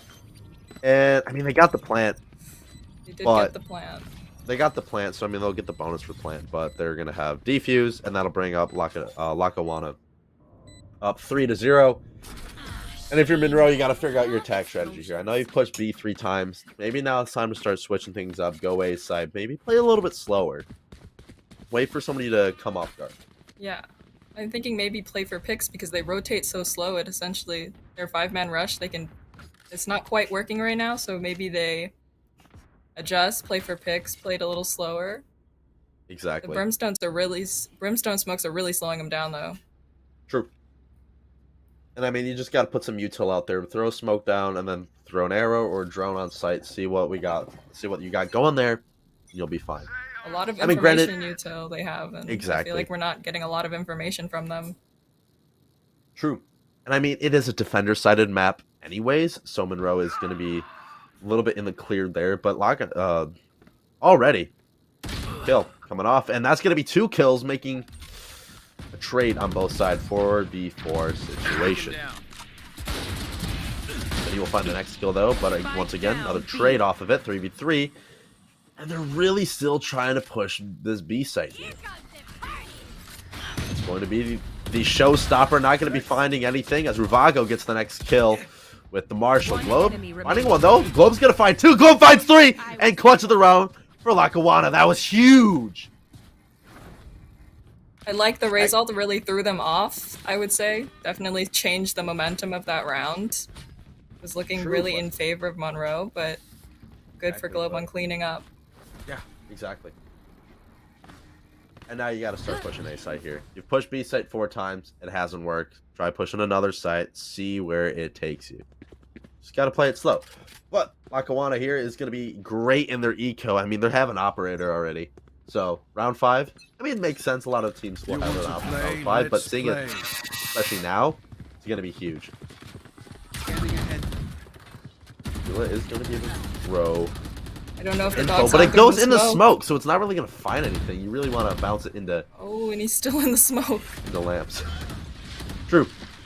Smoke is going to go down. And Vinny will be able to get the plant off as they are up by 1. There's the Nope, op. but there's the op kill from Axamali, but it is going to be another trade as Levi finds West, and Monroe will have the plant. Beacon down. Levi finds 3. Okay. And this is looking a lot more favorable. Elmo gets 1 more kill, and now it's just the chamber with the operator sitting in heaven. Actually, he's sitting in showers right now. He's on the site, but Ruvago will pull out the ultimate, the tour de force of his own, and get the kill, getting Monroe their first point. And well played by them, finally going A site, seeing that it works. And now they have an operator for themselves as well, which is going to be huge. However, though, if you're still Lackawanna, you're going to have the eco to deal with it anyways. Actually, because the chamber bought that up, he's looking a little short of a gun, and their KO seems to be doing a light buy right now. Yeah, exactly. Which, depending on if Monroe wants to snowball off of this, they can. Lackawanna, if they really want to cement themselves into being a little bit more dominant as they have in this game, you can't let things like that happen right off the bat, especially if you know they're going to pick up that operator. Sage Wall's But gonna yeah, they're go pushing. up.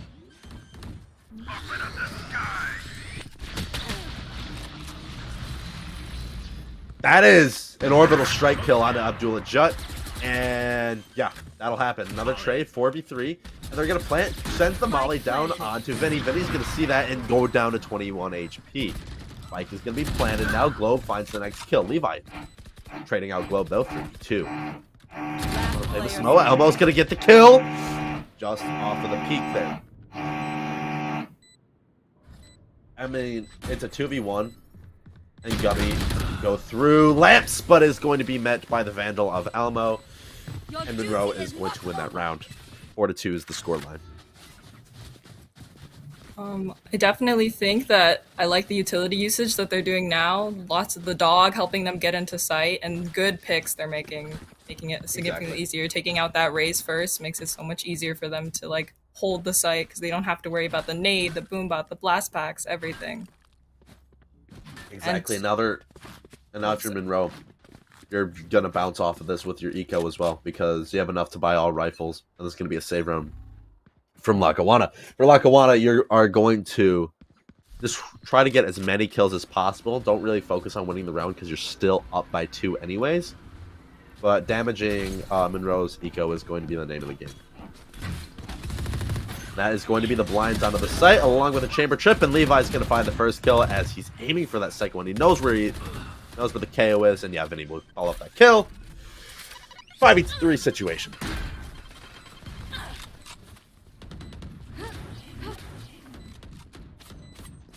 And I mean, Globe will pop the knives, find out Rivago. So if Globe is careful, might be able to get a couple more kills. Last player standing. And yeah, Globe's one more. Spots the Sage. But doesn't really find it as Levi's is going to be holding that angle there with the Vandal. But I mean, if you're Lackawanna, you still got 2 people down. So that is a little bit hurting their eco because they did use quite a bit of util. I'd say the buys are about completely opposite as they were 2 rounds ago. Exactly, yeah. Let's see, any ults? They do have Sova ult for post plant now. No other ults though up right now. Right. And I mean, not surprising as we did see quite a bit of ultimates online, but Globe is going to hold this angle with the operator and is not going to find it immediately. Which is quite unfortunate because that was a good angle to hold too. Get that early pick off, you are going to be in a world of hurt if you die there. But now they know they are going to be going for this full A push as Globe is going to get the kill on Rivago, and I believe that was through the smoke as well. So, yeah. We're going to hold it. Gummy Pawns is going to find the next kill on the Levi, and almost Elmo too, but Elmo is going to retaliate with a Vandal headshot. Not surprising, as that is just what the one taps do. XMLE finding the trade onto Elmo now, and now Lackawanna is looking in a very good position to be able to finish out this round, and they are able to as they get a team ace. And I mean, great round from them, finally coming back into the fight. 5v3 is the score. 5-3 is the scoreline right now in the favor of Lackawanna. I really like this raises West's utility usage. His nades do so much damage to the other team. He has 4 assists. I mean, that's pretty crazy. 100% agree. And now Globe has an operator in their hands as well, which could be very deadly, especially in the hands of a good Jet that knows what they're doing. You're going to be in the world of hurt if you're on the opposite end. But it looks like Monroe is setting up for this B push here once again, as we've seen them try doing time and time again. But the tour de force is going to be sent out, and Axomali is going to get taken out immediately. Don't know whose tour de force that was. They sent out. And Levi's just going to run under the point, gun down Gummy Pawns right in the head, and now they're going to be up 5-2. He really is a battle brimstone. Like that was some battle brimstone behavior right there. Yes, sir. And I mean, if you're Glove, you want to try and just get an exit kill here. I don't know if you really want to try win this round and lose the operator. You might be able to hold on to it though because of Eco. Is going to spot him out, and Glove's taken down. Rivago doing what they can to try to finish it off. But Levi will get the kill, and that will be another point to Monroe. And we are honestly in a very close matchup right now. Yeah, we are. This op has gone back and forth between these 2 teams like 3 times. Very true. Now it is back in the hands of Rivago. And Monroe has a pretty good eco going into the next round as well. Even if they lose this round, they're going to have enough to buy and or use ults. But if you're Lackawanna, you really want to win this round here. At least get 6 before the half. Tie it up. Make it as close as possible. Get as many points on the defender round. Because, I mean, defense is where it's at on this map. And just like that, West is going to get taken out after an early peek by Levi. Molly sent into hookah, as per usual, but is not really going to do much.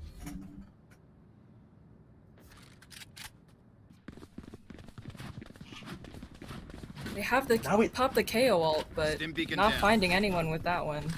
True. I mean, as they make the rotate over to A, Very important. Recon is going to be sent to the back of the site, and they are going to be able to spot out Globe. Globe does a little bit of damage, but I don't know how much. It's going to be worth it, though. Spike is going to be planted by Vinny with really not much of a problem. And Rubago sees the angle there and takes out his opposing chamber. He almost found another pick through there. Yeah, very close to in the smoke spray right there. Yep. That flame is going to be sent into lamps, and yeah, Lackawanna, they get a little bit of a comeback in this round. They're going to be able to spot out on there, but it is just up to Globe. Can they get this 2K to be able to finish it out? No, because the Sage Wall is going to fall, and Vinny will be right there. Once again, this operator has still been in the game this entire time. Yeah, this operator is the best KD so far. Living. That's what I'm saying. Ultimates online though, almost all the ultimates except for the Resurrect from Monroe, and only the Showstopper and the Orbital Strike will be ready for Lackawanna, depending on if they want to use them this round or just spam X on round 4. I honestly think Lackawanna's doing a pretty good job of holding these sites. They only have really one sentinel, and it's the chamber. So, I mean, applaud to them for holding so well, just with their chamber, and everyone else is putting in the work. Exactly, that will be the Orbital Strike sent out by Monroe. I can find anything no one who could.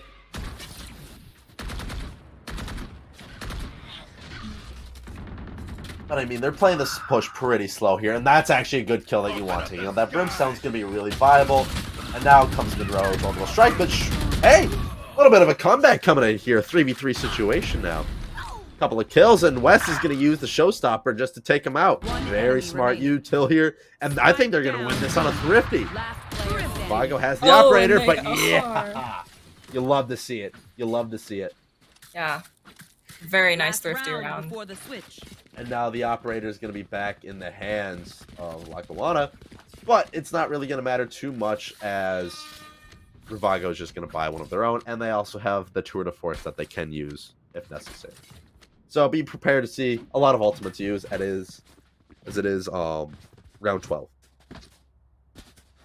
I'm hoping to see some good plays with the Sky ult, because the Sky Seekers are really, really good utility to take a site. Let's play. True.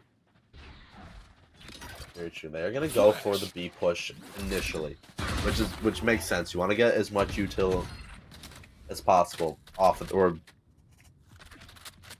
especially down long here.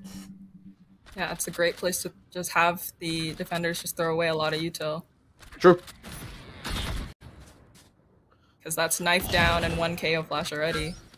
Yep. And that will be the dart. I think that was actually from the drone. Now they know where the KO is. They know they're an elbow, and yep, Rubago is going to get that kill. And that's going to be in a very good position. That is going to be the Hunter's Fury sent out. But doesn't really find anything. The Seekers are there. Axomali is going to get the kill with the operator, and West follows up onto Levi. And yeah, picks coming up left and right. And if you're Globe, you try and somehow retake the site here. But if you're in a 3v1 and the only thing you got is a Vandal and some knives to your name, I don't know how much could happen here. Especially with all of the util in the world that can be used, since next round it doesn't matter. And Vinny is going to find it. As we are all tied up going into this half. Switching sides. Very interested on how this is gonna play out, because they Monroe has like significantly more sentinel power than Lackawanna does, so I'm thinking that this is gonna be a easier defense round for them, and I hope that I didn't just jinx it. True. Caster curse always happens, and again, it is a defensive sided map, and if you have 2 sentinels, 1 holding on each site, you are going to be very good, as it looks like 4 members of Monroe is holding A site and 1 on B. Maybe the teleport from Sage. But we're looking at a B push here from Lackawanna. And this poor Sova is all by himself. Revealing area. I mean, the more info you can get, the better, but that's going to be all of them through Hookah. Wes is gonna jump onto the point, and Abdullah's gonna be like, "Hey, you're all here. Help! We'll get one though. Gets two. Gets two. Oh, maybe he can hold the site by himself, but no. Axomali will find 2 kills as well with his Q. Yeah, I'm not surprised that this is going out this way because you leave one person to hold the site on their own when all 5 is pushing that way. It's a little difficult to stop, yeah. Just a little bit. Just a little difficult to stop by yourself. Yeah. Nope, but Lackawanna now is going to be up in the lead 7-6, as they've been holding this lead for pretty much most of the game, but again, it's still very even. It's only this for the second round of the second half. Still technically a pistol, but Lackawanna is going to play off of that and get some specters of their own, which could be very useful, especially pushing a site here where there's a little bit less sight lines and it's a little bit up close. Will be very useful for them.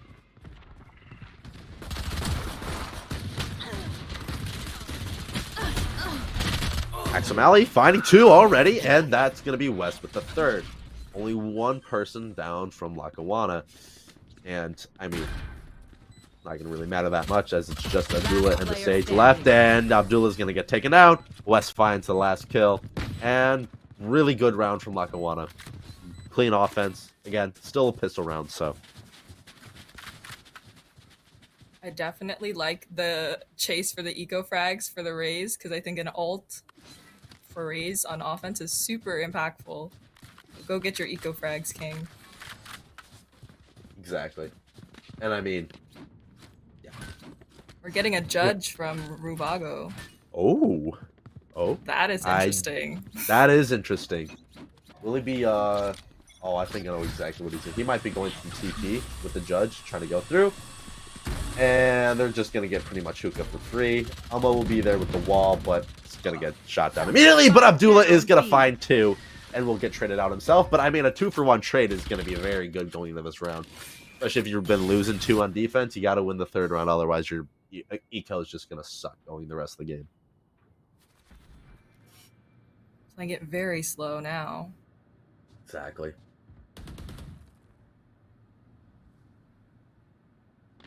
Looks like slowly creeping up along.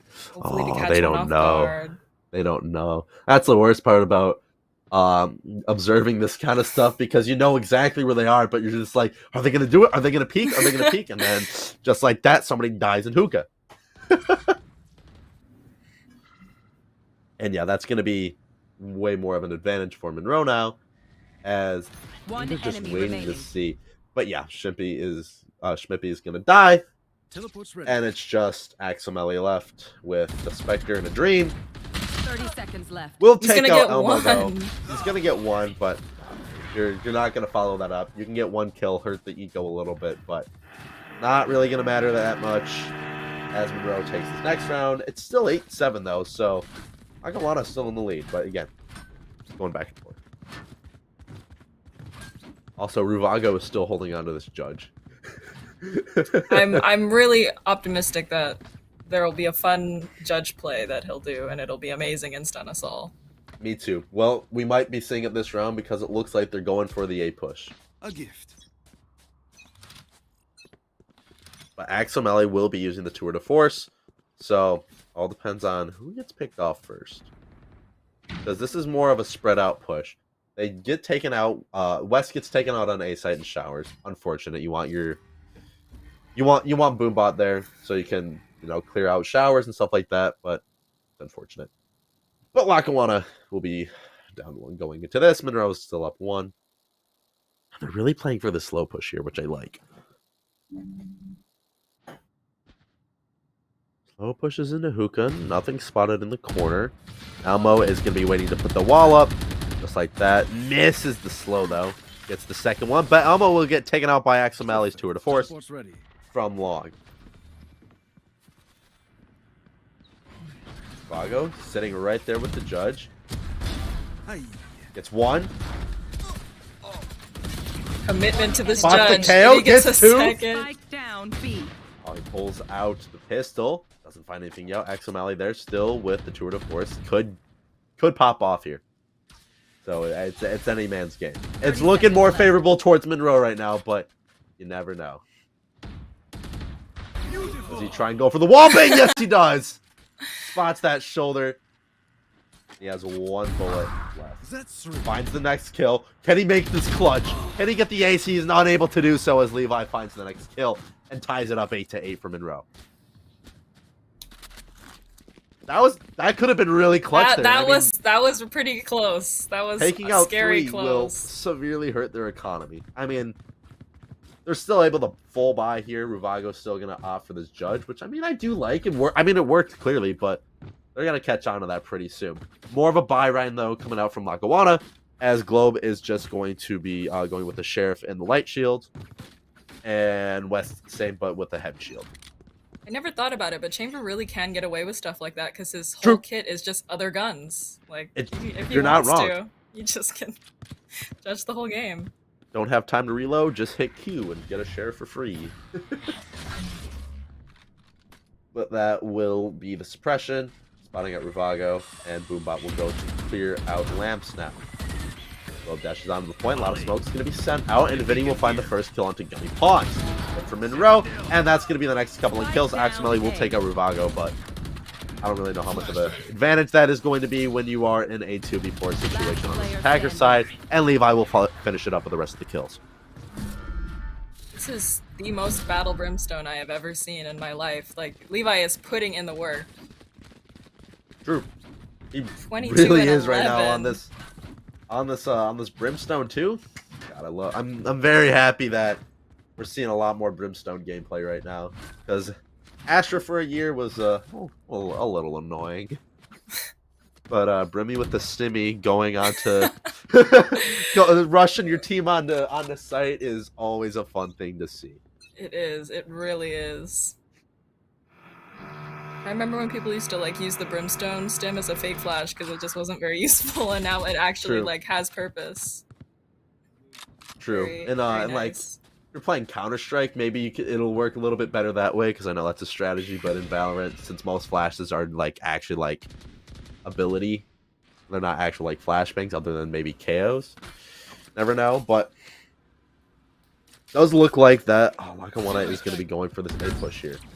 Which I think they're going to try and go for one pick and get everybody on the site. Hunter's Fury will be sent out, though. Bomb is slowly making its way to B. Yeah. The more noise they keep up on A site, this could be huge, as West just has the spike and is going to get to B site with pretty much no problem. Yeah. They have site for free, and now they don't know that they're not going A site anymore, and that's going to be huge. That gets them the plant when they are all tied up. Suppression spots out Ruvago and Hookah, and you don't even need to push that. You can just wait there, because Ruvago will have the judge. So if you're careful, you won't die. And yeah, this is one. He is gonna get one, but this is really being well played out. That's gonna be the showstopper from West. Globe is gonna take out Vinny. And I mean, this is looking really good from Lackawanna. Elbow's gonna get whiffed though.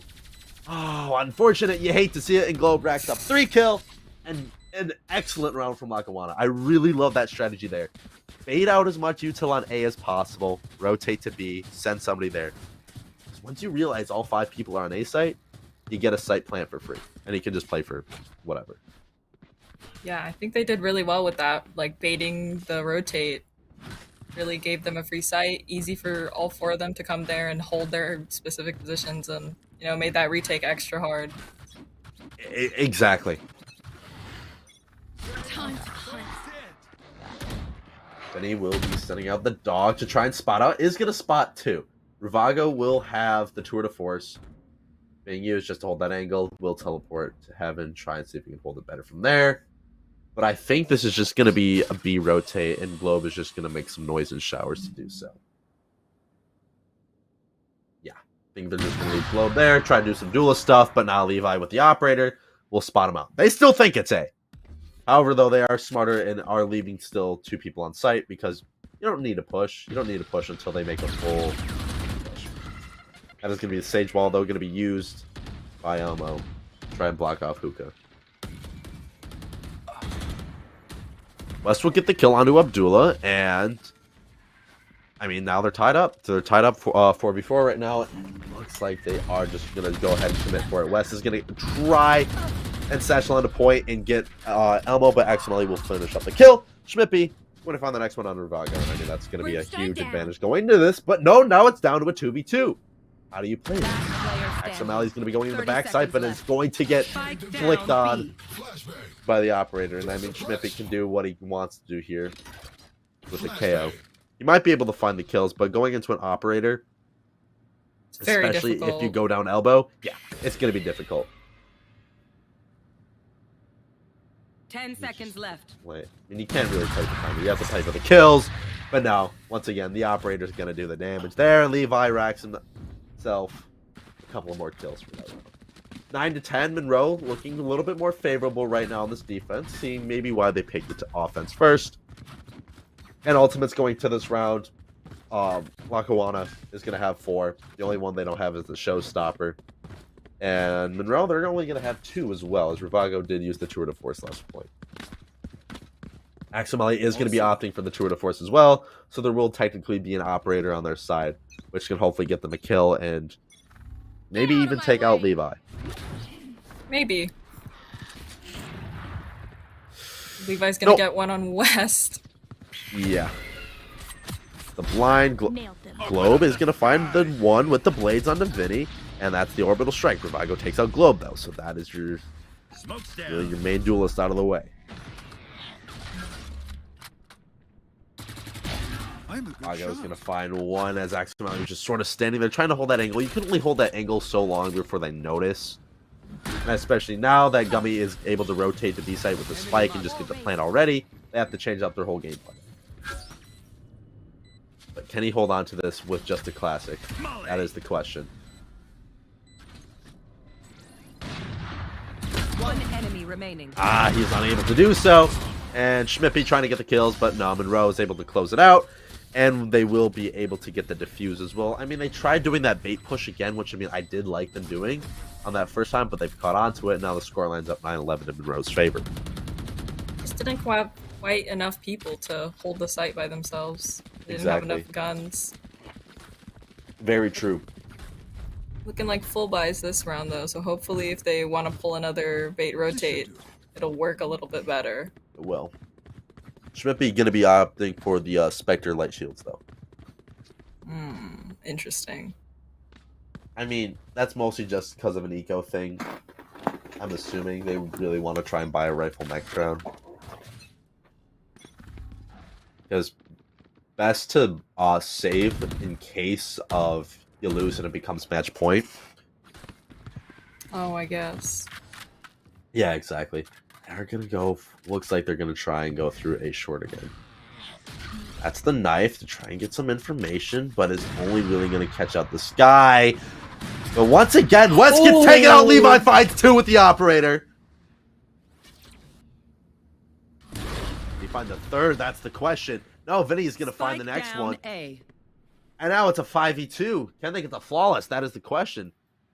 It's got to get in your head a little bit. I think West has been picked off by this op like 3 rounds in a row. First kill. Exactly. So I wonder.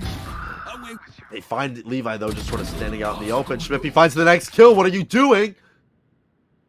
Monroe is going to get taken out in some really unfortunate situations as the Sage goes through B-Long into teleporter into showers. Try and find the next one.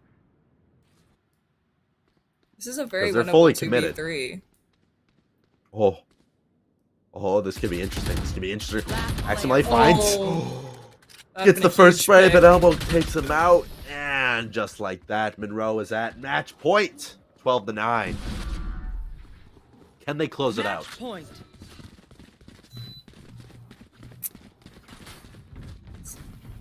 And they have 2 operators as well. They're going to have 1 on each They side. have 2 operators. Oh, goodness. And Rez. and Skyld. They've got the perfect retake utility. If you and 2 don't ops. lose this round, Monroe, I don't know, man. That'll be some mental boomage after this bye. But if you're Lackawanna, you're not. You have 1 person still on a save round too. Optimistic in the W. That's what that is. That is very true. However, though, if you hear that That operator coming down from B long. There will be the suppression, and he just gets out of there before he can't teleport anymore. Now they know it's B. They see the util being sent out. The operator as well. Abdullah going to tag one with the drone as well. So now they know exactly where they are, and they can just set up for this.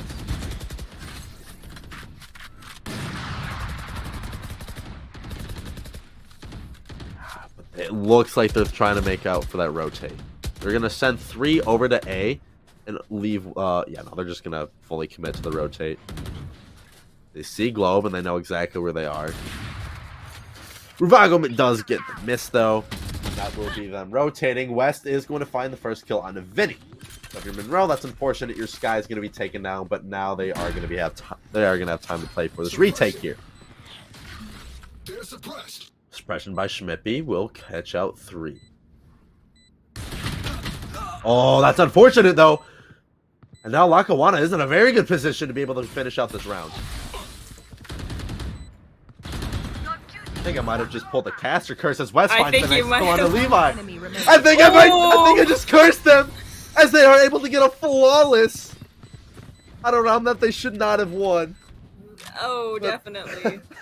Yeah, that's caster curse. That is a caster curse. That is a caster curse if I've ever seen one. My bad, Monroe. That works. Now if you're Monroe, I mean, it's still match point. You can still do it, and they're going to have pretty much a full buy. Ruvago only needs 1 kill, and they can get their 2 to force out as well. Actually, they already have their Sheriff that they can use as a weapon, so they don't even have to deal with the Classic. But if you're Lackawanna, you are going to be going for this B push here. I mean, it makes sense. B push, rotate to A, do exactly what you did last time. It might work again. If it ain't broke, don't fix it. Very true. However, don't have really many rounds to mess up strategies left. So, in fact, you have no rounds to mess up strategies. So,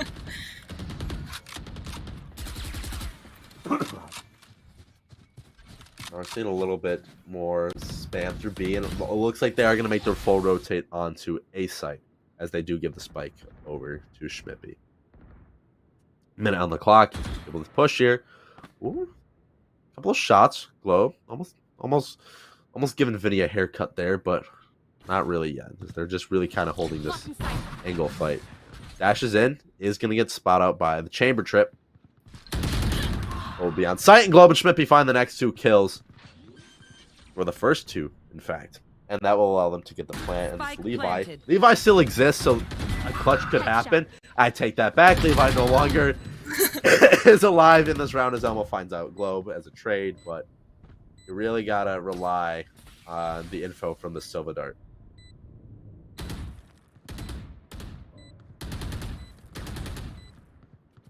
Spam. I don't really know if you want to spam into that, but Elmo's gonna find Schmippy.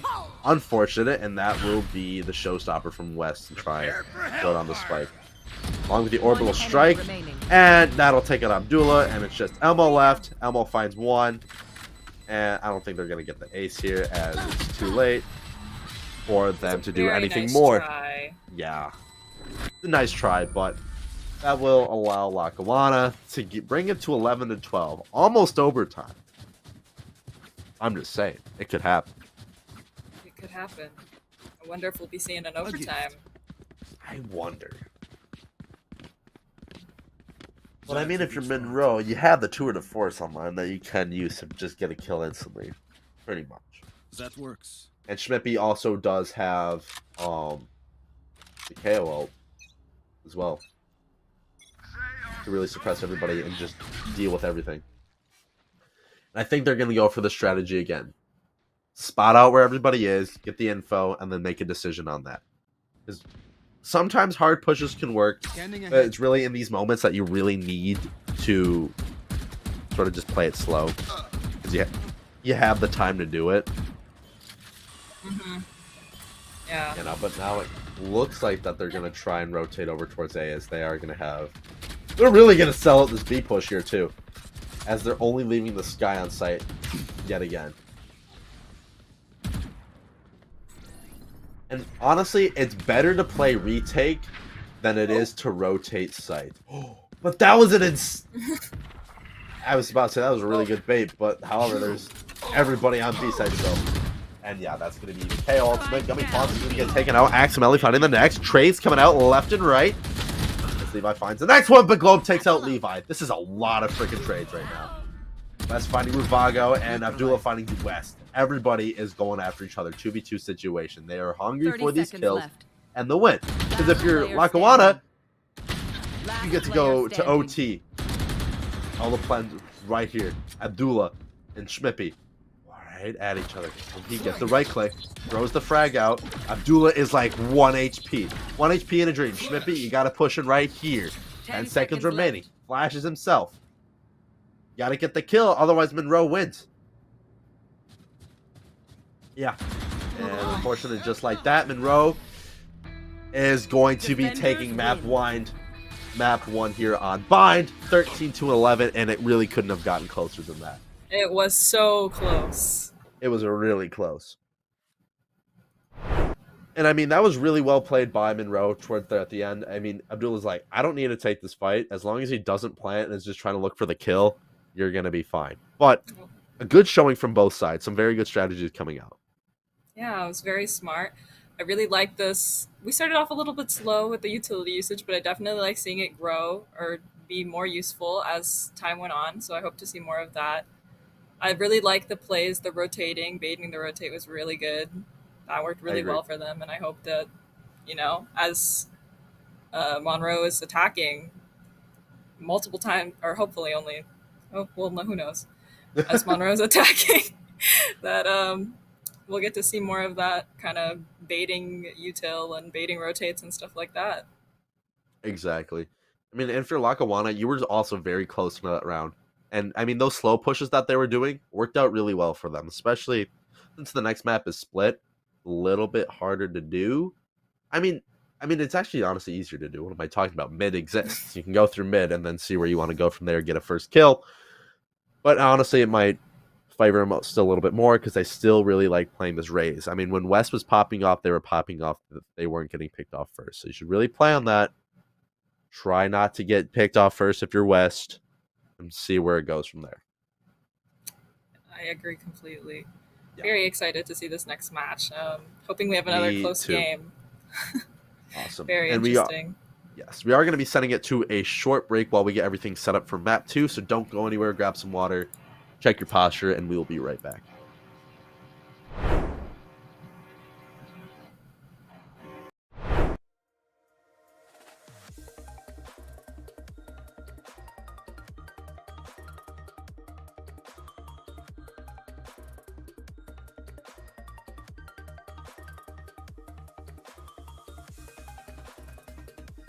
One though, Globe's gonna find 2, Globe finds 3, and clutch of the round for Lackawanna now.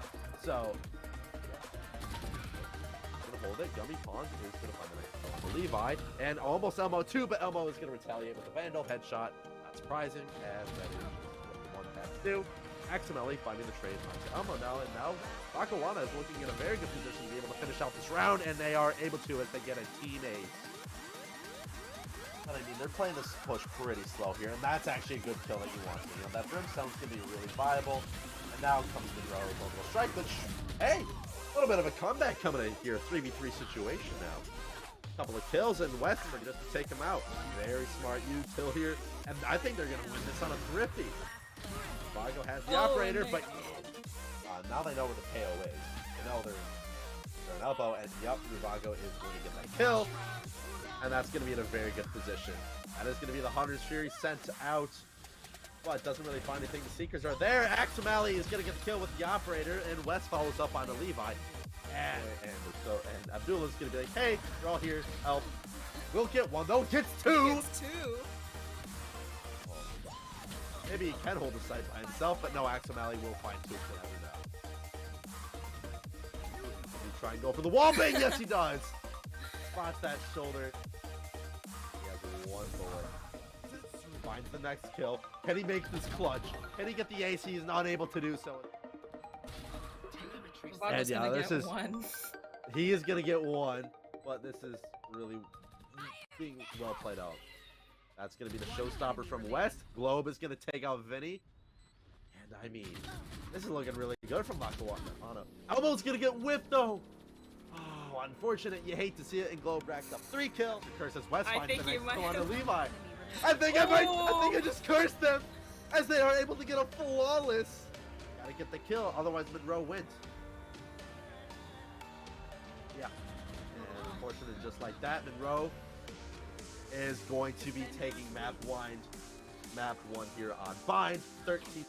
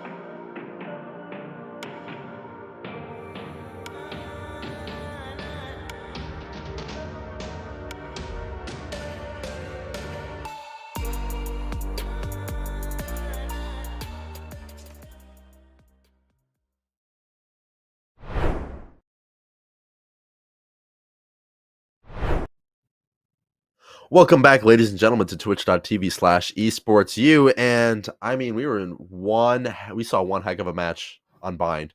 Monroe was able to take the dub 13-11 in a pretty close fashion. Yes, definitely a very good game. Good utility usage, good game thinking, or good game sense, you know. Very, Yeah, exactly. very Valorant. Couple of fun gunfights, you know, the jumping headshots and all that. The jumping headshots, op plays, everything was looking pretty good. We are going to be headed to map 2 here pretty soon. That map 2 is going to be split with Monroe is going to be on the offense first. Again, they've chosen offense for all three maps first. So I really want to see, especially I feel like split sometimes can be more offensive sided. Yeah, you can run double sentinel with a sage and a chamber and block off mid, but really once you get those first picks in, you just kind of get rolling off of there. So we are going to see.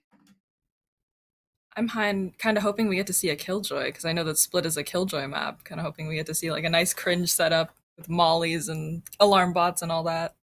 Exactly. But who knows? And then, yeah, here. But I mean, yeah, I want to see what sort of compositions we're going to be seeing. I don't know if anybody's going to be opting for a Sova here, since it's a little bit harder to info gather.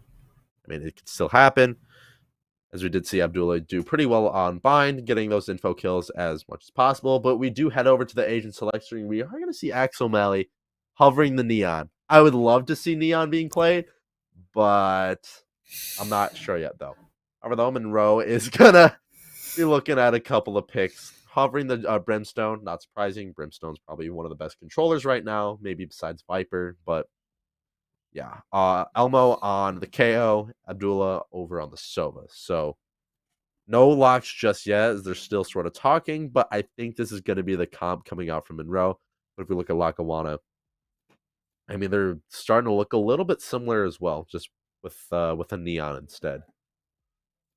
I really hope that the Neon pick isn't a joke, because I would love to see how they incorporate a Neon into. Yes, same in here. General, honestly, I just want to see. I would curious. absolutely love to see that, and it might be looking like it. We are going to be seeing potentially an Omen played as well, which I would not mind at all. Yes. But some of the locks are coming through, the Sage and the Brimstone, and if we look Monroe, they're going to be just pretty much playing everything that they were hovering. But Lackawanna still deciding on the duelists, and yes, we get the Neon. Let's go! I'm very excited to see how this Neon plays into it. She's very new, so I don't know if she's in the meta or not. So exactly. Very Also, excited. note, Monroe hasn't picked a duelist yet. They've just been completely playing off of initiators and sentinels that play like duelists, like Chamber. I mean, Chamber's a sentinel, Sure, his tripwires can sense where other people are, but in all honesty, he plays like a duelist. So maybe he'll have the util plus the damage. It's great. And same with Sky. The blinds and the heals are fantastic. Entry fragging, you're going to be good to go. And I refuse to disrespect, of course, can't forget the Battle Brimstone. So, The Battle Brimstone. Heck Battle yeah. Brimstone. Brim me with the stimmy. Very, very excited to see it. I'm gonna crack up every time you say that. Yes. I will make a point to say that then. Oh, no, but we are headed over first. And Monroe, coming off. I mean, it's pistol round, ghost, a couple frenzies here and there, but nothing really too out of the ordinary, as it is just a pistol round, and it won't really matter until going into later. So it really depends on their strategies here. Looks like they are going to go for the hard push B to mid. That's fine. But yeah, they're going to pretty much put the util there, smoke off, probably Heaven and CT. As Levi's going to go off, get the blind, and that is going to be trades on both sides. Both Brimstone's going to get killed as Levi and West are going to find it. Also, note West is playing Brimstone now instead of Raze. Very interesting. Yep. Maybe he wants to battle Brimstone too. Maybe he wants the battle Brimstone. He wants to battle Brimstone. Rotating through mid here, they are going to spot the Sage Wall. That's not surprising. You're going to see that Sage Wall there pretty much every single time, as it is a great way to spot when people are going through somewhere, because you can just know, oh, shoot, they're going through mid. I can rotate quickly, get the slow in, get a couple kills, get out, or trade. Pressure will be there. Is only going to spot out the Sage, and yeah, it looks like they are going to try and push through Heaven. Well, depending on which Heaven that is, look, they're going to pretty much able to get a Heaven. Globe is going to get the first kill, and the overheal, meaning they have shields now. Globe getting 3! That is huge! 3 with the ghost on pistol round. That's going to be awesome going into the next one. Even though you get traded out, a 3-for-1 is not bad at all. And now it is just Elmo on the KO. And they're surrounded as well. There's not much you can do here. There's a Neon about to run up in your face. Drop downs into rope. Is going to spot out the KO here. And it's going to be a battle of the classics. But Axomali is going to be the one winning that round, as Lackawanna up 1-0. I find it very interesting, like how much their their agent picks switched up. Like Elmo was on the Sage last round, now he's on the KO. Yep. I just I find that very interesting. I find like it that's very a very interesting big, too. yeah, big change. Because normally you have a lot of people playing the roles like just some people are just they all play Sentinels. They play like Cypher, Killjoy, and Sage and Chamber. But just like that, Globe is going to go out with the Spectre. Is going to find 2, and 2-for-1's not a bad trade, but you will lose the Spectre. And Elmo's going to get that classic for free. Not classic, the Spectre for free. Well, I need to get a classic for free. Well, really? Yeah. No, they did get the classic for free. Maybe not the skin, but sure did. Elmo will be trapped in this corner here. Stunned. Molly. Not much you can do as Axomali goes through. Ravago only taking out Axomali, but in the end, Lackawanna will be holding on to this defense pretty well, as they are up 2-0. Personally, I find Neon's really irritating to play against, so I imagine that it's probably pretty irritating to be in your nice... Yeah, it's probably pretty irritating. She can flank so fast, and she's just everywhere, and she's so in your face, and the stuns... terrifying. Exactly.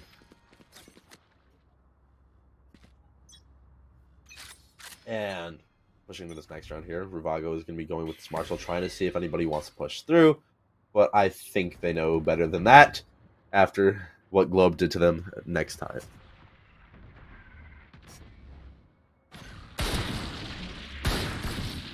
Ravago taking 2 shots along with Globe. No trades yet. Line will be there. Sometimes it's best, like, if you're Reyna, like, in that situation, blind first, then push out. Don't push out at the same time. I mean, they luckily weren't cut off. They luckily didn't die, but Axomali is going to find 2. Like what I was saying, blind first, see if they shoot it. That way you can get some info on it and won't risk your life. But Globe is doing a pretty good job of just staying alive, and it's just the KO left. hiding in the corner, as that's the blind, that's the drop, and that is the kill. But not from who you think it was. Globe did most of the damage, but Schmippy got the kill steal. As Lackawanna is going to be up 3-0 against Monroe. And I think this was also Lackawanna's map choice as well, which does make a lot of sense as they are popping off right now, to be honest. Kind of, yeah. Good holds from everyone. Yeah.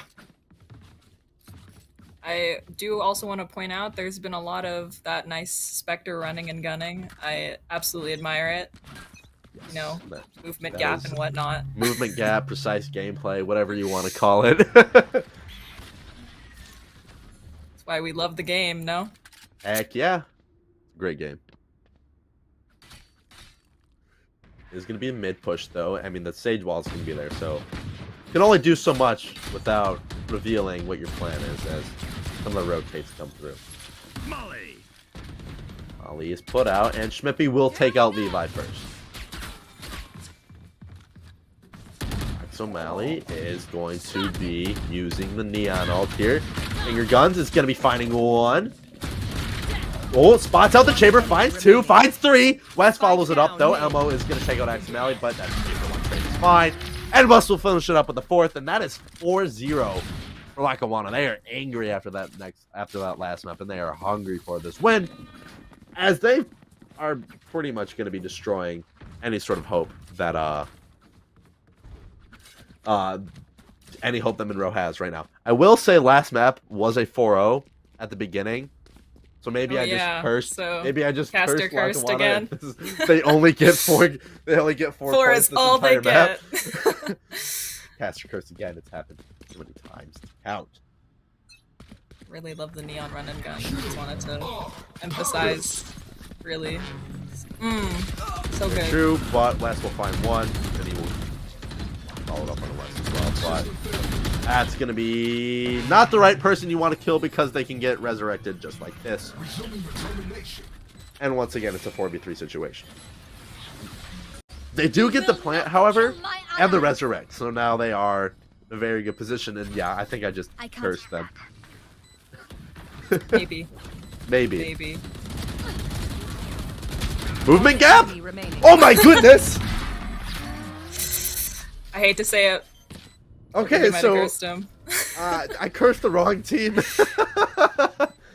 Yeah, but that was excellent. The wall Double there. curse. Aximali just whoop, jumps right out, doesn't find anything. 3 kill, 4. Yeah, that was huge. That was really huge. 3 kills for Gummy, and I mean, you die to that, but it's a worth it because you have 7,000 creds to be able to do anything, and which is a full buy, which is an operator, and a buy for the next round. But they are just going to stick with the Vandal, as there's no really need to play any ops right now unless you have a Jet or somebody sitting in at the back of B site. Some people call it Shazam spot. But well, I mean, West really knows his way around an op, and he was on Brim last, or not? Yeah, West. You want to play? Levi. Levi. Play. Dang. Levi. But that'll be on. We'll probably see that more on defense, as that's where operators are usually better. But as I say, that the tour de force is going to be set up by Rivago. Is going to spot out Aximali. Now they know where the neon is, so you're only so much you can do. We'll get stunned, and the wall is going to allow Aximali just to sort of bait a rotate, but he's still going to be just sort of chilling there. Globe as well on an angle. But Monroe's really looking in for this A push. Globe is going to find one. Globe's going to find two. That's the power of Reyna over heal. And he can throw out that blind just to bait even more. Then he will find West, which it's unfortunate. That's a smoke down, but you're still up 4v3. But if you're Monroe, you really got to rotate here. Because now they know that you've used a ton of util on A. You can smoke off Link right there and spot out a Sage. Taken down. Just like that, now we are in a 3v3, Out of charges. which this could be a little bit more favored now. Left. They just find out, yep, that Schmippy is going to be sitting in CT side. Spike You're going to be down, fine, B. and then you can have Rivago hold this angle on Heaven and still be in a very good position to be able to plant. Actually, but the spike was taken out. One enemy Heaven. remaining. And I take it back. Axomally just gets the kill. And now 12 seconds left. If you're West, 10 you just seconds go up left. here and try to get the kill. Last No, player but standing. it's possible. Open up the sky. No, you send the orbital strike out, but it's not going to be enough. As Globe will take out Levi and defenders will win that. And it is 6-0 right now. If you're Monroe, what do you do? Yeah, what do you do? What do you change up to? Baiting the util, they're rotating, but it's just not quite working for them. True. They've been cut off from pretty much every single sort of point, and then Lackawanna has really been stepping it up this game.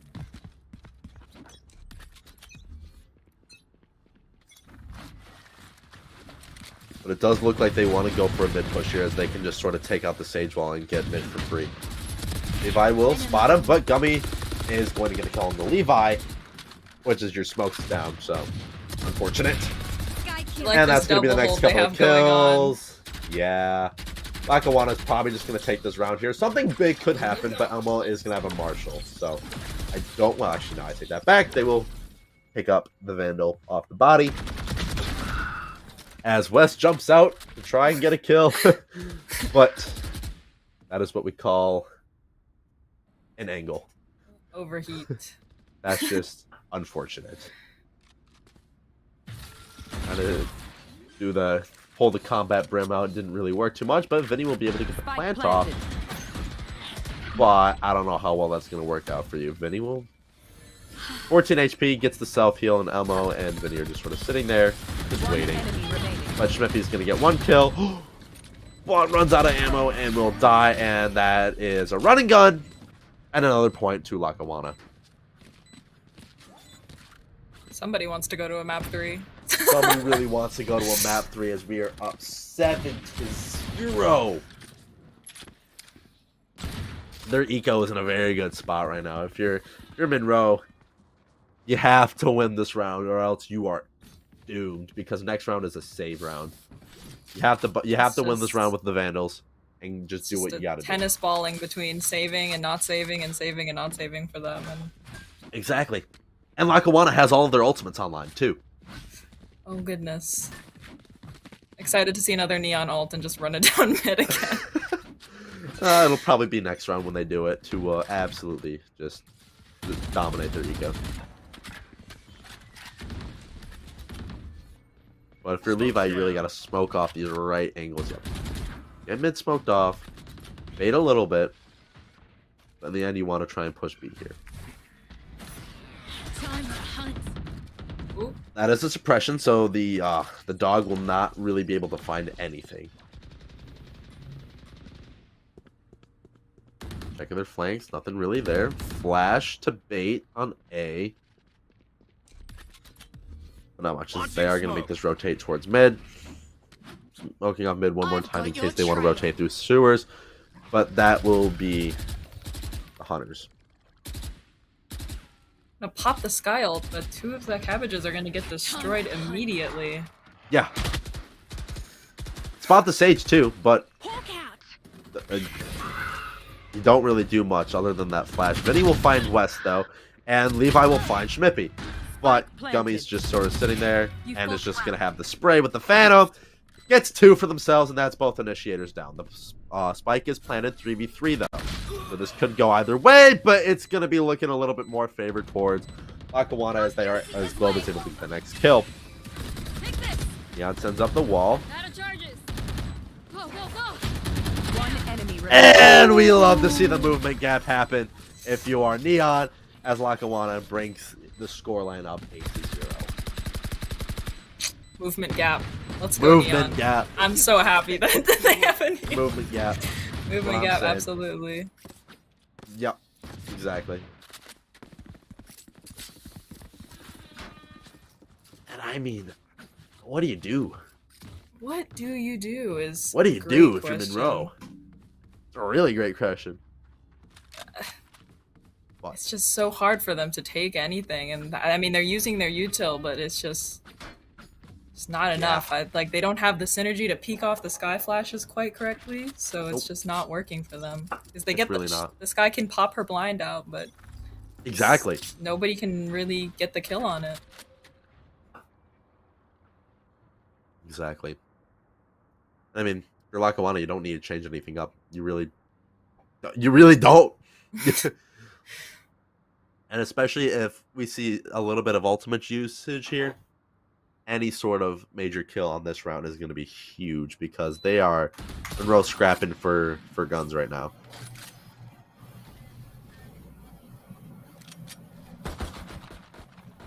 And if you're LC, you don't need to push. You can default on these angles and just do what you've been doing on defense because you don't need to push up if you're defending. It's the point of the game.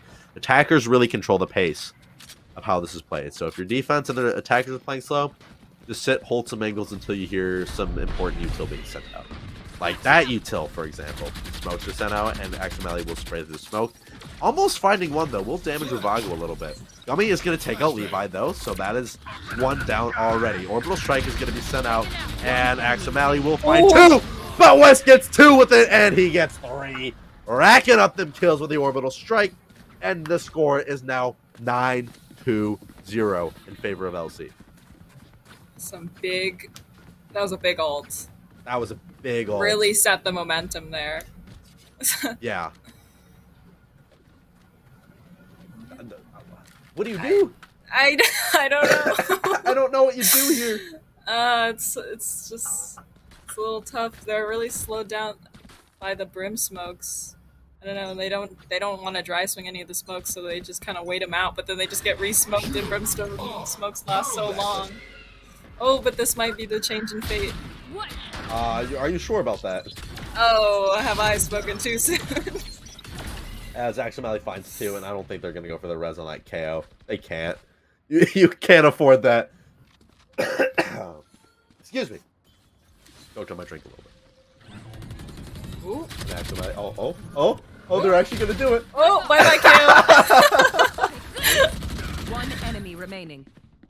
It's just unfortunate. Vinny will find one with the judge, but if you're LC, you can just default and you'll be fine. We'll resurrect Ravago though. One enemy remaining. I don't know how much that's gonna help though, as Gummy will just sort of spray down with the Phantom and just take him out of the game. Like, oh, I saw West try and go for that knife kill. I was worried. So early in the day for me. Yeah, it's so but LC is up 10-0 now. Oh my goodness. They're just snowballing it. It's just. Said it once, and I'll say it again. What do you do if you're Monroe? You just pray that you can make a huge comeback on defense, because right now it's looking like LC is hungry for the map 12 is all they get. 12 is all they get. Yep, 12 is all they get. Sure. 12 is all they get. Yeah.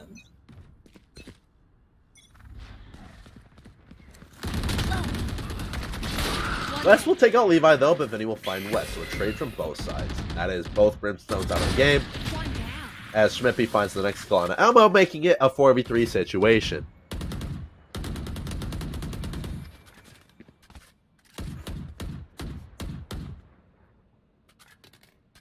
And potentially killing Schmippy, but nah, he's gonna get out of there. You don't want to face facing up against that Marshall, especially if you're low health.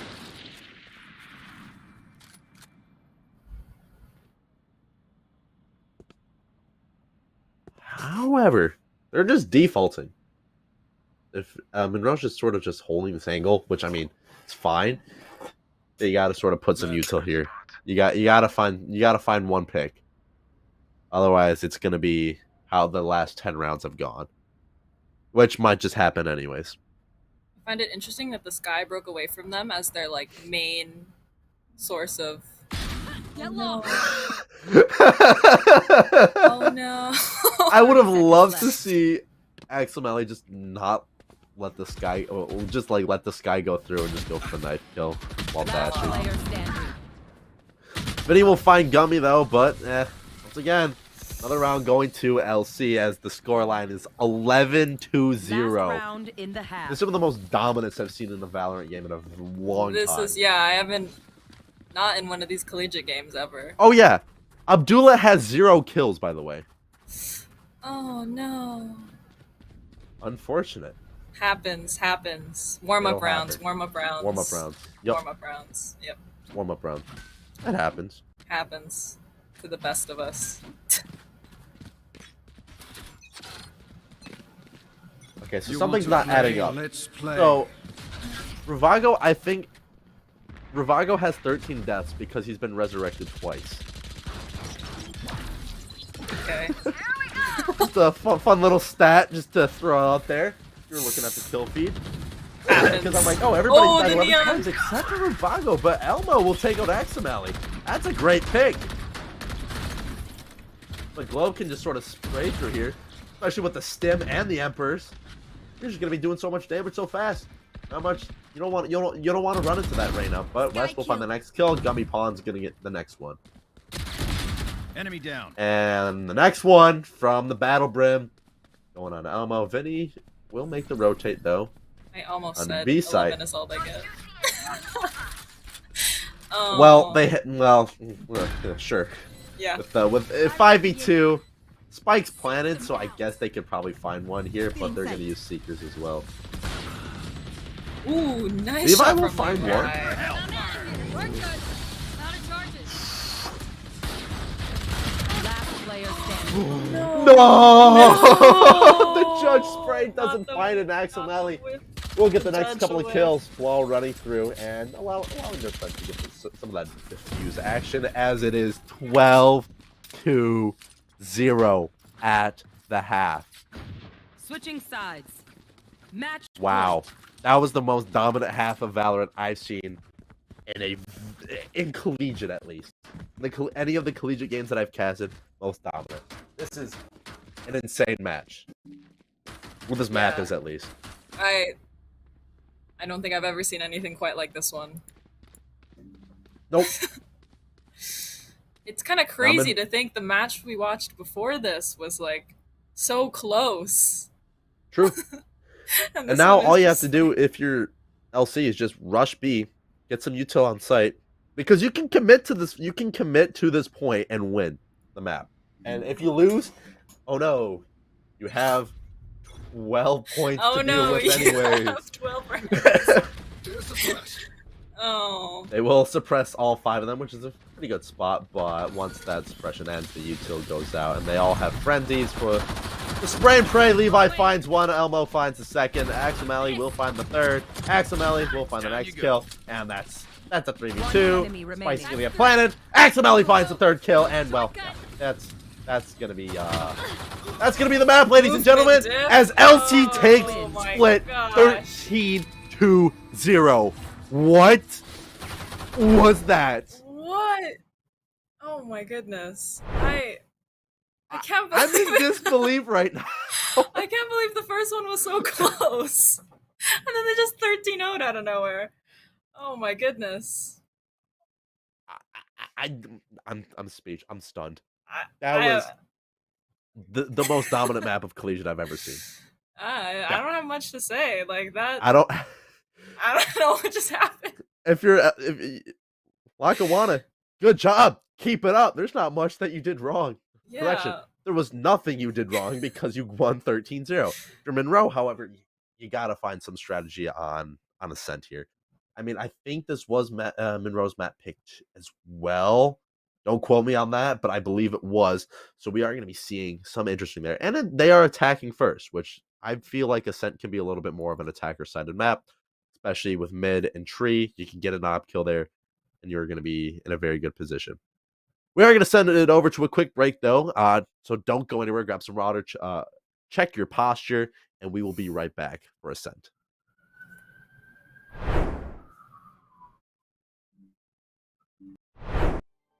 Well, depending on which heaven that is, look, they're going to pretty much able to get a heaven.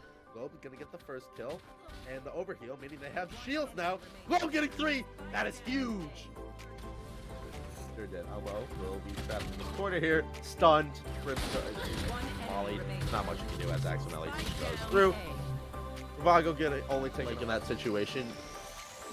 Blind first, then push out. Don't push out at the same time. I mean, they luckily weren't cut off. It luckily didn't die, but accidentally. Mally is going to be using the Neon ult here. Finger Guns is going to be finding one. Oh, spots out the chamber, finds two, finds three. West follows it up, though. Elmo is going to take out Accidentally, but that's fine. And West will finish it up with the fourth, and that is... And we love to see the movement gap happen. If you are needing one, though, we'll damage Revago a little bit. Gummy is going to take out Levi, though, so that is one down already. Orbital Strike is going to be sent out, and Axamali will find two, but West gets two with it, and he gets three. Racking up them kills with the Orbital Strike. One enemy remaining. Don't know how much that's going to help, though, as Gummy will just sort of spray down with the Phantom and just take him out of the game. Like, oh, I saw West try and go for that knife kill. I was worried. Levi will find one.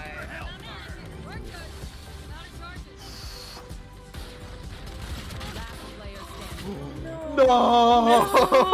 The judge sprayed doesn't lie. Finds one. Elmo finds the second. Axamali will find the third. Axamali will find the next kill. And that's a 3v2. Fight's gonna get planted. Axamali finds the third kill. And well, that's gonna be the map, ladies and gentlemen, as LC takes split 13-0.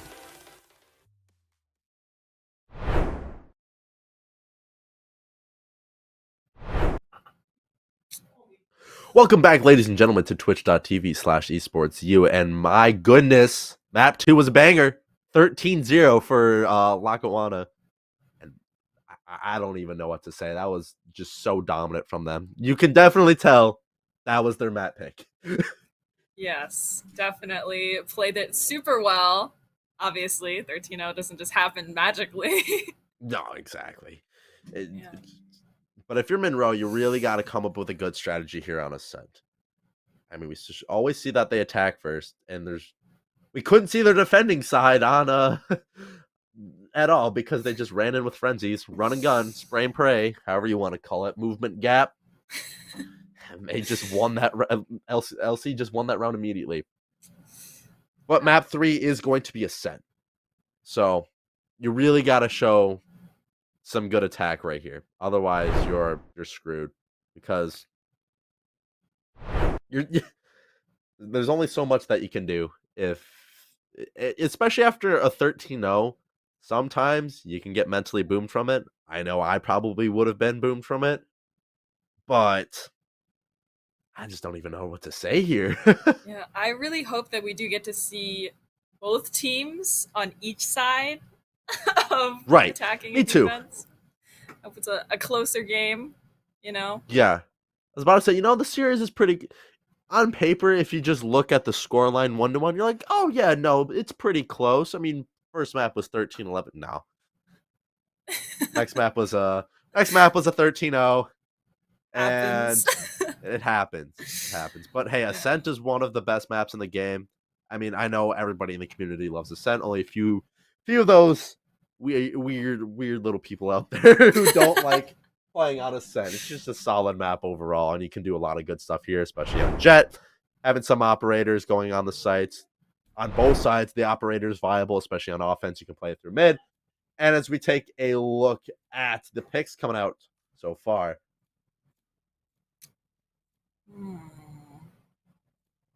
Seeing Rubago on a chamber. Love to see that op. I love seeing that operator. I mean, I love Chamber. Chamber's right now probably my favorite agent to play. He's been the one I've been playing the most in comp, and I mean, it works sometimes. We don't talk about my rank though, but it works sometimes. Hey, no need to bring ranks into this. No need to rank though, but I do like this sort of composition that Monroe's coming out with. Brim again, Levi. Keep Levi on that Brimstone. It worked. Vinny on the duelist on Jet. I like it. Vinny was doing some good stuff. And Ruvago once again on the chamber. Yeah, back on the Lackawanna. Sage. Lackawanna, you can't get overconfident here though. So they're gonna go with Sage, Schmippy. Okay, this is looking pretty similar comp wise. It's gonna be only difference is going to be just a double sentinel setup for Monroe and Lackawanna, opting for the double duelist, which does make sense as they probably want to be more dominant on offense than you do defense here. I also want to note that this is Monroe's first duelist pick, so very exciting for them. Yes. And we get to see another Neon. How fun.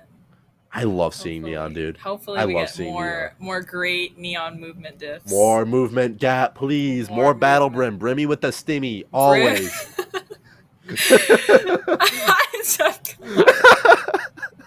And yes. My producer told me Neon go burr. Neon do go burr indeed. Neon, in fact, go burr. So hopefully she gets to burr just, maybe not in a 13-0 type of way, but... Of course, as we are headed right into it. LC on the defense first, which, I mean, we saw how their defense was on last map. It was good. It was really good. It was good. And it was definitely good defense. Yeah, there's not really too much flaws there, but it is a different map. It is going to be Ascent, which, again, a little bit more of an attacker-sided map, especially from my experience in watching VCT and watching collegiate play. A lot more people like the offense here. But that doesn't mean that you can't go short on your defense as well. You see Levi is going to be poking through mid first. And if you're Monroe, now's your time to make your statement. Definitely. After a 13-0, you definitely want to prove that you're beacon here. better That's than with that. the stim. And it's a battle of the brimstones. Well, now it's a battle of the rest of the team as West gets spotted out in hookah. Will get taken out though, but that is going to be a trade from both sides as Abdullah gets the next kill. Globe finding the second one as well. So 2v3. Globe finding another kill. 2k. So now it's a 2v2 situation. The spike hasn't been planted yet, but they have the health pool to do it. And it's 2 sentinels, so you can lock down a site pretty easily once you plant. Get a wall off onto long, get some trips in heaven, and see where you can go from there. Spike will be planted, and that is the wall. Perfectly cutting off Globe. Yeah, perfectly timed. Honestly. Cutting their vision. And with the recon there showing where both of them are. That's one from Globe, and now he just has to play this carefully. Elmo and Globe, though, have both been members of their teams that have been popping up. And, yep, Globe's going to get the 4K on a pistol round, and we'll get the defuse as well, giving LC the first point of the map. Definitely really good retake on that. I like the way that Globe took it a little bit slower, took his time, and, secured the kills. He saw the chamber, but he didn't jump down and rush down and tried to get the frag. Instead, he waited a little bit and played off of his teammate. Exactly. And I mean, he had plenty of time left. The outer circle didn't close in yet. It wasn't going to the fast beeps on the spikes. They had plenty of time to be able to defuse it as well. So they were very comfortable going to that position. That's just going to allow him right away to get the Spectre. And I think it would be really funny if he ults and if he gets a Spectre ults right away. I think that would be funny because they're able to do it just as a flex and just really do that. But now West is going just to be gonna use the chill there. They're going to make the rotate through mid, though, and Ruvago getting the first kill onto West. That is great going into it as Vinny finds the second. Always is a shame to see, losing guns on a up round. Right, exactly. Spike planted. And that is the planted already, and they are in a comfortable position. They can just hold some angles here and just call it a round. But Axomelli is not one to do that as they beam down Vinny with the Spectre. We'll send the wall out just to bait, but they're going to notice. Retake there. Globe finds Elmo. Globe finds 2 with the Spectre. One enemy remaining. But we'll get right-clicked in the head, and now it's just a battle of baiting. Levi's 1. Pops out Ruvago. Oh, movement gap. Maybe a little bit. No, get stunned by their own stun. Can you get the defuse off in time? Oh, I know they can't. It so well. Oh, they're gonna get the kills, but yeah, might as well just die so that way you're gonna get more money from the death bonus. And so I believe you can buy Phantom as well. Or Vandal, whatever they're preferring on this map. Which And it can't be a is- 13-0 now. Yay! Yay! No, it'll be a 13-1. Oh. But depending on who, though, that is the question. Mm. But now Monroe's finally looking like they're going to get back in the game. They did, however, all die last round, but it will allow them to go back and buy rifles, which is going to be very good going against LC in this round.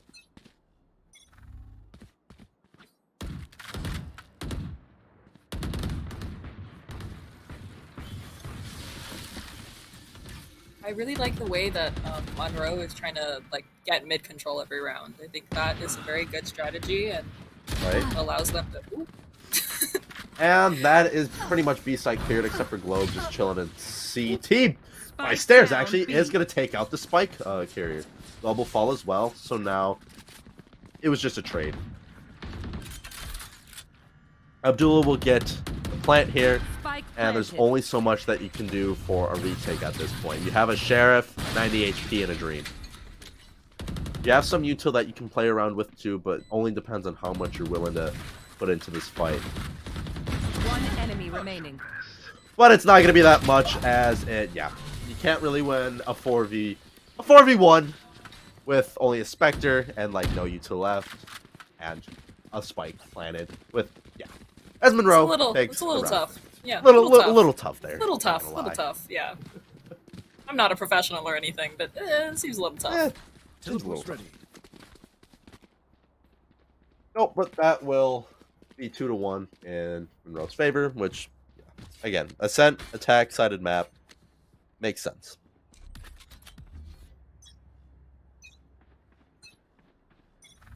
It does look like that they are going to be going for this B push once again, which I'm not surprised. The B has been working out a little bit more. That's usually where they start off. They start off with a B push, rotate through mid and through spawn, through A, and then try and get there. However, though, trades are going to be coming out. Not really any trades, just kills, Aximeli, finding the next kill. But Vinny will find one more onto the Soba. Still in sight. So it still could be anybody's round yet, Still in sight. but nothing too major. Bait from Globe. On to Vinny. Globe will spot him, but will be able to get the headshot. But Elmo will take out Globe. So now it's a 2v2. And Elmo has Spike and Heal, so they're going to be in a comfortable position to be able to retake this. Be able to plant at least, where Aximeli's going to be there with the spray. Wall, run, slide, and kill. Maybe? As long as they don't go into their own stun again. That won't be very fun. And yeah, that was good retake there from LC. Brings the score. Neon was making a lot of noise, distracting. Little did he know the Sage was coming up from behind. Exactly, and I mean, that's exactly how you want to play it. I feel like LC has very good team synergy. Like, they play off each other well, they swing off each other's, like, abilities well. Yeah, exactly. That's what I've been noticing too. I mean, their team play has been great. I mean, even though they lost map 1, obviously map 2 was great team play there. And I mean, it's tied ups. This could still be anybody's game. And this is Monroe's map pick. They really want to push it here. They are going to be going for a bit of a split push. A couple people on A, couple people on B, one mid. So they're going to play 4 picks, which is a great way to play this offense. Because if you make some noise mid with the chamber ultimate, maybe get 1 kill off of that, and then he can just go B the rest of the way. But it does look like they want to commit towards A site, as that's where the spike is headed. So I'm not sure really what they want to do here. But this might be the pick that they're looking for, as Levi does find Schmippy. Smoke from West to be able to cut off Ruvago. Some of the spray through, not really too much, just gives away info. And the trigger discipline almost was really big there. And can Aximeli find the next one? No, but Elmo has the health gap in that situation and did not take a single bit of damage. Going against that Neon, as Elmo finds 2. You will not kill my ally. And they will get the resurrect as well. Throws the molly out, but not on to Globe plant, as Globe finds 1, Abdullah finds the next, and it's just, well, hold up. It's Globe on Reyna while ulting. this could be. One enemy remaining. This could spell a 4K, and it might. I don't know. Oh! If Globe would have held that just for a little bit Just longer, a second longer, yeah. they would have spotted it and got an insane clutch. But no, West will be there. Actually, that was Levi that was there, and just great job. Orbital strike to bait him out. Swing. You're in a good position. Brings him up 3-2. Econ for LC looking a little spotty. 2 of them can full buy. The rest of them are opting for pistols. Yeah, exactly. And Sheriff's nonetheless, so anything could still happen. Get a Sheriff, get a kill, get a gun, which could always work. Revealing area. But no, they're gonna sort of rush mid here through hookah, and they're gonna get the first kill on 2 Schmippy, which, yeah, it'll be a bit of a B push. Insane. And this Globe finds 1. Almost finding the second one, but the spray is just going out of their favor. As they are in a 4v2 situation for Monroe. Looking a little bit better here on this offense. Axelmelli, though, will find 1. Is going to wall. Sort of spot the 1. But then he's just going to find it, and Levi follows up with the next kill. And that'll be 0.4 for Monroe. Coming great here on this offense. Again, Ascent, offensive map. Got to put in the numbers now. Otherwise, you're going to be regretting it later. And, I mean, they also have a full buy. They have Vandals. But, and 1 Phantom in there. But, and a couple of ultimates to work with as well. But if you're LC, you are going to have 3 ultimates to work with. The Finger Blast, which I would not be surprised if they go for that this round. Be through, you can use it, get a couple of kills as an eco, and you're going to be in a good position.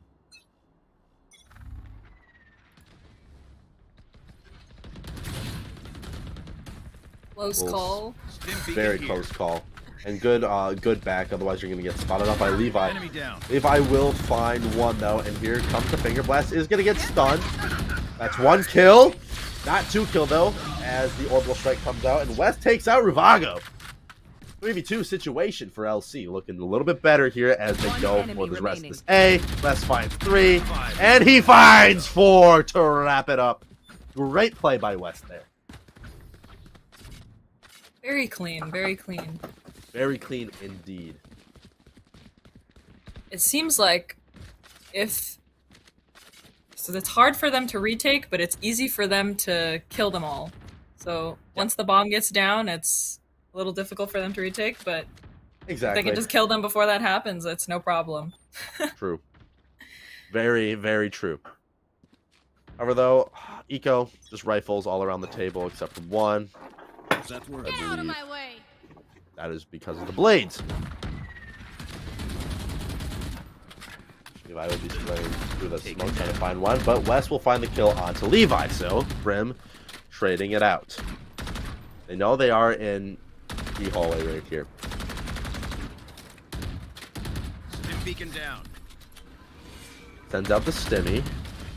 And Ruvago is just sort of chilling here, waiting for somebody maybe to push in, get the util kills, stuff like that. But if West is smart, they can go for the wallbang. Which Ruvago will rotate, so it wouldn't matter anyways.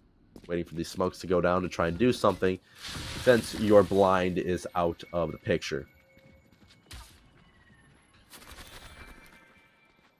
And he's going to be going through tree here with the blades. Is not really going to find anything, but that is a good trade out though. Taking out the Sage for the Jet is not bad at all. Axelmelli finds 1, finds 2, and that is just going to be Ruvago left. But hey, anything is still possible with a Vandal. Well, maybe if you're Globe. Yeah, Globe really putting in the work this game. That's what I've been saying. Past 2 map, been very good. Globe and Axelmelli here on these duelists have been looking very good. 13-5 and 10-5. And it's tied 4-4. So KDs. Kind of repeating map 1 here with yeah, KD's looking pretty good, especially if you're Globe. 13-5, great KD. But yeah, it's 4-4, so this could still go in anybody's favor. Launching smoke.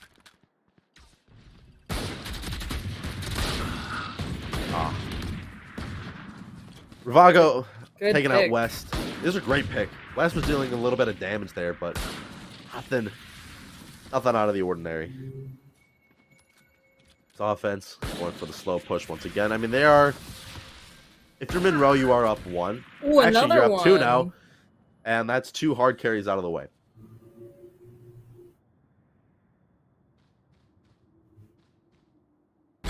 One down. And Vinny will find the 3rd. Great share shot and gets the Vandal for free. You only really had to spend 800 creds on that round, and now you got a free rifle, along with a plant as well. Just planting for yourself is going to be huge. Global find 1, but it's not really going to matter too much in the long run, as it is still a 2v4 situation with the spike planted and the wall up on heaven. So even if you break it, they know where you are. They can play for it. And the chamber trip and tree too. So now you know exactly where everybody is, and you can just set up to play the rest of this point. But it depends on how much time they want to spend, because they have spikes set up for them. They're going to be in a very good spot to defuse or just kill anybody trying to defuse. As Globe finds Levi though, and he will get taken out by Vinny. Traded out. Great play by Monroe though to be able just to set up, get those 2 early kills, and secure the point for themselves, bringing the scoreline to 5 and 4. Very good round for Monroe. Especially on like a half buy round too, right? Those 2 early Marshall picks and then the Deagle. So clean. Very clean. It's just very nice to see. And we're looking to this round though. Both teams are going to have rifles, except for Schmippy, who will be opting for the Spectre here and Light Shield just because of low eco. Play, let's play. That will be the tour de force, send it down through mid. And some information on point B for Monroe.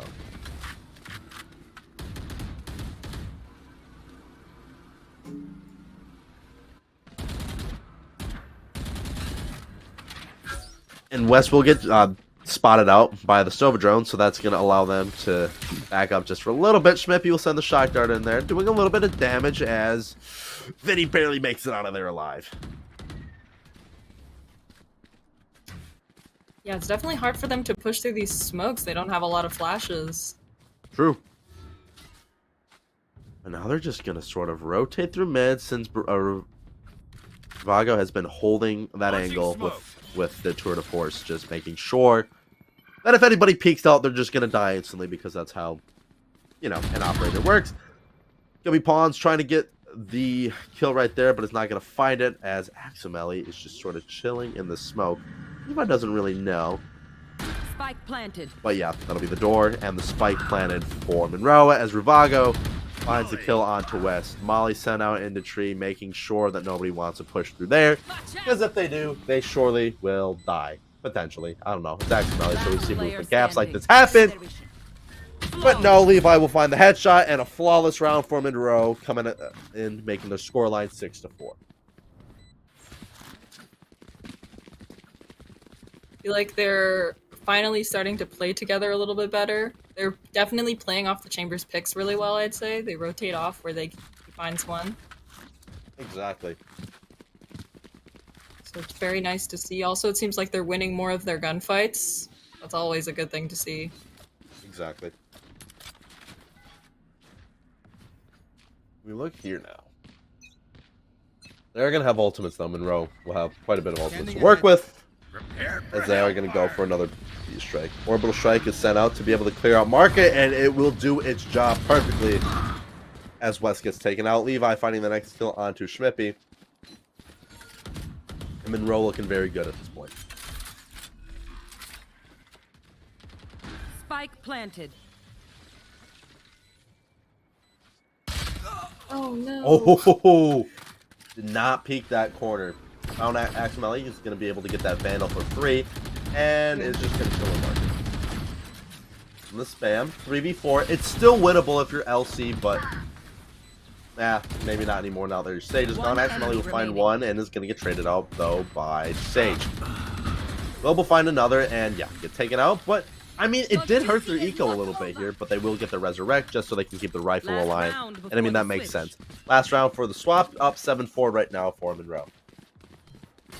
Yeah, it definitely looks like they have a harder time retaking the site, so Their best bet is to just kill them all before the bomb can even go down. Very true. 2 of LC's members opting to buy light shields because You want Econ's rifles not here. so hot. They will want- have all of their ultimates though, so expect some X spamming here. That's the information to be. Then he will fall low, and Globe will find 1. Empress is going to be committed. Maybe we'll find a second to be able to get out. Peeks, but the drone is sent out.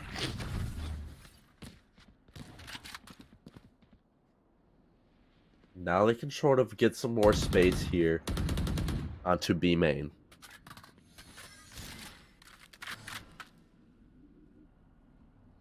I don't know. Do you even try to rotate at this point? I don't know if they've drawn enough attention. I don't think they Smoke have has either. gone down. Empress is down too. True. But there are still a lot more ultimates to be spent on both sides.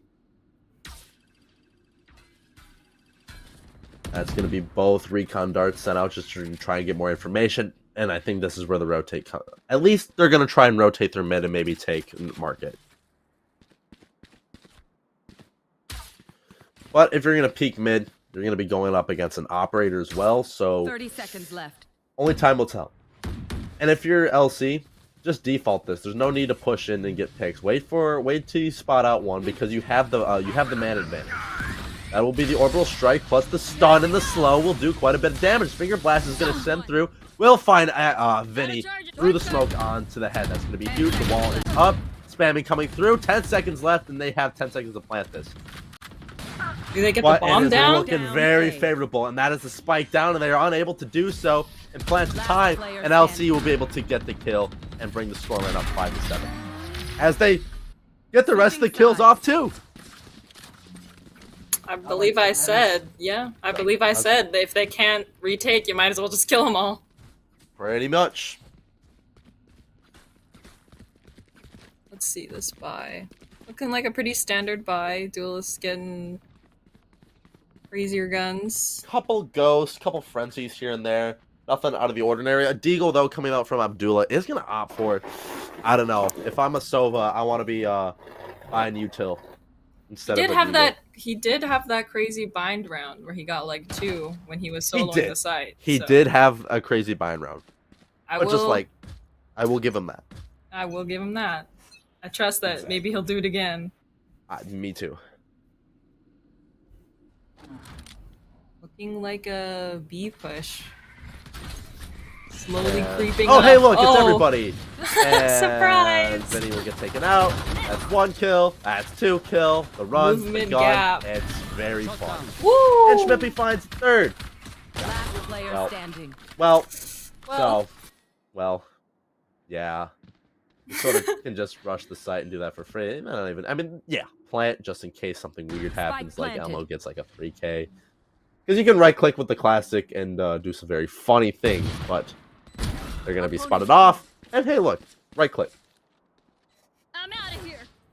Somali baiting the Sage, but I don't know how well you can do that. Gets spotted out. Woo! We'll find 2. Pretty nasty. If you're LC, don't push into us. They have a deagle. Don't do it. I mean, you could do it. It'd be kind of funny. Oh wait. No, but that was gonna be the bait to be able to take out Elmo in the end. But I feel like they shouldn't have been able to get that many kills. Yeah, off of that was a really. That was a rough round for LC, That but was great for really Monroe. I mean, well, LC still won it, so it's still good for them. But getting pretty much all of them with a sheriff clutch at the end, it was massive. Feeding the Sage ult orbs essentially. Pretty much. 6-7 though. Only major guns gonna be bought here. There's a couple Spectres and a Marshal for Ruvago. So, yeah.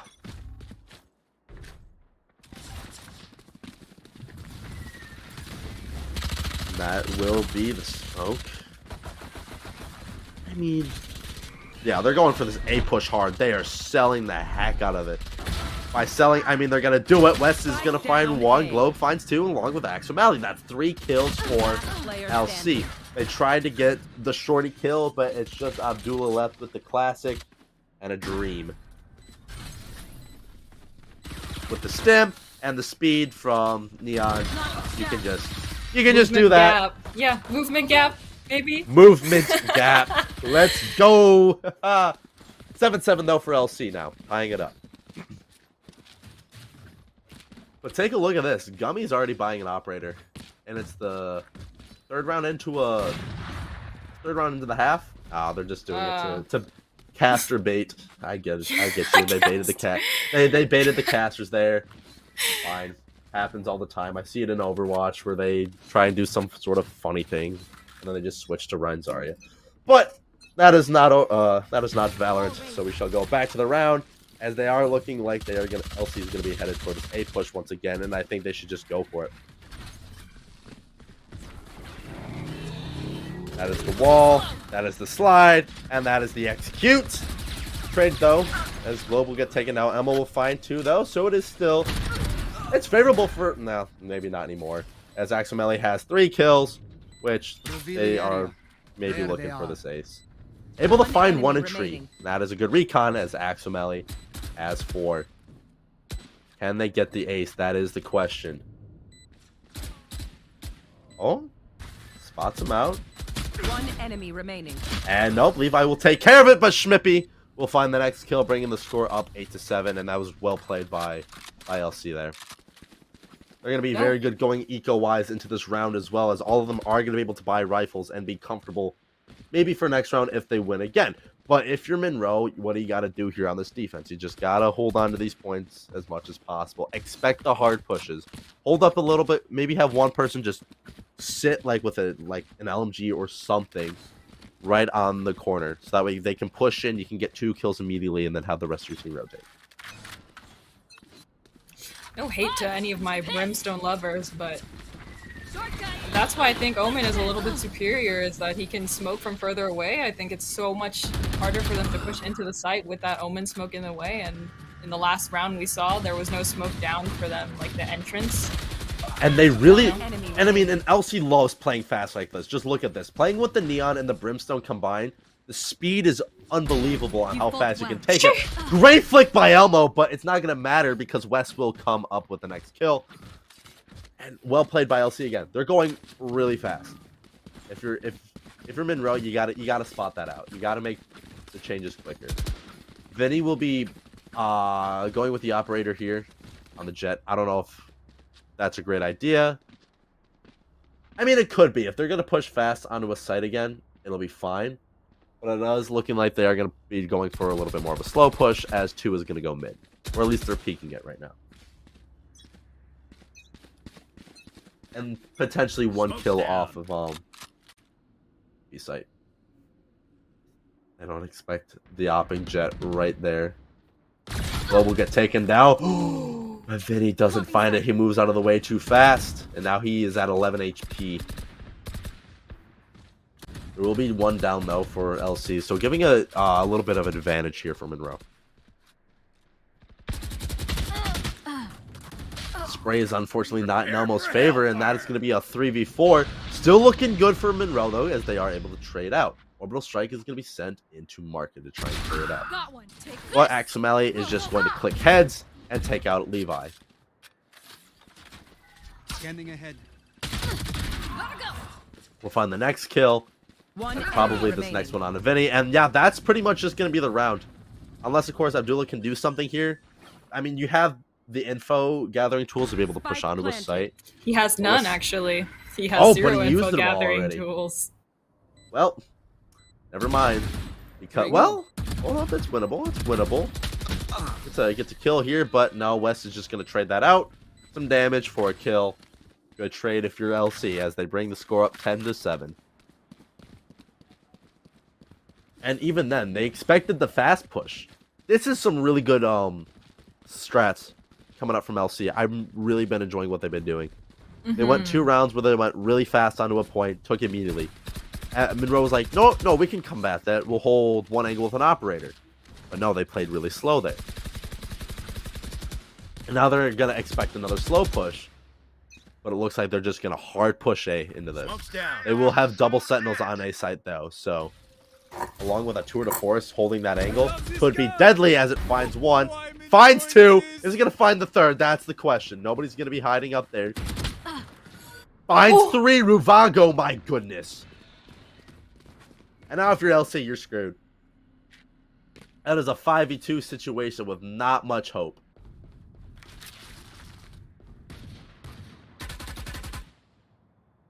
Spray will do a little bit of damage onto Abdullah, but it's not really going to be too much. And they are going to rotate here slowly. As able to hold it. Ooh, Levi's at 1. Levi is at 1 HP. One enemy remaining. And Vinny will just be there with the deagle. Global find 2 though. So anything's possible, but nah. Ruvago will come up with the 4th kill though. Excellent play coming out from him. I will say that it was thrifty, like excellent econ round. 4 kills with a free ultimate, free operator. That's really good because now you can buy here. You can buy for the next 2 rounds here if you're Ruvago. Bringing the scoreline 10-8 now, Monroe. Teleport's ready. A gift. But again, if you're LC, you still won those 5 rounds in a row. 6 rounds, actually, with the defuse. So this was the first defensive win for Monroe on this map. They will be able to spot him out, though. Hunter's Fury is going to be committed. Doesn't find anybody, as they're just too fast, though, but Vinny's going to find 2. Great play. Bait him out. Send Vinny in there with the Phantom. Get a couple kills, and you're going to be in a 4v3 situation.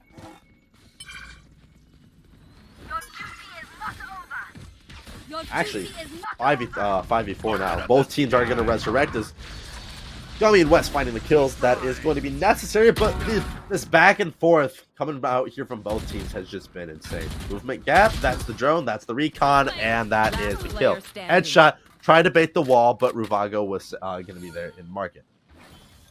Schmippy will have the spike, though. Might be able to plant, but it looks like they're just going to be holding backside here. They play it well, they can be able to get the kills. Planning, baiting, gets 1. Can they get the second one? No, Elmo's going to find it. That was really close, but well played by Monroe there at the end.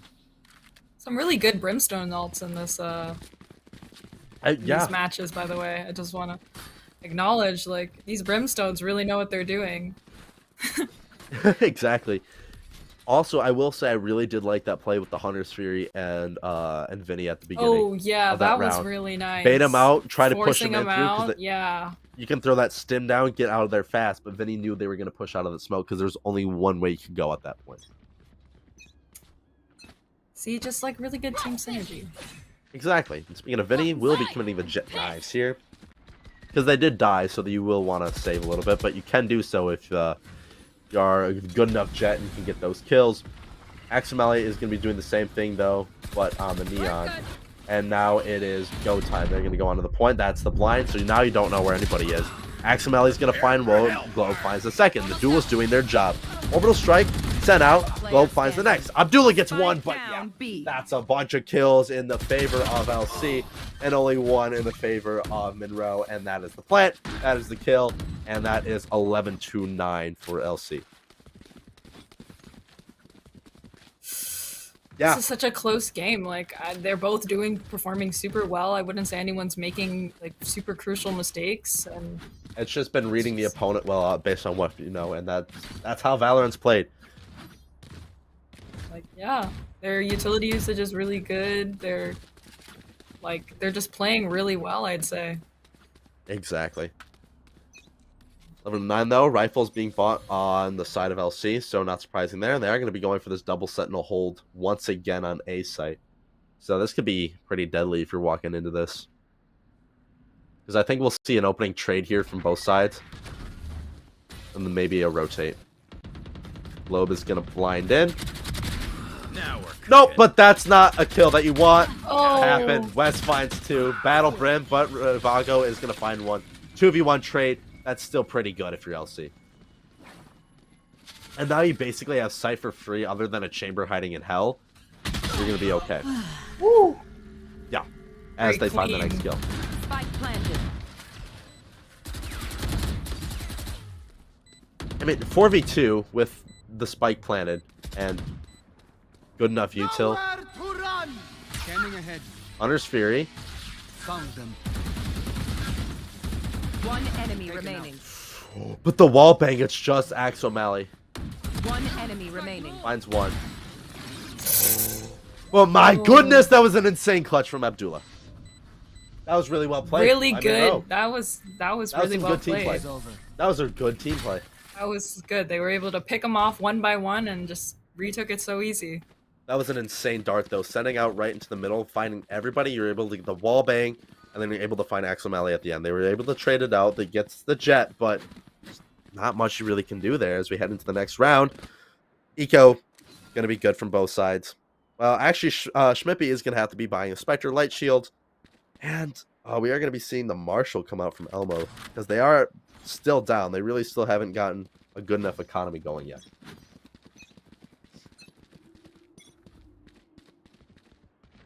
They are going to be going for this B push again, and there's nobody on A site.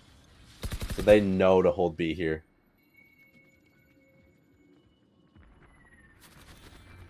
See, this brim smoke really slows them down, forces them to play at their pace instead of just being able to run it in like they want to. Even throwing up the neon wall they haven't ran in. Exactly. Because I know they were just going to spray through the wall. And that's going to be a great play. Now they have to rotate, though, so they can rotate through mid with the stim. And, oh my god, look how fast. He is zooming! My man's just cruising to A side. And the Chamber's just going to be there and teleport right away. So now they're all going to make the rotate, and we are going to be in for a bloodbath right here. West gets the first kill on Ruvago. They are going to get the plant off, but it's not going to be really much in their favor as they aren't able to plant for them on long. Globe sending out the next blind is going to spot one in heaven. It will be able to take him out with the headshot. A little bit of spray, but gets the kill. Ammo is just the only person on Monroe remaining. We'll find one kill onto the opposing Sage, but it's not going to be enough as Axe O'Malley closes out the round and brings us to game point. Match point. 12 to 10. 12 to 10. What do you do here if you're Monroe? Your eco's down. There's only so much you can do. Ruvago will be able to have the tour de force. And other than that, their eco is so... You gotta win on a thrifty round. We've seen it happen before, but especially on defense with a chamber, it could work. That's how they won their last thrifty, so... True, but they know, but if you're LC, you know you can rush rush B here. You can spot out one. That's gonna be really good information. That's the wall, along with the Empress. Stim as well. And a lot of util being used already. They're going to be able to find one, though. Trades are coming out. Ruvago finds two, though, with the tour de forces.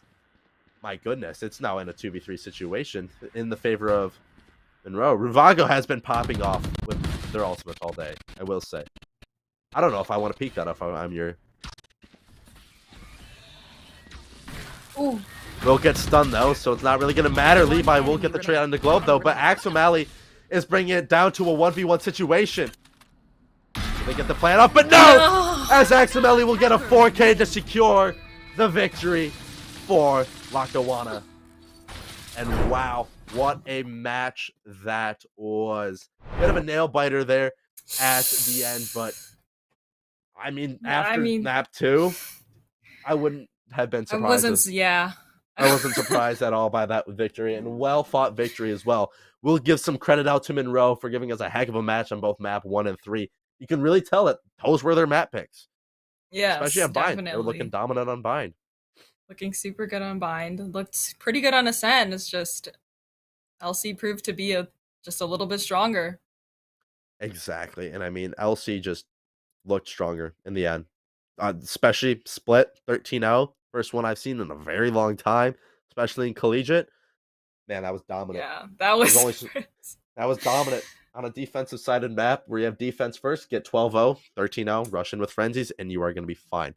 We are going to be headed to a short break, though, and we are going to be searching for an interview. So grab some water, check your posture. We will be right back. And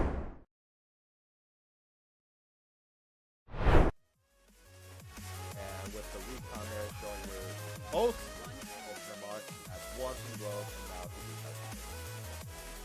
also have both been members of the team that have been talking. And yep, Globe's gonna get the 4K on a Molly out, but not on Globe plant. As Globe finds one, Abdullah finds the next, and it's just, well, hold up. It's Globe on Reyna. Well, okay. This could spell a point. And it's like, no. Oh! No, here comes the Finger Blast. He's gonna get stunned. That's one kill. Not two kill though, as the Orbital Strike comes out. And West takes out Ruvago. 3v2 situation for LC. Looking a little bit better here as they go for the rest of this A. West finds 3. And he finds 4 to wrap it up. Spam. 3v4. It's still winnable if you're LC, but maybe not anymore now. Their Sage is gone. Accidentally will find 1 and is going to get traded out though by Sage. Globe will find another and yeah, get taken out, but I mean, gets spotted out. We'll find 2. If you're LC, don't push into it. They have a deagle. Don't do it.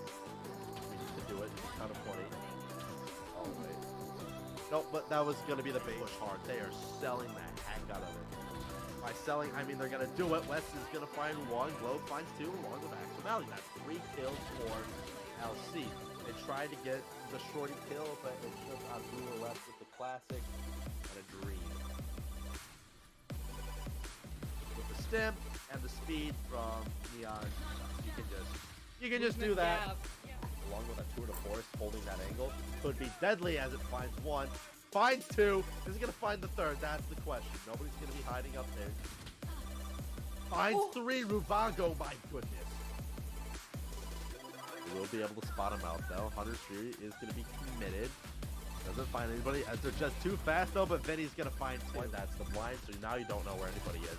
Axemelli's going to find Globe. Globe finds the 2nd. The duelists doing their job. Orbital Strike sent out. Globe finds the next. Abdullah gets 1, but that's a bunch of kills in the favor of LC, and only 1 and maybe a rotate.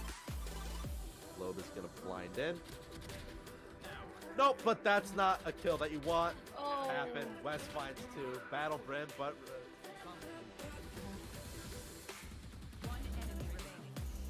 with the wall bang, it's just Axe O'Malley. Finds 1. Well, my goodness, that was an insane clutch from Abdullah. I don't know if I want to peek that up around here. Will get stunned though, so it's not really going to matter. Levi will get the trade on the Globe though, but Axe O'Malley is bringing it down to a 1v1 situation. Get the plan off, but no! As Axe O'Malley will get a 4K to secure the...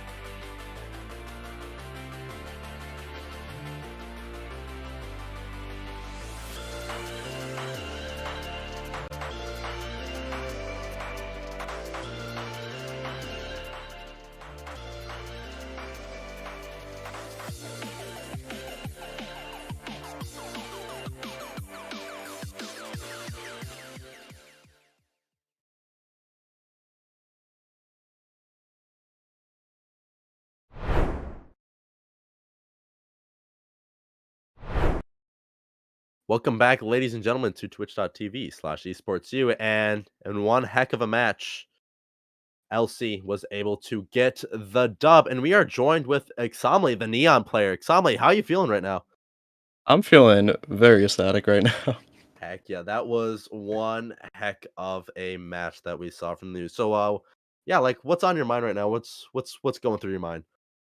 Um, Honestly, I wasn't really sure how the game was gonna pan out after the first map, but after talking to them, I feel like we just kind of like did a mental refresh, Right? and then we just went back to the drawing board, switched a couple of the roles around, and yeah, pretty much everything else is what ended up happening. Exactly. And so, yeah, go for it, Mars. I have to ask, Neon is a really like standout pick, and why Neon over any other duelist like Jet or Reyna? So for split, I wanted to go Raze because that's like my comfort pick, but I was thinking about how like we really struggle on rotating, and I didn't want to rotate too early or too late, so I felt like Neon was like a must pick. So I'm able to like rotate. If they're not there, I can run back, help my teammate on A, and overall, I just like her kit. I mean, completely understandable. Plus, combined with the Brimstone, especially now that assuming you guys were probably playing Astra before, but what are you thinking now about like with playing like Brimstone and sort of these faster paced comps? Is this something that you guys have been working on, or just something you enjoy? It's something that we definitely enjoy, especially because more or less our playstyle has always been if we're gonna push, we just full on send it.